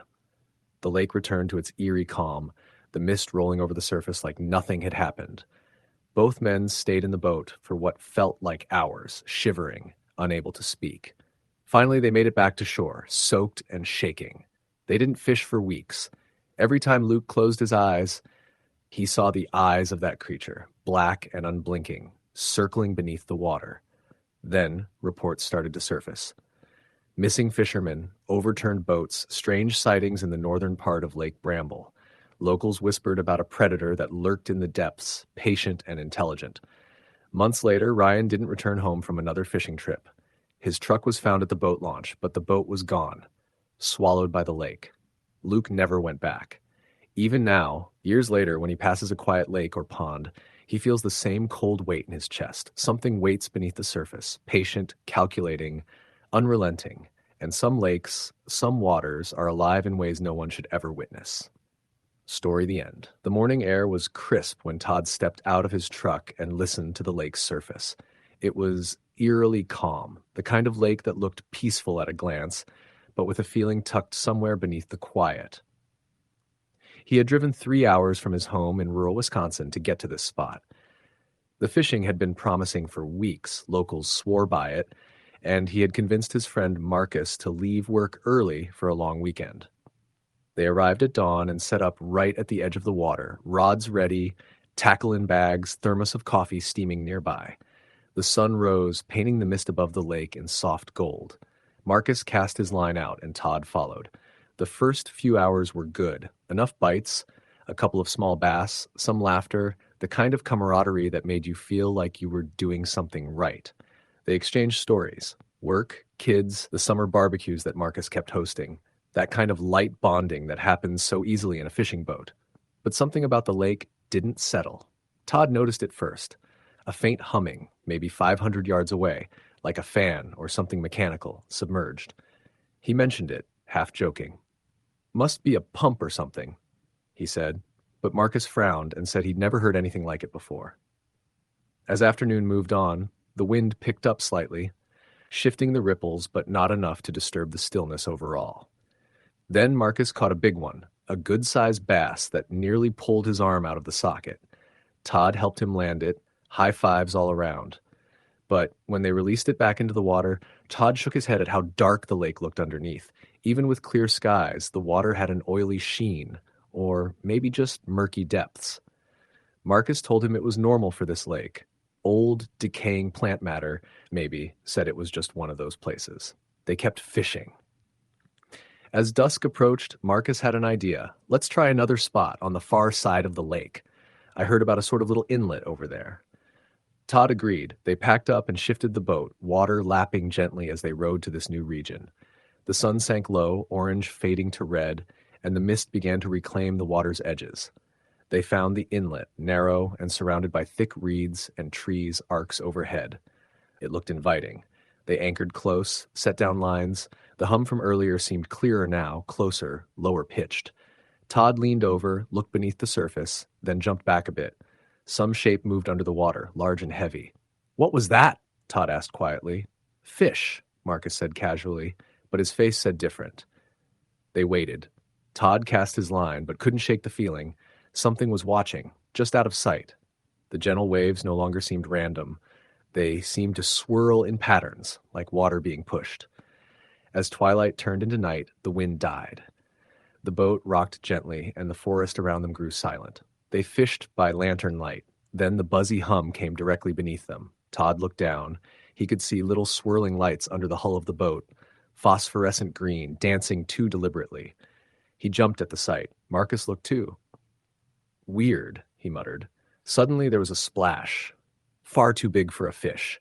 The boat rocked violently. Todd caught the railing and grabbed the rod stand. Marcus shouted. They beeped the motor and shifted a bit, eyes straining. Then they heard something break, like a branch snapping behind them. They looked back toward the reeds. Something was breaking through. Todd grabbed the flashlight. He shone it into the reeds. Nothing. But then the water nearby darkened, churned, and a huge shape slid out of the water onto the bank, dragging itself partially up. It looked like a human figure, but wrong. Limbs twisted, eyes black. Its skin had the sheen of wet wood, as though the flesh was slimy, rooted. Marcus froze. Todd's heart pounded. The creature didn't shout, but its face opened into a gape that seemed too wide for a human mouth. It looked at them. Todd yelled and gunned the motor. They sped away from the inlet. The craft bouncing on waves with the landing gear, nowhere, the boat just skimming. The flashlight caught one final glimpse. The creature stood at the water's edge, its dark eyes tracking them, the humming still making the air vibrate. They reached the main body of the lake, hearts hammering. Marcus said, "Maybe we should head back. Pack up, call this a day." Todd nodded, terrified. But as they passed the open water, the humming amplified. The surface broke. A huge form rose, glistening long arms spanning the width of the boat. They screamed, ducking. The form passed high overhead, brushing water droplets onto their faces, its appendage striking the hull then sliding away. Water gushed into the boat. Todd grabbed a pail and began scooping. They tried to start the motor, but the power died, sputtering. They sat, drifting toward the bank as the twilight dimmed into black. The humming turned to a scream, a low animal noise echoing across water. The creature surfaced again, 8 feet tall or more, rising just beyond the boat, shaking off water. Its skin was like tree bark and brine, eyes hollow pits of darkness. It opened its mouth and spoke a single word. Though Todd could not make out the sound, it reverberated inside his mind like a bell tolling. Marcus started the motor again, finally got it going, but not well. They reached the shore. The boat scraped onto sand, and they leapt out, leaving the boat rocking. They didn't stop to get gear. They just ran through the reeds, into the truck, leaving the motor running, lights on, crashing through brush. The forest felt alive, the breeze whispering. They didn't look back. Night fell full around them when they hit the highway. The radio back on, they drove silent for several miles. Neither spoke until Todd pulled the truck over at a convenience store under flickering lights. They sat, breathing, trying to make sense. Marcus said maybe it was some kind of prank. Maybe someone built a suit, or it was a deer with disease. Todd said no, it wasn't walking like a deer, it was dragging. He showed Marcus his soaked shirt, the wood-like texture still clinging to the fibers. He swore he could feel the ridges. They stayed inside the convenience store until sunrise, both drained. The lake trip was aborted. Marcus took a day off work quietly. Both agreed to never mention the details. But Todd couldn't stop thinking about the humming. He researched the lake back home. The locals were silent about certain legends. Some stories spoke of a drowned logging camp decades ago, of men lost to floods, of an unnatural being in the dark water. Todd found a newspaper clipping. A young girl vanished from the inlet they'd visited 60 years ago, searching for mushrooms. Her brother mentioned a man in the water who watched. The locals then closed access to that inlet.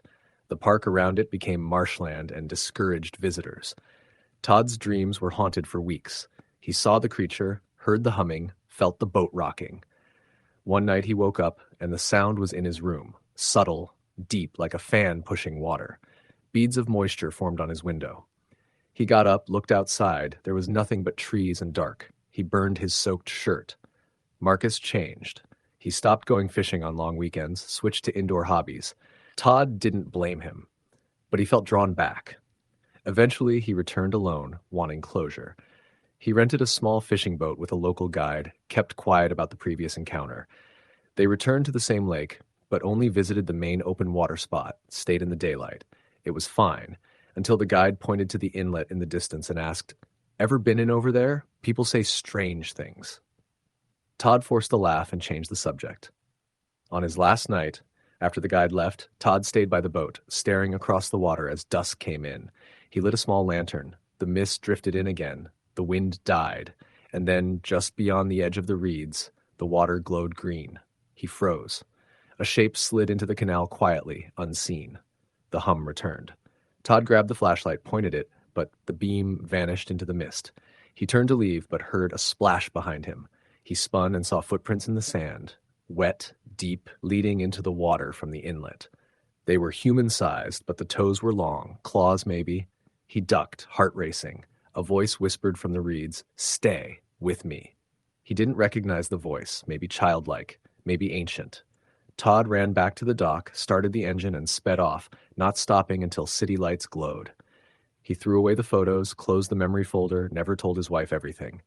But sometimes at night, he hears the hum again, for a moment, in the pipes of his house, the muffled roar in the basement drain. He wonders if the creature followed him out of the lake, anchored in the deep. Occasionally, he senses something under the surface of any dark water he passes, a pause in the reflection, eyes just under the sheen. Years later, Todd still gets calls from local fishing buddies. "Hey, you want to go back to the lake?" He declines. Sometimes he drives past it on long trips. From the highway, you can see water mirrors and twilight gathering. Once, as he glanced, he swore saw 2 dark eyes watching from the inlet.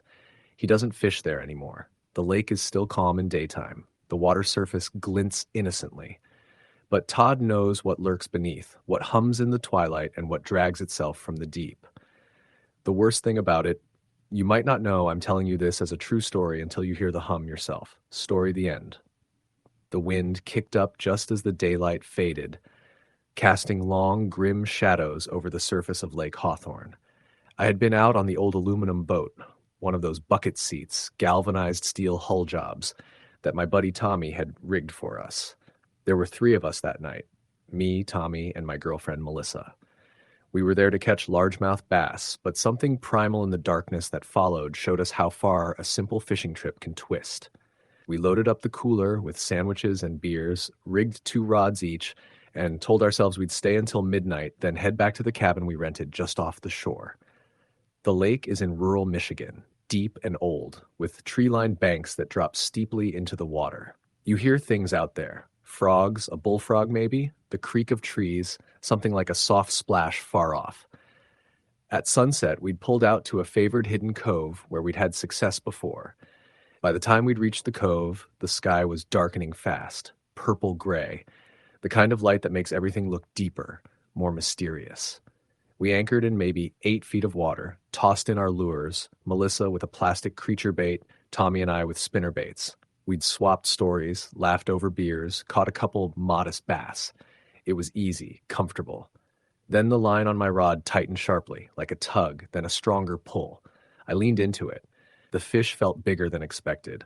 I reeled slowly, the rod arching, line humming. Part of me thought, this is a good fish. We all watched as I brought it toward the boat. Then it turned and surged downward. The water boiled. I held on and finally pulled the fish up and into the boat. It was big, maybe 5 or 6 pounds strong. Melissa took the net and we landed it. As I held it, I saw something odd. There was a wound across its side, deep and ragged, like it had been clawed.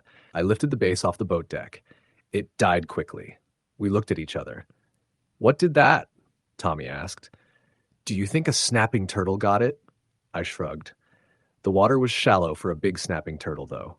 We bagged the fish, measured, admired it, set it loose back in the water after a quick photo with Melissa's phone.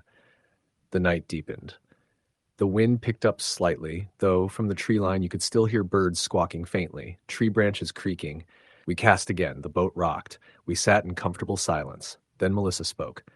"Hey," she said softly, "did you guys hear that splash?" We paused.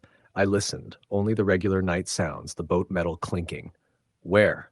I asked. She pointed toward the dark shore. In the distance, maybe 50 yards, we saw a faint movement in the water, a ripple, then another splash. It wasn't fish jumping, too heavy, too sudden. "Maybe a deer entered the water," I said. Tommy nodded. "Could be." But there was an odd note. The surface didn't shimmer with light. It just collapsed, then regained shape. We ignored it and fished on. Around 10:30, Melissa went below deck in the small cabin boat to get another drink. Tommy and I stayed up front, tossing lures. I used a chatterbait next. I felt another strike, strong and fast. I reeled in hard, put the rod tip down, fought the fish. It came up through the surface, a hard flash of white, but then the rod jerked violently sideways. The boat lurched. I heard a thump-thump under the hull, like something large brushing the bottom of the boat. The water around us roiled. I lost the fish. I stared into the water, dark. Then something moved. A form passed beneath the boat, long, broad. I couldn't make out details. I said to Tommy, "Did something just go under the boat?" He was quiet, listening. We both sat frozen. Nothing more for a minute. The splash earlier on the shoreline came again, closer this time. We looked over to the bank. There was a figure standing in the water, up to its knees.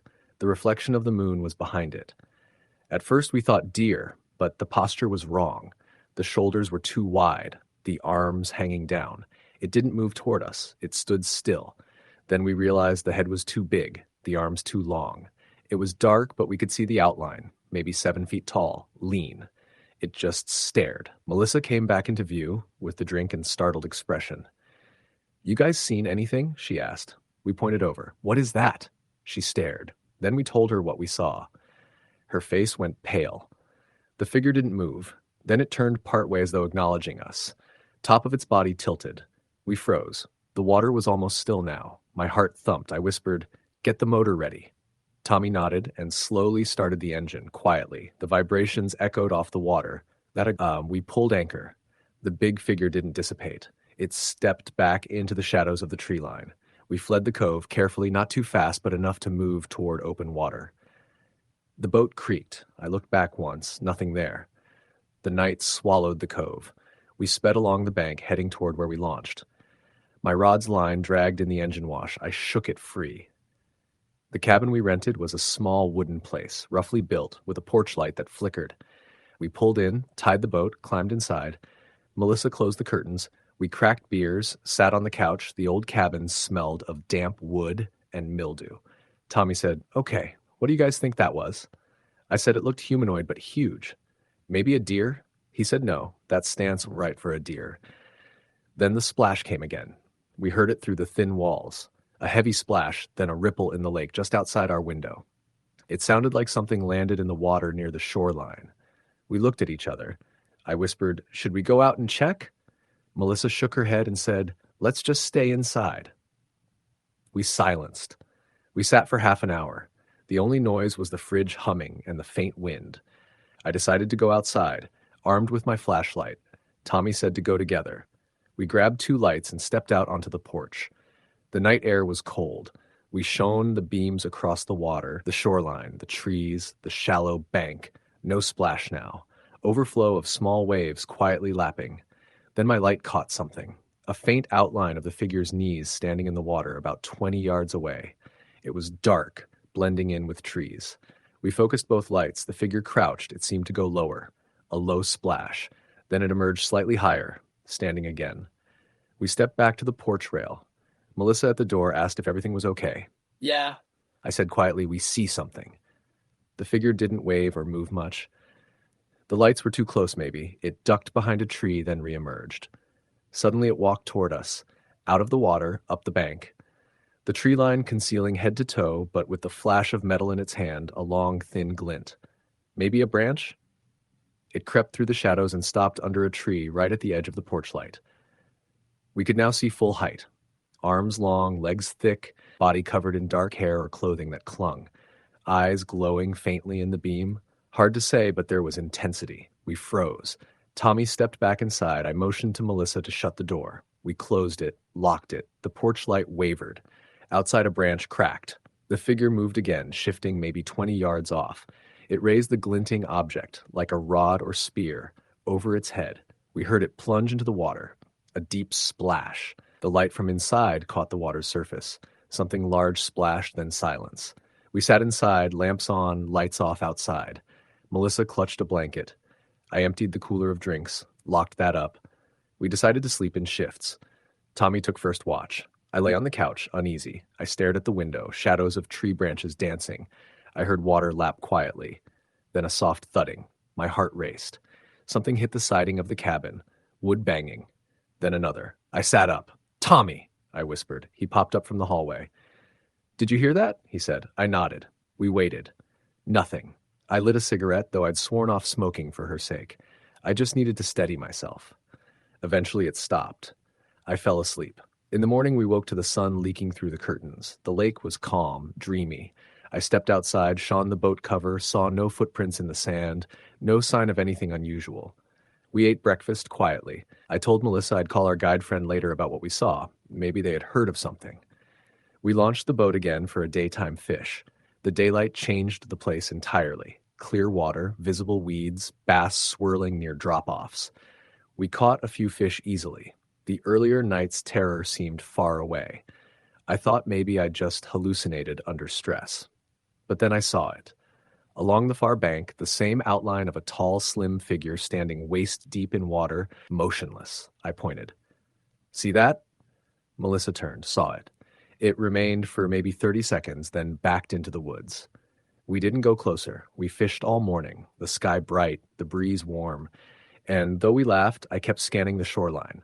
I told myself, you saw something weird. Maybe an alcoholic local, maybe someone fishing illegally at night, maybe a deer with odd posture. I tried to sleep those thoughts away.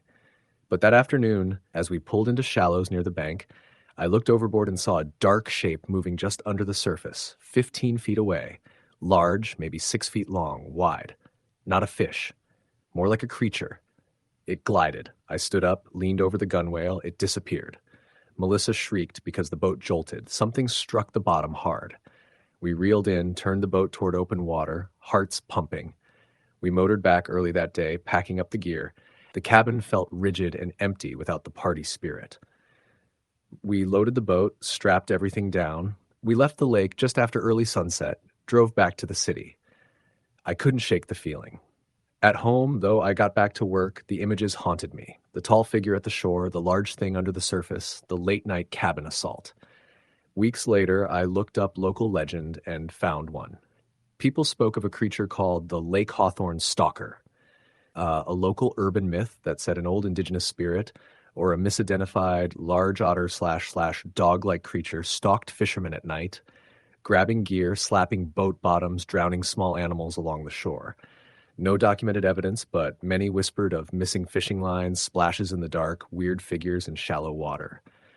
I dismissed myself for believing in myth, but I called the property manager of our rental cabin and asked if there had been other complaints. He hesitated, then said yes. Some guests heard thumping on the siding at night, saw lights someone off the bank. He refused boats after dark. He suggested the shoreline here was private, and people had illegally entered after dusk. I said maybe that was it. He told me to stay away at night or use a guided boat. That seemed reassuring until last fall I returned with some buddies, without Melissa, wanted a daytime trip only. We launched late morning, fished hard. By afternoon, we anchored near the deep bank drop. Rods out, beers chilling. One of my friends, Mitch, hooked a monster bass, got it to the boat, but the fish didn't fight normal. When we netted it, it thrashed violently. As we lifted it, the surface water around the boat bulged outward as something big rose quickly beneath the hull. We stepped back. The fish went limp. We looked over the side. Water murky, and from the deep came a massive shape, dark, maybe 8 feet long, then vanished. That night, in the cabin, a window stood shattered when we returned from the porch to check the breeze. No wind that strong, and footprints in the sand leading away into the woods. None coming to the cabin. We assumed they'd been there earlier. We heard a low growl or rumble outside. One of us snapped a photo of the shoreline at dawn. A tall figure stood knee-deep as light broke. The camera flashed. The figure turned and vanished. We left early again. I said enough. I don't pretend to know what we saw. Big fish, large otter, ghost figure, trespasser, what? I do know that any calm fishing trip can turn into something primal. That when you're out there, dark water beneath you and heavy trees around, you're not alone. Something watches. Last night I dreamt I was back on the boat, anchored in that same cove. The spotlight of moonlight revealed the figure kneeling in the water, staring up at me. It stood, walked under the hull, the boat creaked, the rod snapped, the cooler rolled. I woke sweating. I haven't returned to Lake Hawthorne. I've told the story to other anglers. Some laugh, some nod. But each time I feel their eyes flicker to the darkness beyond the shoreline, and I know they imagine it too. Story the end. The lake was quiet in the way that you'd only notice if you were used to water noises, the gentle lapping of waves, the creak of docks, the occasional plop of a fish breaking surface further out. But out here, in the middle of no man's land, with just me and my paddleboard and my fishing gear, everything felt unnaturally still. I drove out early that morning from my home in northern Minnesota. Just me, my old Toyota truck with a dented bumper, and a cooler packed with sandwiches and soda.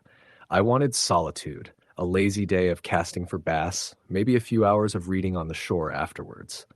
I'd heard about the lake from a guy at the tackle shop. He winked a little, said not many folks went out there, but you could get some really good bass around the submerged trees near the east bank. I liked that kind of nondescript tip.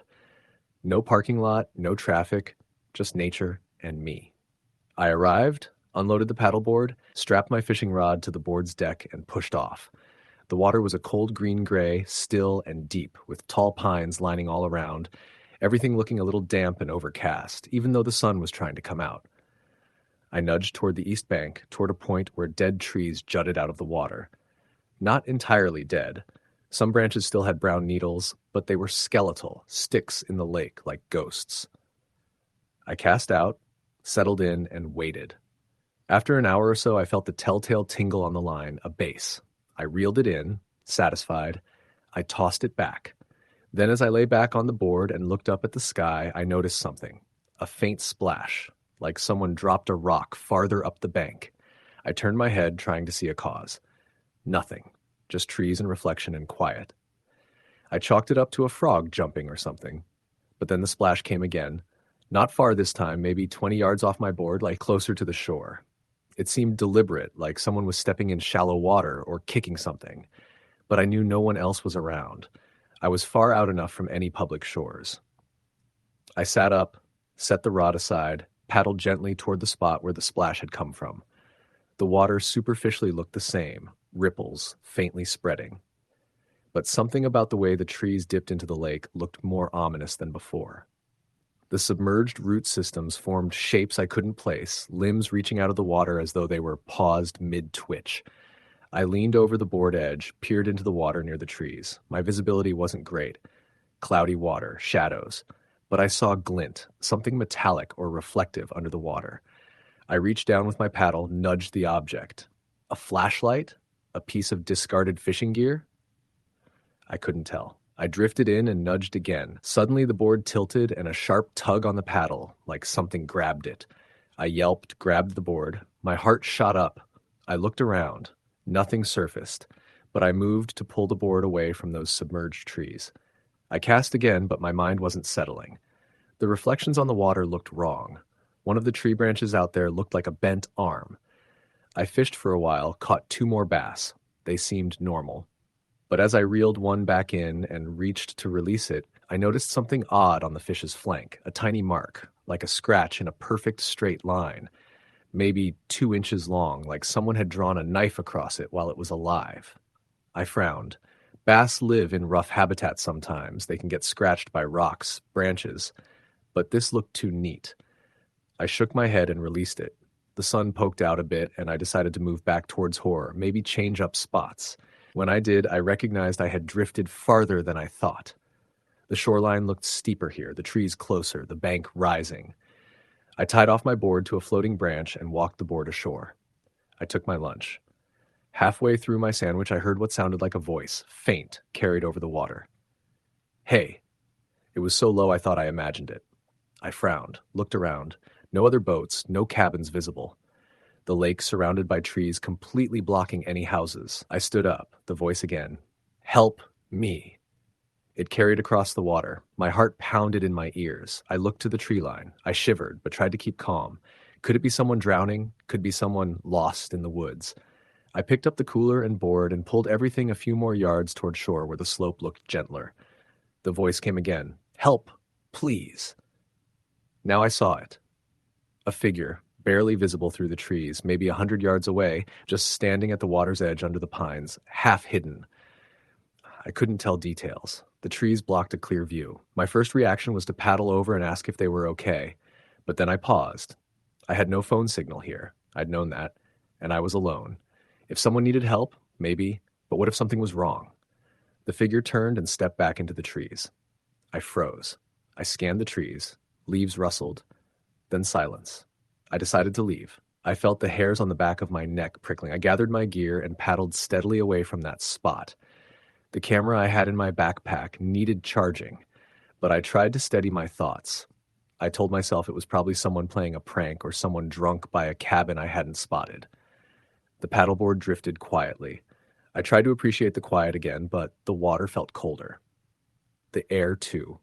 Shadows seemed darker. I kept casting, but each time I reeled in, I checked over my shoulder. At one point I felt the line tug, but no fish. It moved slowly, sideways. I reeled carefully, saw the lure disappearing into a knot of submerged branches. I tugged to free it and heard a soft scraping sound under the water. A shadow flickered out of the corner of my vision. I froze. The board rocked slightly. My heart slammed. I looked into the water. The shadow pulled back. Then I saw a dark shape, maybe 6 or 7 feet long, a log, or something alive. The water was too murky, but the shape moved with intent. I yelled. The board tipped slightly. I scrambled to paddle away.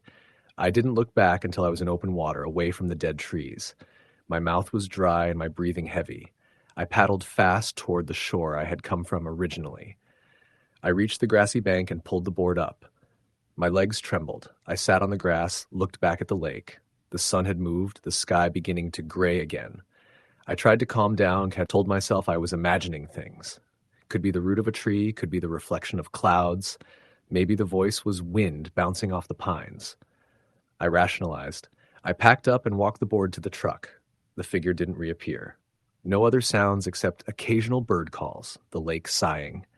I loaded everything and sat in the cab, turned the key, ready to leave. But then I heard a loud splash behind the truck. I craned around, but saw nothing. I looked at the bed of the truck. The paddleboard was secure, the gear there.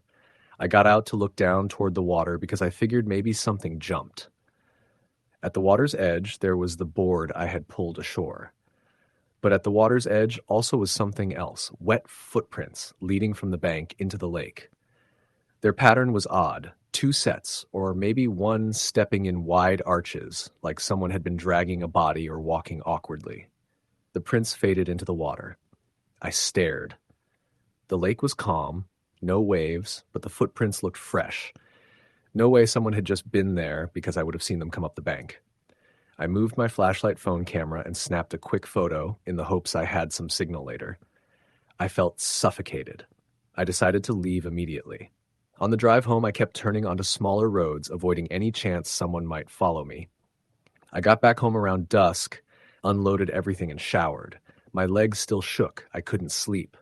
I kept thinking about that figure, about the prints, about what moved under the water. I blamed it on imagination, the stress of being alone, the ripples and wind. 3 days later, I got a text from a friend of mine, Mark, who lived in Duluth. He said, "Hey man, you still going to that lake?" I told him yes, maybe next week. He responded, "You sure? Heard something weird. They found a body." My chest dropped. "Where?" I typed, "On the lake you were on, the one north of Two Rivers." My stomach twisted. "Tell me everything," I said. Turned out there had been a missing person report about a guy in his early 30s who'd gone on a solo paddleboard trip on that lake. He'd never returned. He was reported missing by his girlfriend 5 days after he was last seen.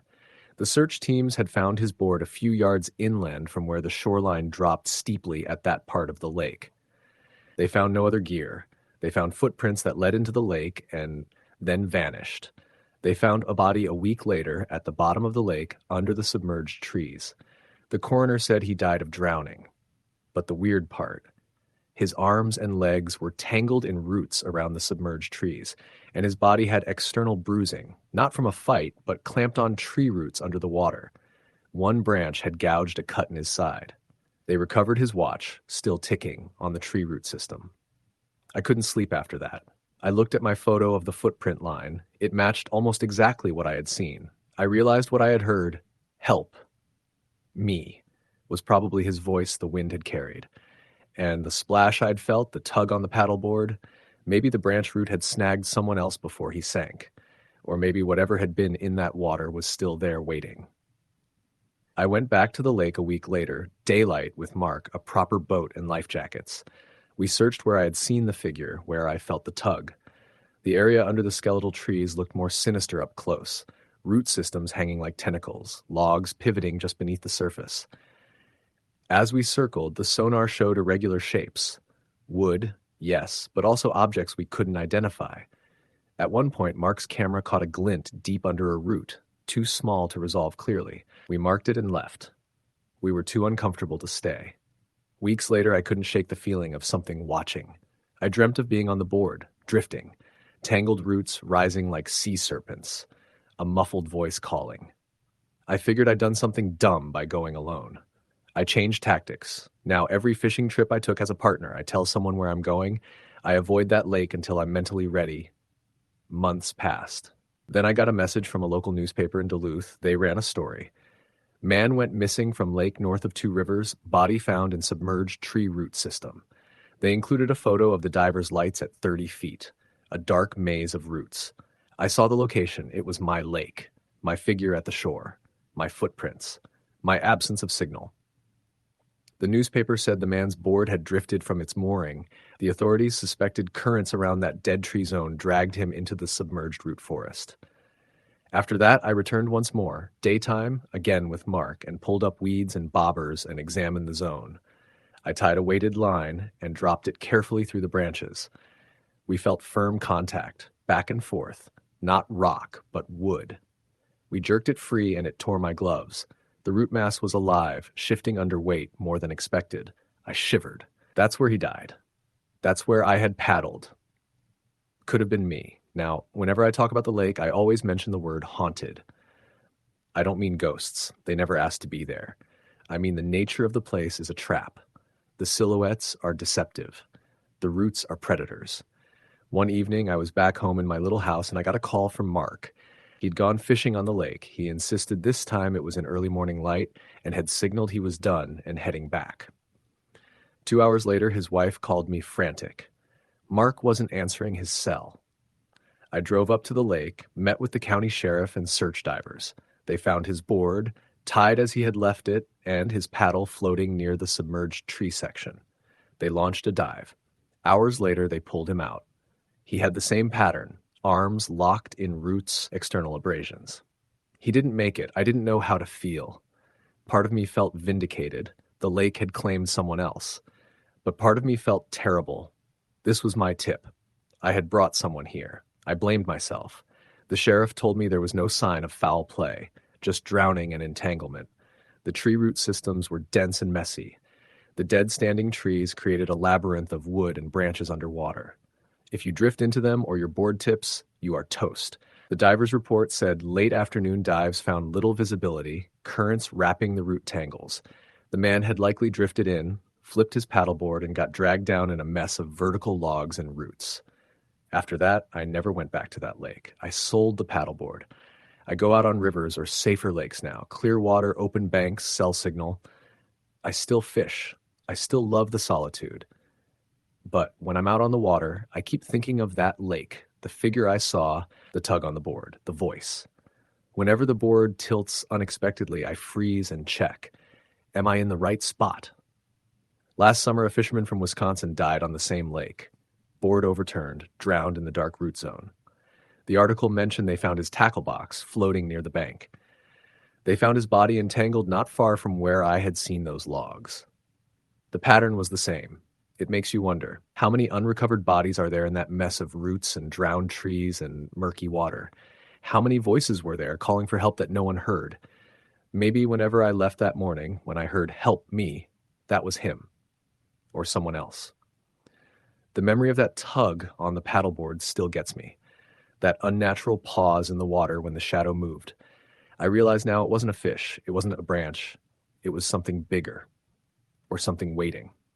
The submerged trees look innocent at the surface, but underneath they're a trap.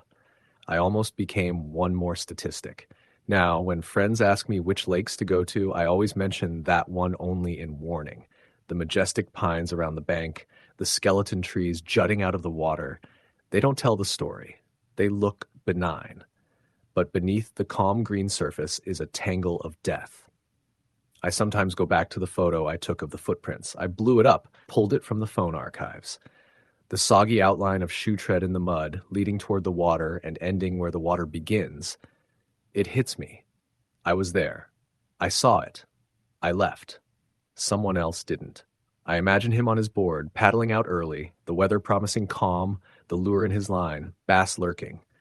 Then the subtle slip of the board, the moment he realized something was wrong. The water pulling. Before he knew it, he's caught in the root system. The board floats away. The trees overhead blot the light. Air slipping fast. No one hears him. Eventually his voice quiets and there's only stillness. I think about the hunting season when the noise of rifles and trucks drowns out the quiet in the woods. But that lake stays silent. People don't talk about it. It isn't glamorous, but it kills. I once researched underwater root systems in lakes. They're not often deadly, but in cases where trees are dense and water deep, they become natural traps.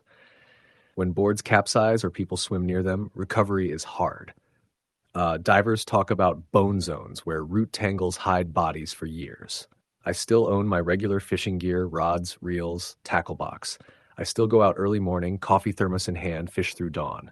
But I draw a wide circle around the east bank of that lake. I avoid the dead trees and the water. I stay closer to shore, within sight of other boats if possible. I keep my phone in waterproof case, life jacket on. Last winter, I told the story to a group of anglers at our club. The reception was mixed. Some said I was being dramatic. Others nodded. They've fished that lake. One older guy closed the meeting with a sober note. Water is calm until it isn't, and a dead tree underneath doesn't fancy your boat or board, but it sure will grab you when it flips you. He paused. Respect water, and what's under it. I haven't told my girlfriend the full story, especially the parts about the footprints and the voice and the figure at the tree line. I don't want her to worry. I just say, I fished there once. That lake's got character. But she sees something in my eyes when I say it. On the anniversary of that day, I visited the lake shoreline at dusk. I didn't paddle out. I stood on the bank. I cast for maybe half an hour before the wind picked up. The water turned restless. I packed my rod, looked across where the dead trees jutted. I said quietly, I'm sorry for what happened here, and I'm glad I left when I did. There was no answer. Just the lake, breathing in the dark. Story the end. I arrived at the lake just as the sun was slipping behind the trees, the gold and orange streaks of evening light dancing across the surface of the water. The smell of pine and damp earth filled the air, and the distant hum of insects and the occasional plop of a night creature diving into the water made the setting feel peaceful. But in my gut, I sensed something off. I chalked it up to my nerves. I hadn't fished this remote spot before, and the silence seemed too heavy. My name's Jack Turner. I've fished since I was a kid. I've always gotten a rush from the early morning fog on the water and the quiet expectancy as you wait for a bite. Over the years, I've had plenty of strange moments, lost lures, big fish that broke my line, but nothing like what happened that night. I drove up on a Friday evening after work. I took the back roads, winding through forested hills in northern Wisconsin near the Minnesota border. The map showed a small body of water, Laurel Lake, tucked away and lightly used. I pulled in, parked on a narrow gravel turnout, and unloaded my gear, rod, reel, tackle box, lantern, thermos, some bait. The sky above was turning indigo, and a cool breeze was rising off the water. A thin mist hovered above the lake's surface. I felt the chill creep over me, even though I had worn layers. As I carried my gear to the shore, I noticed the only other vehicle in the area, a beat-up pickup truck parked under a pine tree near the far side of the small parking area. No one in sight. I considered asking if someone else was using the lake, but I decided to just set up and fish. I found a flat rock at the edge of the water, set my tackle, cast out a lure, and sat back. The first hour went quiet. No bites. The mist thickened. The water rippled faintly. I watched the tree line across the lake reflect dimly into the surface. Then I heard it. A faint splash, but not where I'd cast. It was off to my right, down the shoreline, a little cove, partially hidden by willow branches. I turned slowly. The willow branches moved as though something large had brushed them. My heart kicked. I thought maybe a beaver, or maybe a deer wading into the water. But whatever it was, it stirred the surface more than I'd expect from small game. I switched my rod grip to ready. I cast toward that cove, not because I planned to fish there, but because I felt compelled to watch the area. In the faint lantern glow, I could see the mist swirling around the shallows. A moment later, I got a bite. My line slammed tight, the rod bucked. I reeled with adrenaline. The fish fought hard and took me out deeper into the lake, past where I'd originally planned. The moon was just rising, low, full-ish, and luminous. I managed to bring the fish close to shore, a big one, heavier than I expected. As it broke the surface, the moonlight glinted off something odd on its side, an unnatural mark, white, like a scar or strange growth. The fish thrashed, and I thought about letting it go, but I hooked it firmly and pulled it in. I unhooked the lure and sat back, catching my breath. Then something changed. The air grew colder. A faint hiss, like air rushing out of a tire, or a creature exhaling quietly. The mist rose, as though the lake exhaled. I looked toward the cove. The willow branches rustled again. I felt the hair on the back of my neck stand up. I packed the fish in my cooler, though a small part of me felt wrong doing it. Still, I shrugged, tried to shake off the feeling. I set up one more cast toward the far bank where the trees overhung the water. I sat in dim lantern light, mug of coffee warming my hands. I checked my phone, no signal up here. I told myself I'd fish until well after dark, then head back. An hour passed. The water went mirror black, and the only creature sound now was the insects and distant frogs. Then I heard footsteps, crunching pine needles and twigs behind me along the bank. I froze.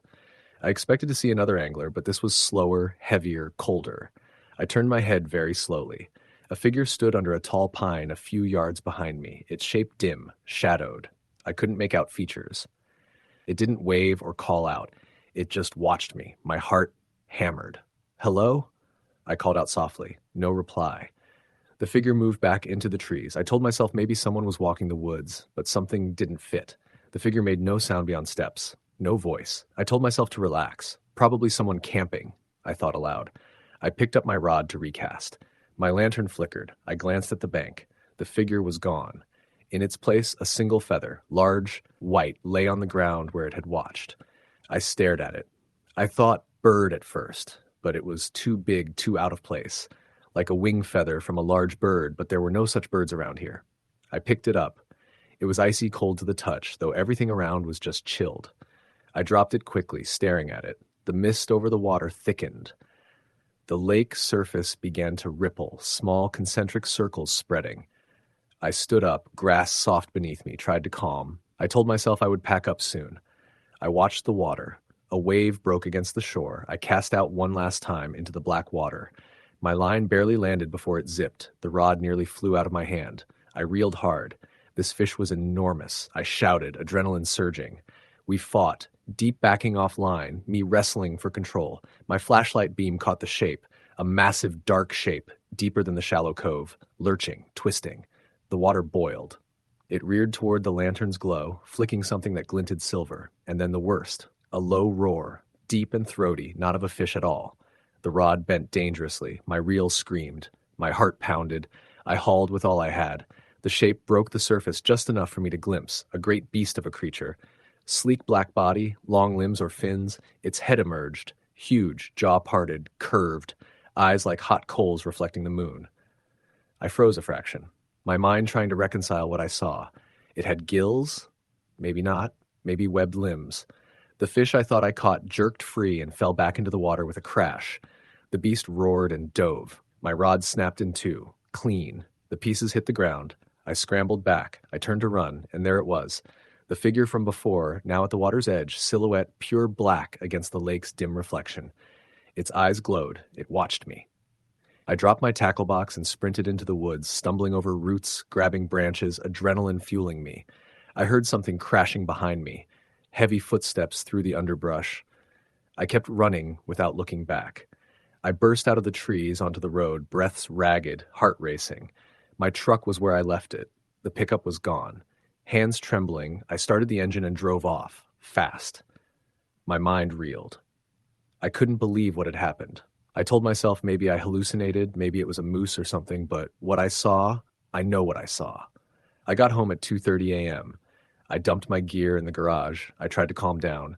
In bed, I kept seeing the eyes, the shape of the beast, the feather.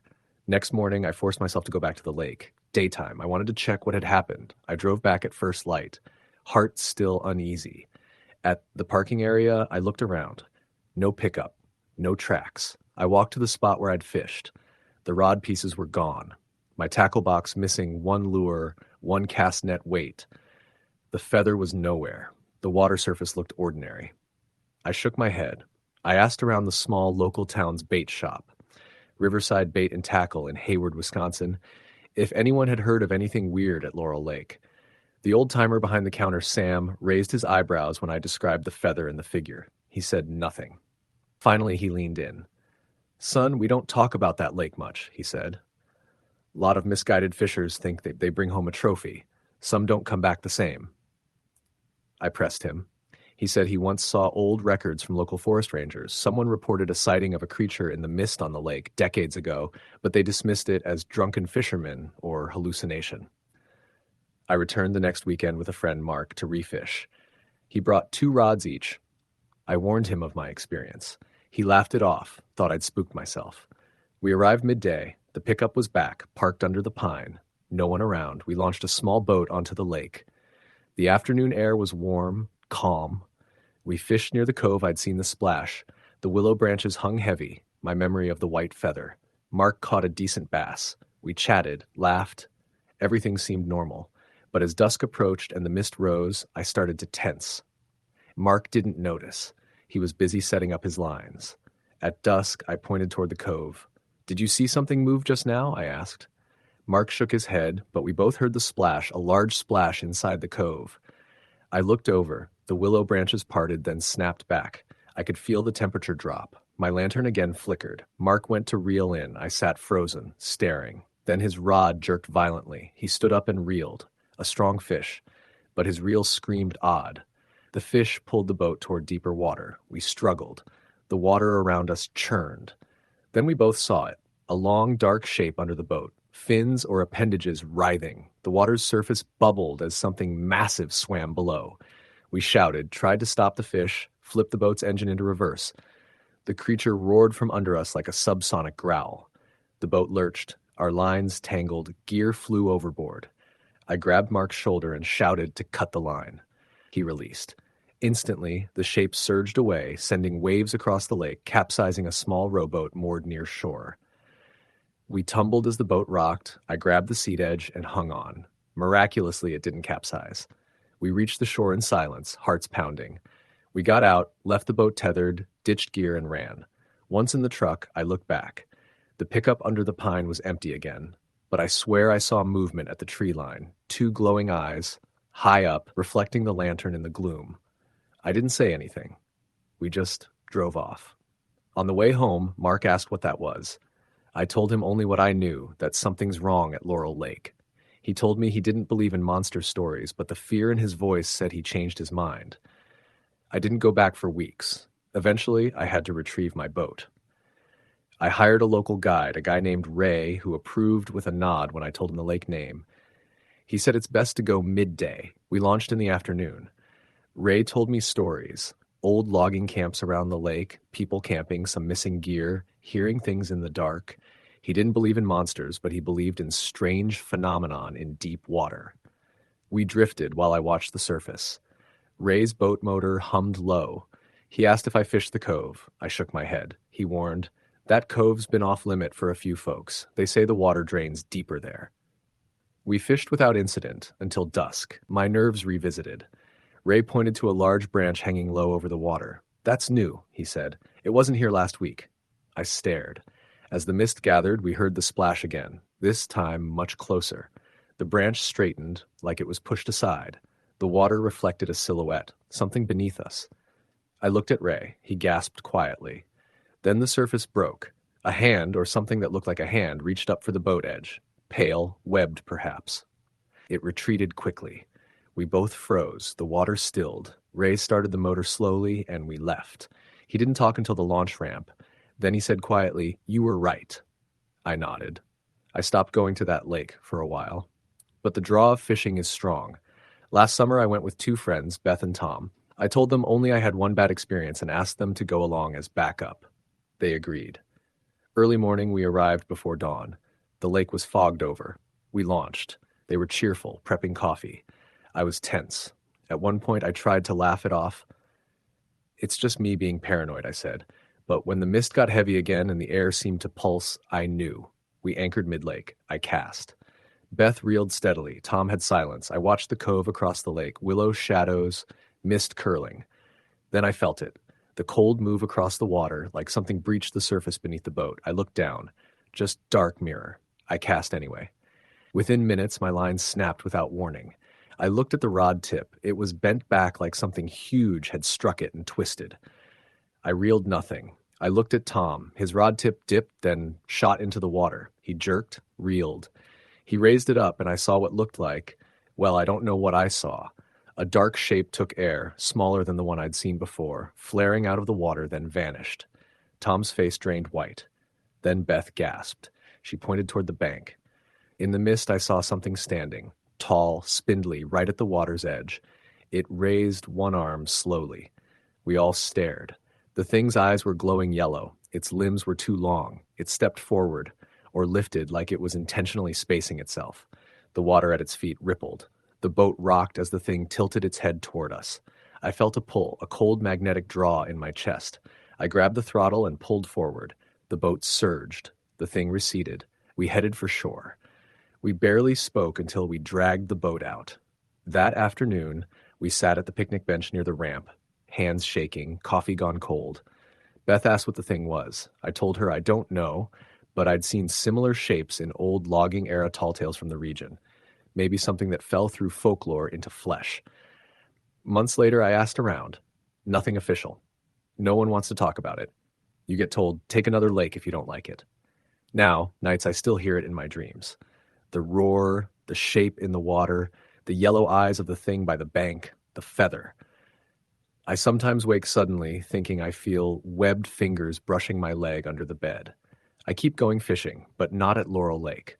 I stick to well-trafficked spots now. I cast my lines in lakes where there's light around and other boats nearby, because I learned that something deep and ancient lurks in quiet water. It doesn't care about fish, it cares about fear. So when I tell people I got into fishing for peace, it's true. But now I know peace can be an invitation, and silence can be louder than screams. Story the end. I parked my old Dodge pickup on the gravel at the edge of Stillwater Lake just before dawn, the sky a pale swirl of pink and gray. The air smelled of damp pine and cold water. The lake was quiet and still, as though holding its breath.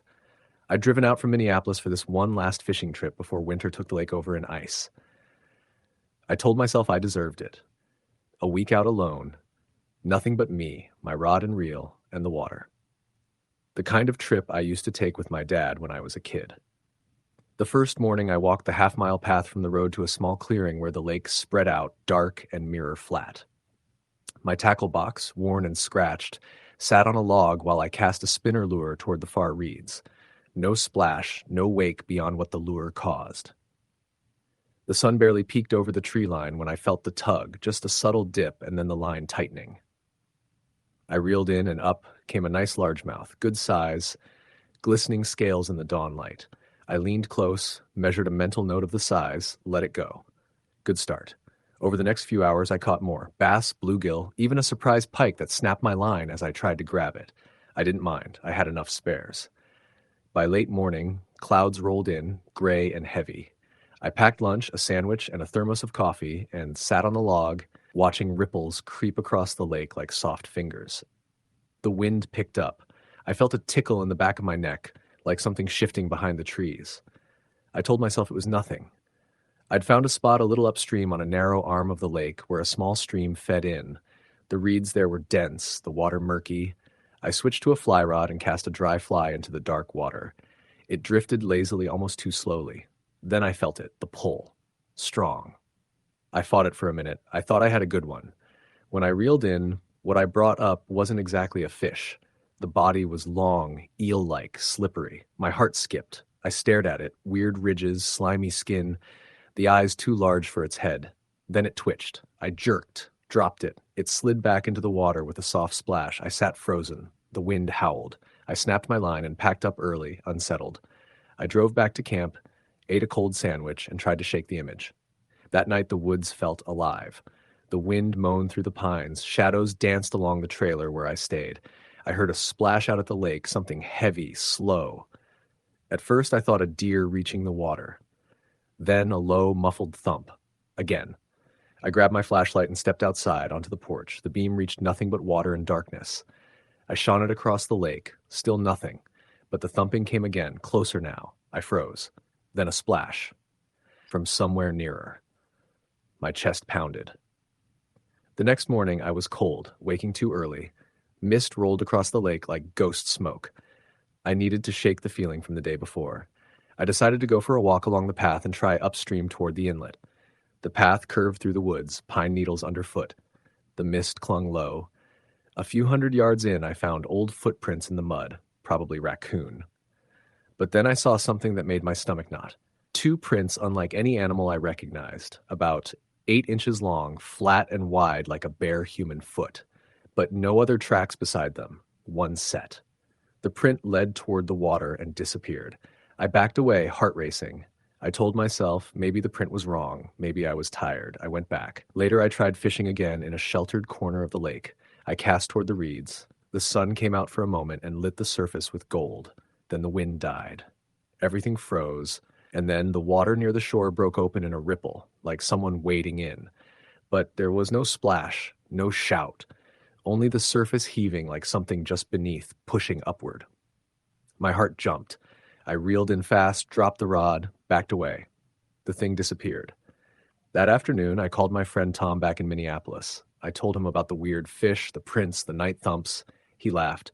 "Man, you've been out there too long," he said. "Probably stress, just old tree roots messing with you." He tried joking, but I heard the worry in his voice. I ended the call early. That night, nearly midnight, I woke to my trailer door rattling. I sat up fast. The wind was whistling outside. I heard a low, guttural moan, almost like someone half underwater trying to call out. My flashlight was across the trailer. I crawled to it, flicked it on, and looked through the window. Outside, the mist had rolled in low, hugging the water and creeping toward the trailer like fingers. I stepped outside. The door creaked. No wind. No sound, nothing but the mist and lake. Then I heard the splash. Huge, close in. Something huge breaking the water near the shore. I shone the light there. In the wavering beam, I glimpsed something, a broad, dark shape flooding the surface and slipping back under. My breath caught. My instinct yelled to break in and call for help. But I froze. The shape floated a moment, then sank. I didn't see movement, but I felt it. Something watching from beneath. I slammed the door shut, locked it, sat shaking for hours until dawn. The third day, I decided to pack up. I didn't feel safe. I didn't enjoy the fishing. I wanted to leave. But I went out one last time, just for the early morning cast to redeem the trip. I headed to the far shore, where the map said there was a fallen log banked up against deep water. The forest was thick there, undisturbed. I chose a spot cast into the shadows. The silence was immense. And then the line went taut, hard. This was a heavy one. I strained, sweat dotting my brow. I reeled with everything I had. Whatever it was, it fought deep down. The rod bent into a curve. Finally, I pulled it up. In the beam of my headlamp, dawn still dark, there was a massive fish-like form thrashing. Scales? No, more like skin, slick and mottled. It thrashed once more. I gasped. Its head broke the surface, eyes glaring and black. It twisted and snapped the hook free, slapping the water. The rod whipped. The line spun out a yard. Then pop, line cut clean. I watched as it slid back into the depths, disappearing. I sat there, rod still in hand, my heart pounding. I realized I wasn't just fishing. Something else was there. Not just beneath the surface, but maybe watching me. Maybe deciding. I scrambled back to the trailer, grabbed my gear, and hitch pulled out. As I climbed into my truck, I looked back at the lake. In the pale dawn light, I saw something at the far end, just beyond the reeds. Something upright, dark, motionless. I squinted. It looked like a figure, standing in the water. Shoulder high, it tilted its head once toward me, then turned and disappeared.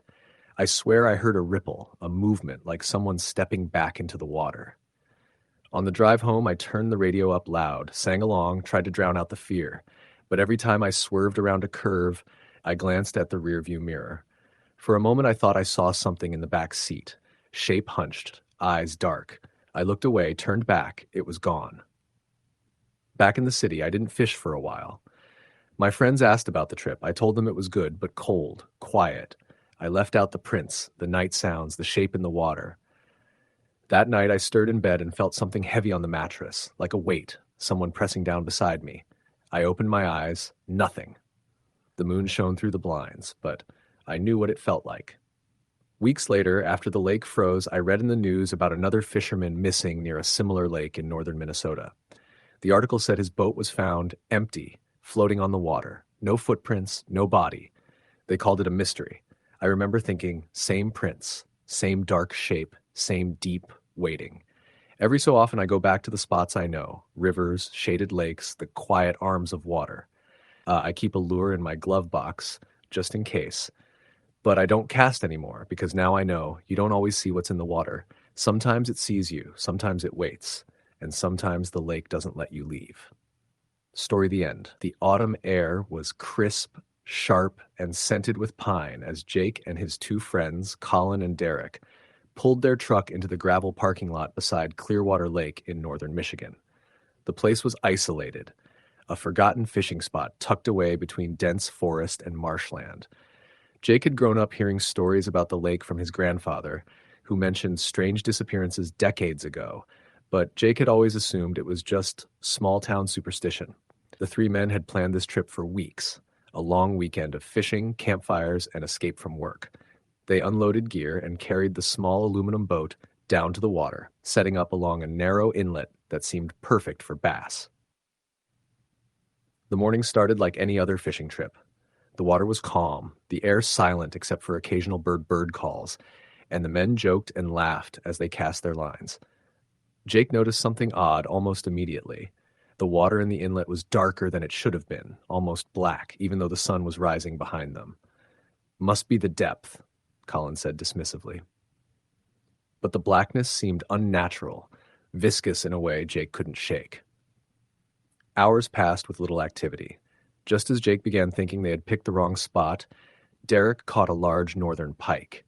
Excited, they struggled to land it, eventually hauling the slippery creature into the boat. But when they tried to release it, it thrashed violently, and Jake saw something below, something huge moving beneath the surface. A dark silhouette, easily larger than the boat, seemed to follow the fish as it struggled. "What the hell is that?" Jake whispered, pointing. "Probably a log, or a really big fish," Derek said, but the unease in his voice betrayed him.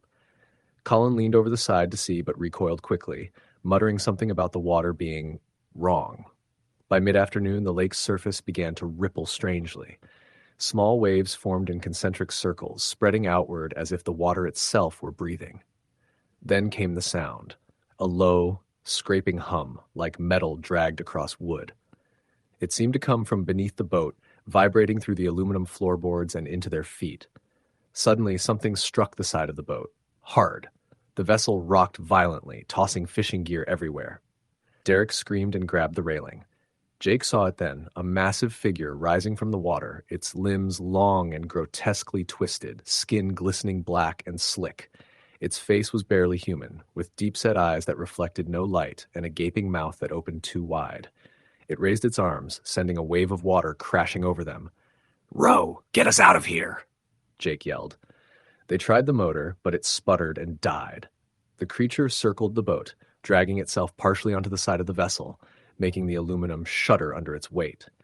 Its wet, bark-like skin left streaks across the boat as it lashed its limbs, each movement precise and deliberate. Panic overtook them. They grabbed oars, trying to paddle toward the shoreline, but the creature matched their every move.